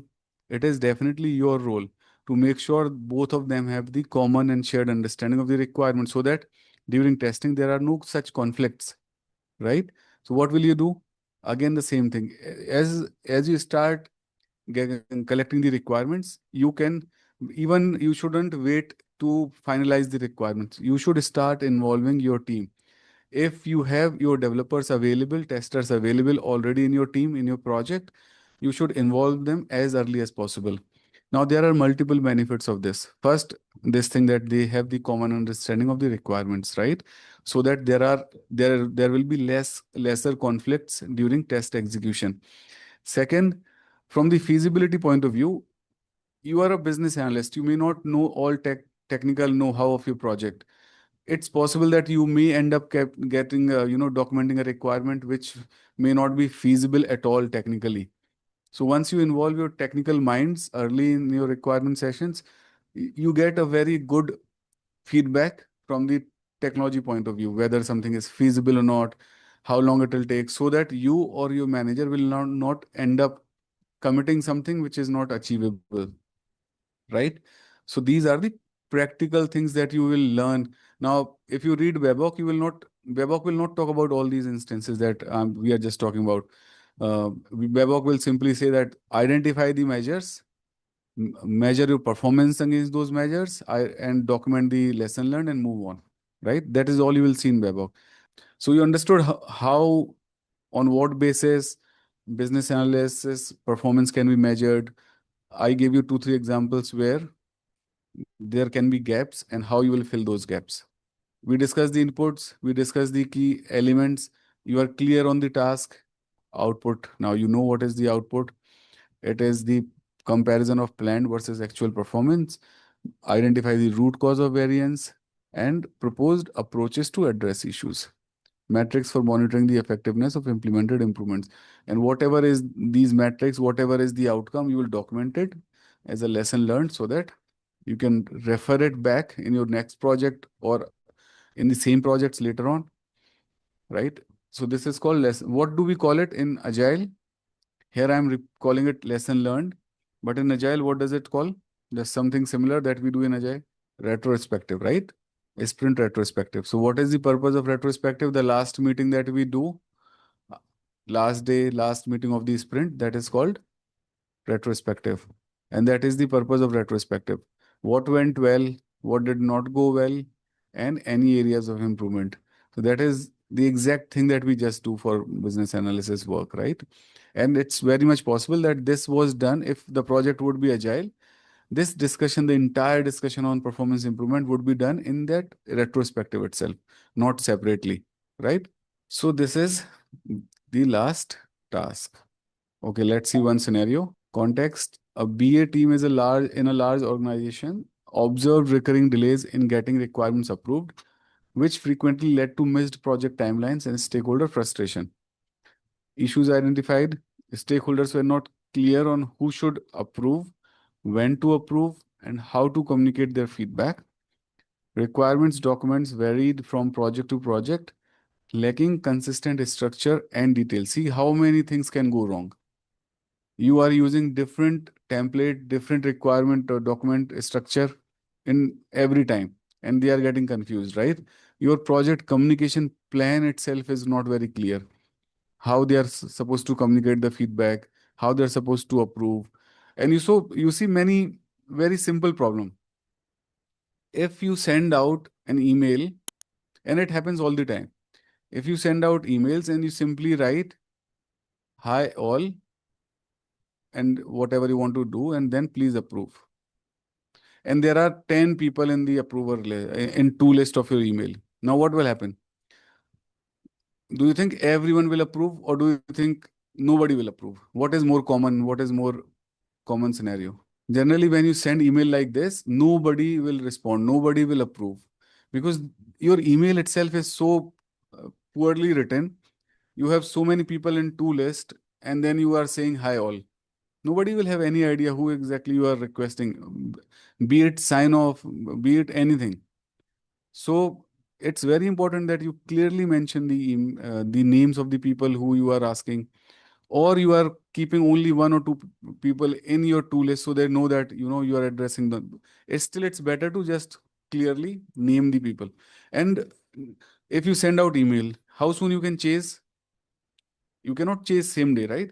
Maybe you will send a chaser next day, or maybe 2 days after that, because if you are sending email for the approval to senior stakeholders, you cannot chase on daily basis.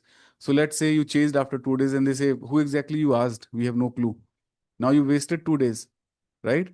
So there can be many such scenarios where, because of some gaps, because of some missings, as you missed something on your part, anything can get delayed. And you see this is also a very good example that the way you wrote your email was not correct. So what was done? The BA team designed a visual flowchart outlining who reviews and approves which sections, timeline expectation for each stakeholder. This is also very important. See, an action without ETA is not an action. So when you say that I have noted down the actions, they will make no sense until unless you have action owners assigned and expected turnaround time assigned to those actions. They will not make any sense, right? Communication protocol for rejection or feedback. How it helped? Made everyone involved aware of their role, deadline, and responsibilities, reduced confusion, created transparency, and built stakeholder trust. The team introduced structured requirement templates, clear sections for functional and non-functional requirements, defined fields for priority, dependencies, and traceability, visual elements like user story maps, etc. Now, this is what I told you when we learned about in the previous section itself, that you need to identify the attributes that you will capture, right? And I told you that you will create one table and you will repeat that table consistently throughout your document. You will create a table where you will have things like requirement ID, name, etc., etc., etc., and you will repeat this table again and again in your document to capture all the requirements. I also told you, like in Jira, you have multiple fields, but you will standardize that template consistently for all your Jiras, right? So that is the point to mention here, exactly the same thing. How it will help? Make documents easy to follow and evaluate, reduced ambiguity, and save time in formatting and in short. Generally, you should follow the same template consistently, same requirement document template consistently across all the projects. And that is where you might see PMOs are playing important role. PMOs play different roles in different organization. Sometimes they have the responsibility of standard documentation. So if you need any templates for BRD, FRD, or any other document, you can reach out to them and they'll give you the exact template that should be used across all the projects to maintain that consistency.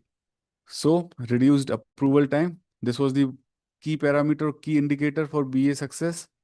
And this is reduced approval time by 40%. Very good. Improved stakeholder satisfaction, a qualitative feedback that you might receive on your documentation in the process that you are following for business analysis. Achieved adherence to the project timeline, right? All that is what we wanted to achieve. Clear? So we have just completed the first knowledge area, business analysis, planning, and monitoring. Your team is collecting requirements from multiple stakeholders using different tools, Excel, Jira, and Confluence. There is a confusion about which version is the latest. Which task should you focus on to eliminate such version control issues? In which task did we discuss about this? Yes, plan business analysis. Your organization has strict confidentiality rules for storing customer data. You must ensure that business analysis information follows compliance rules. Which element of the information management plan addresses this? Storage and access. You need to determine how long the requirements for a discontinued project should be retained in the system. Which part of the information management plan are you dealing with?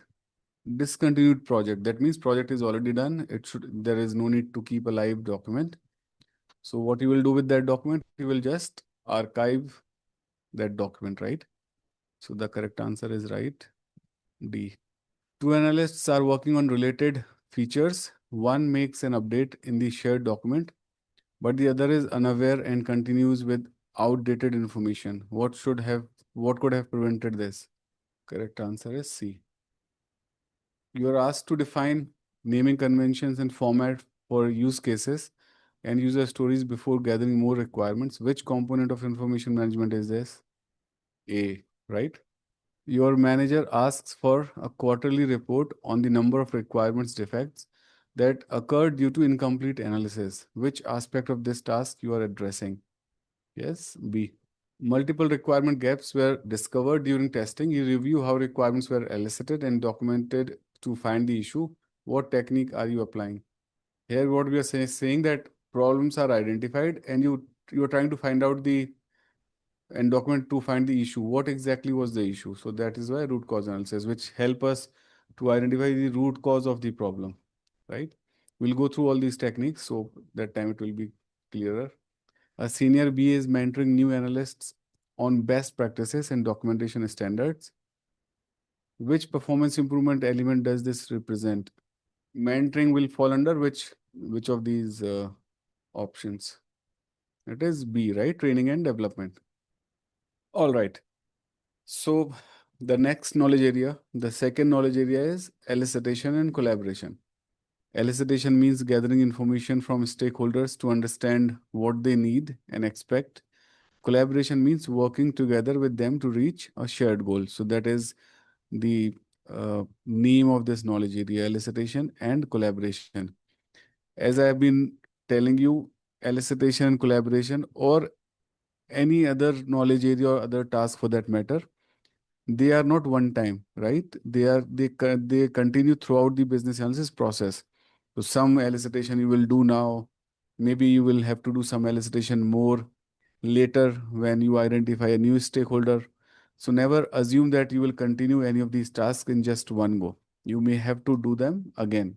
Now, when you talk about the tasks which are part of this knowledge area, there are 5 tasks: prepare for elicitation, conduct elicitation, confirm elicitation results, communicate business analysis information, and manage stakeholder collaboration. Now, the tasks of this knowledge area are very simple. If you compare it with the previous knowledge area, they are very straightforward.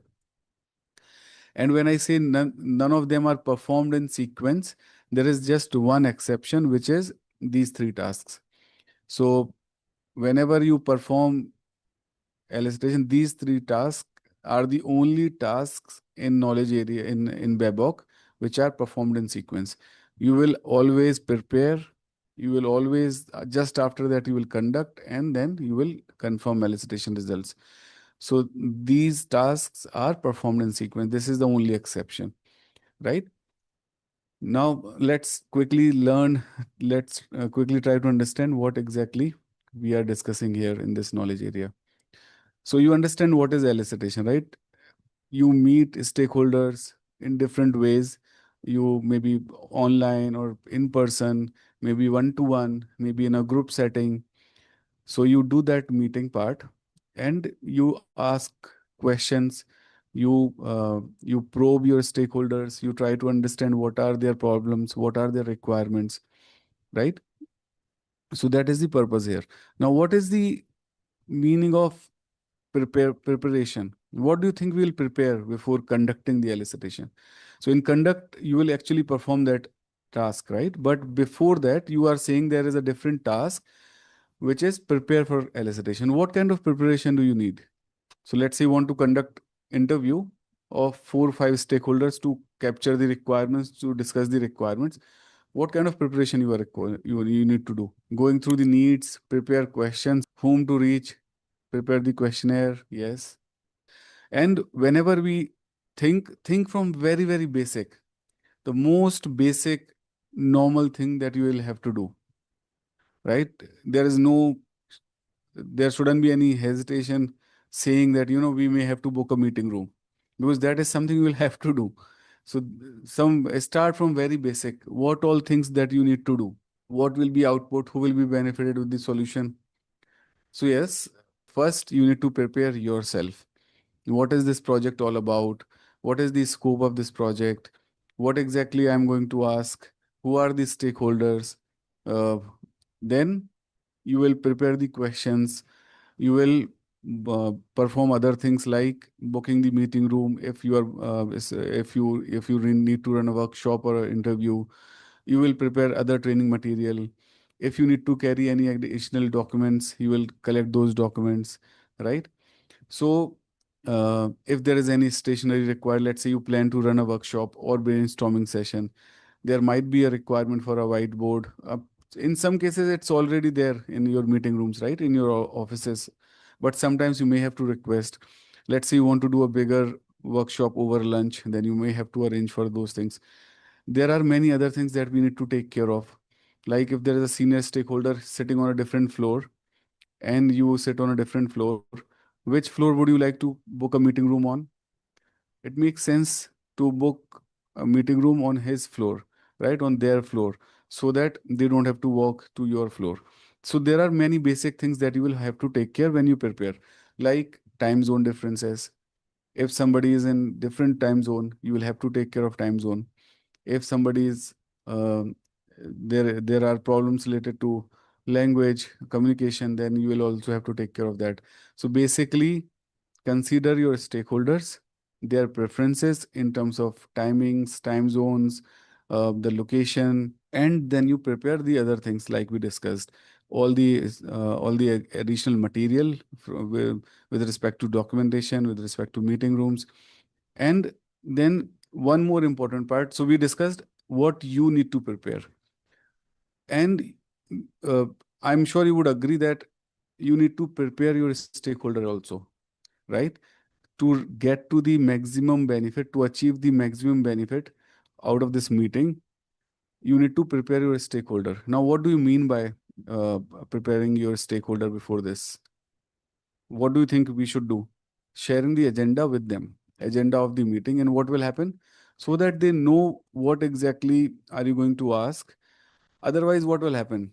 If you go and ask questions and he says or she says, I don't know, you will not say, I caught you. You will not start celebrating. See, I knew that you wouldn't know the answers. That is the purpose is not, making a point that, even your stakeholders don't know the answers. That is not the point. The purpose of this meeting, the ultimate goal of the meeting is to get the answers so that you can move forward in your project, not to prove that even they don't know the answers, right?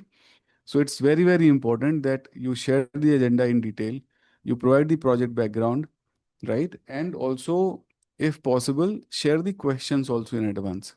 So that is how you will prepare the stakeholders so that they come prepared in that meeting. Also, what else you can do that, I mean, a very, very important practice that I always follow, that I'll make sure that this event, whatever I'm doing, workshop, interview, whatever, this event is not the first time I'm talking to that stakeholder. So it's very, very important to build that rapport, right? You might have heard that term multiple times in different contexts, that rapport building, rapport building. That this is where it will be very useful. What I do almost in all my projects, that if I'm working with that stakeholder for the first time, I'll just simply say hi over Teams, over chat, and maybe if there is possibility, I'll just quickly connect with them, say hi, hello, I'm part of this project. I joined this project as a PM or BA, whatever, and I'll be working with you. I'll start setting up meetings to conduct the elicitation, etc. So I'll try to break the ice before the first formal event that I'm going to run with that stakeholder. And trust me, it will help you a lot. Okay. So you prepare yourself, you prepare any stationery, any other material, rooms, etc. that is required. So you prepare for any supporting things, and you prepare your stakeholders also. All these things you do before conducting the elicitation, right? So this is the first task of this knowledge area. Second task is about actually conducting the elicitation. So here, in also one more thing which we forgot, in during prepare for elicitation, you will also choose which technique you will use, right? Like you will do a workshop, or you will conduct interviews, right? Or you will use questionnaires or surveys, right? Or whatever. There are many other techniques that we need to cover. So you will decide which one of these techniques you will use, and accordingly also you need to prepare. In case of surveys or questionnaire, you have to prepare surveys or questionnaire. In case of interviews, you will have to prepare accordingly. And you need to finalize the technique also. Now tell me practically on what basis you will finalize the technique. What is the most important criteria which will help you decide which techniques to use in your project for elicitation? What are the criteria? What are the important points that you will consider in order to decide which technique should be used in this project? So the most important factor, the most important point is number of stakeholders. Tell me, if there are 100 stakeholders, can you possibly conduct interview? If there are 30, 40 stakeholders, we cannot possibly, even for 30, 40, it's difficult to conduct interview individually of all these stakeholders. Because let's say, even if you try and conduct, it's possible that when you reach to 15th stakeholder, he says something which is in conflict with what first stakeholder said. Now, what will you do? You will go back to the first, you will come back to 15th. So you may stuck in endless loop, right? So when number of stakeholders is high, you cannot possibly take interviews because it will take a lot of time. When number of stakeholders are, let's say, so what will you do when you have 30, 40 stakeholders? What techniques will you use? Let's say workshops, right? Maybe uh, brainstorming. But when you have thousands of, let's say 500 stakeholders, can you do workshops? Even workshops will not be possible in with that number of stakeholders. So maybe in that case, you can send out surveys, questionnaire, right? Knowledge and information of the stakeholder will also play important role. Do you think it's possible to always tell what exactly is the requirement? Is it possible to always express, especially people who are not very tech savvy, people who are not very good at talking? There are people who are very, very introvert.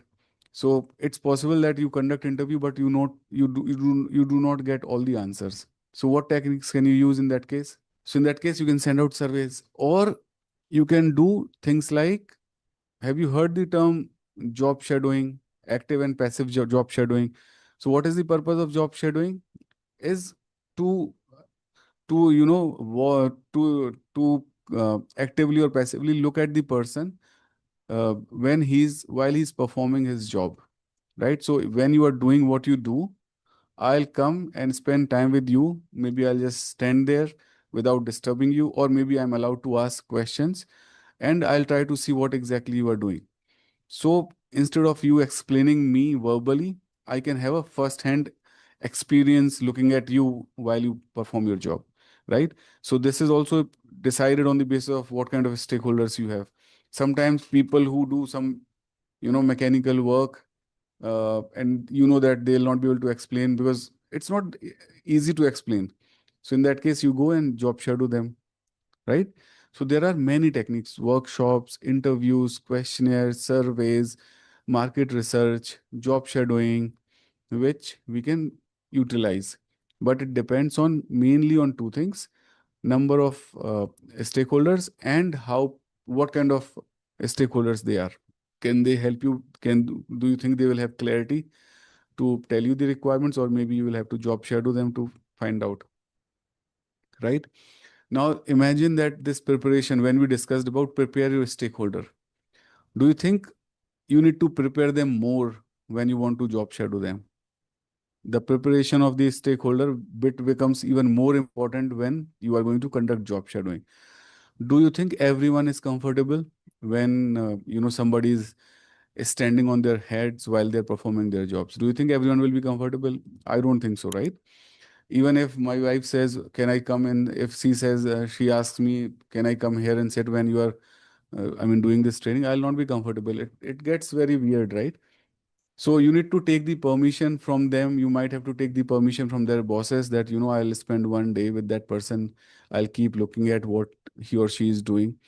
And also that gets very disturbing also. So job shadowing, for example, can be of two types: passive and active. In passive, you do not ask questions, you do not interrupt. But in case of active job shadowing, you can ask questions, you can, if you have any doubts, you can confirm then and there. So in that case, it becomes even more disturbing.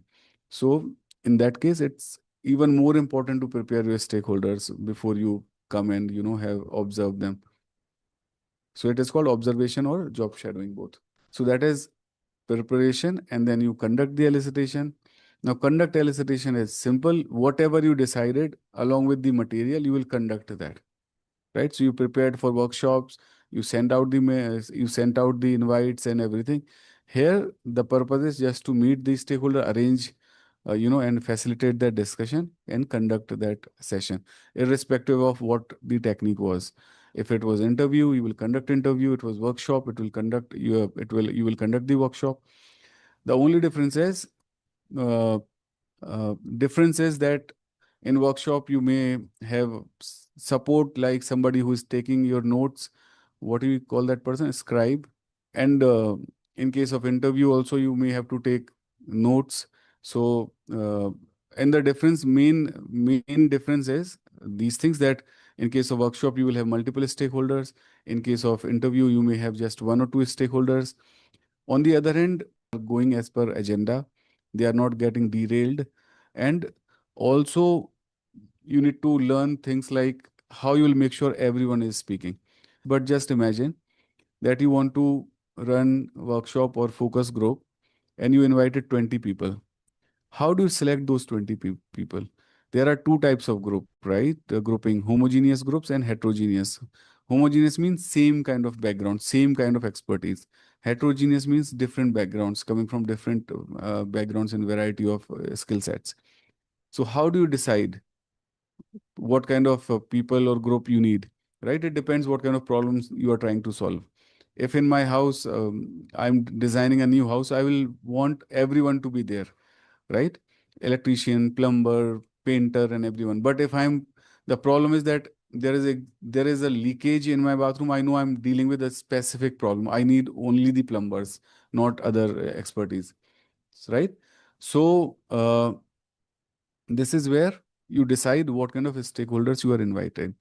Now, during the meeting also, now tell me one scenario. If you notice that out of 10 people, there are 8 people who are speaking a lot, or 6 people is speaking a lot because maybe they are senior or something. 4 people are not able to speak. And you think they can also have some valuable inputs to provide to you. How will you make sure they are able to speak? What will you do? We are doing this to get the requirement for the project. How job shadowing will help? So what do you mean by project? When you say project, what do you mean by a project? What kind of projects generally we work on? What is your understanding of project, Jacqueline? Right? Have a separate call to check on them. Or so basically the point I was trying to make, you will always utilize more than one technique. It is possible that during workshop you found that somebody could give better inputs, but they were not able to speak. So maybe you can engage with them separately in one-to-one interview. Or during interview, you identified that there is a bigger group who can also give you more requirements. So after interview, you conduct a workshop, or after workshop, you conduct an interview. You send out questionnaire, and you liked one of the answers that you think that this user can give you a lot more details. So after that questionnaire, response to that questionnaire, you set up an interview with that person. So you see, it's very, very possible that one single technique will not give you everything that you need. And you may have to use more than one technique, okay, to get all your requirements. Now, coming to the question that why we are saying job shadowing. So first of all, projects are not always development projects, right? Where somebody will give you a brand new, fresh requirements and you need to develop a software or something. Can you imagine a project where application was already running, somebody is already using that, and there are so many complaints about it, and people are not happy with the ongoing the software or whatever product they are using, they are not happy with it.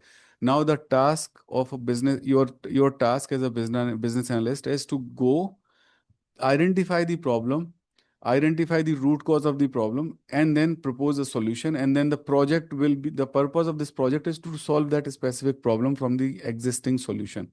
You are not building something new, right?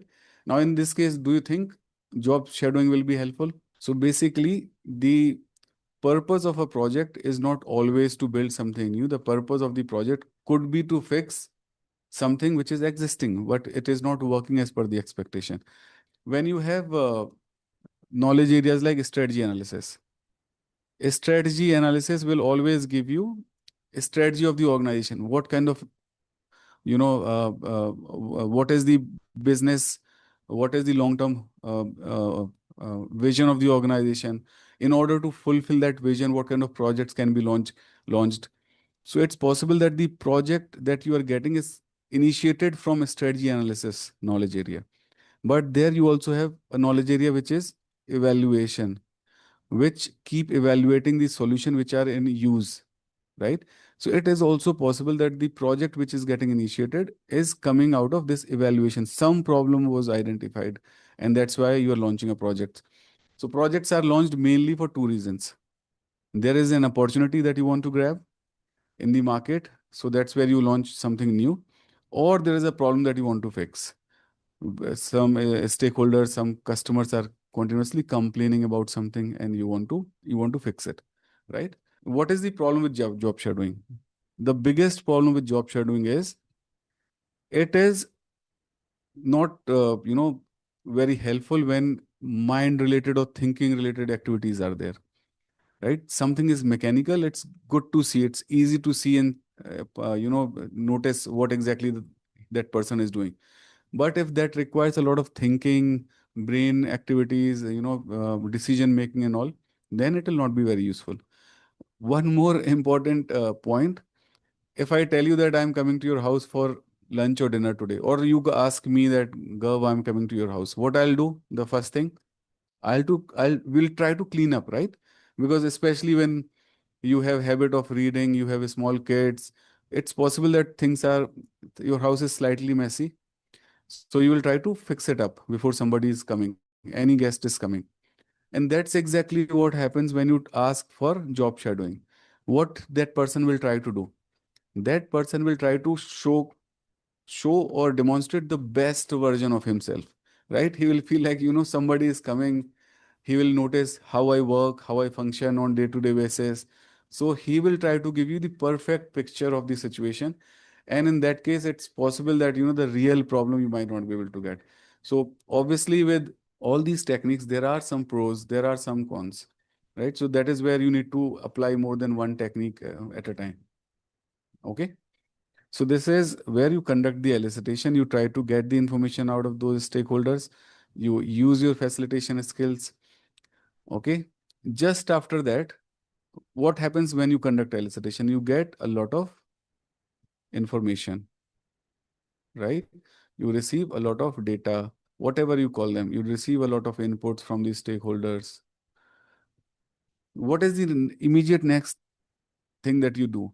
Immediately, you document all of this, and maybe you will send out minutes And that is what is called confirm elicitation result. What is the purpose of this? Why do we send minutes? What is the main purpose of sending out minutes? Status, more important than that. Yes, to keep everyone on the same page. Status and action points, evidence, yes, that is also important. And keep record of agreed requirement, responsibility. And the most important one is to save yourself, right? It is possible that during the meeting, somebody was not listening, somebody didn't pay enough attention, and maybe the responsibility then is with you. But when you send minutes, it means you have documented the discussion. And mostly, what is the last line that you mention? That I hope, in case I have missed anything or misstated anything, please correct me. Please feel free to add. Please feel free to update that in case I have missed or misstated anything, right? So when you do this, now who is responsible? Now collectively, everyone is responsible. So that is the main purpose why we send out minutes, so that we can document the discussion. All the points are covered, all the action items are documented.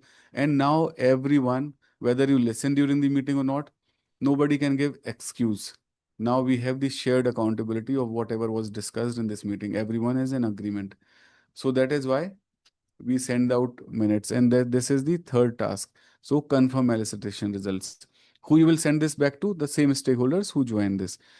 Do you think stakeholder engagement will be input to this task? Tell me which of these tasks will take stakeholder engagement as input. Which of these tasks? All of them or one of them? All three? What if I just use it in this and then, because after this, what is the output of this? Elicitation preparation. So maybe that is also enough, that because we were doing another level of planning here. During this planning, I took one input and now I'm using this planning for next steps. So why do I need to keep looking back to, stakeholder engagement when that input was taken care within this planning and now I'm using this planning, right? Then that is confirm elicitation result. What is next? Communicate business analysis information. You know what is business analysis information? Every document that you produce, right? All these minutes that you create, tracy metrics, traceability metrics, all of those things that you produce, they all will be communicated to the stakeholders.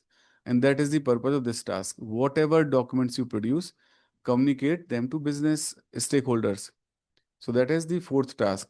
Here, what will be the input? So basically, the information that you need to communicate and the stakeholders that you need to communicate, these are the only two inputs, right? Information, and you are communicating them, this information, to stakeholders. So stakeholder engagement approach and information. Now you see, I told you in this knowledge area, what do you get? Do you get final requirements? No, right? What is the output of this knowledge area? Output of this knowledge area is called elicitation results, right? Or you can say data that you received or info that you received from a stakeholder. This is the output of this particular knowledge area. You confirm these elicitation results only. Where exactly you will convert them into a proper requirement documents?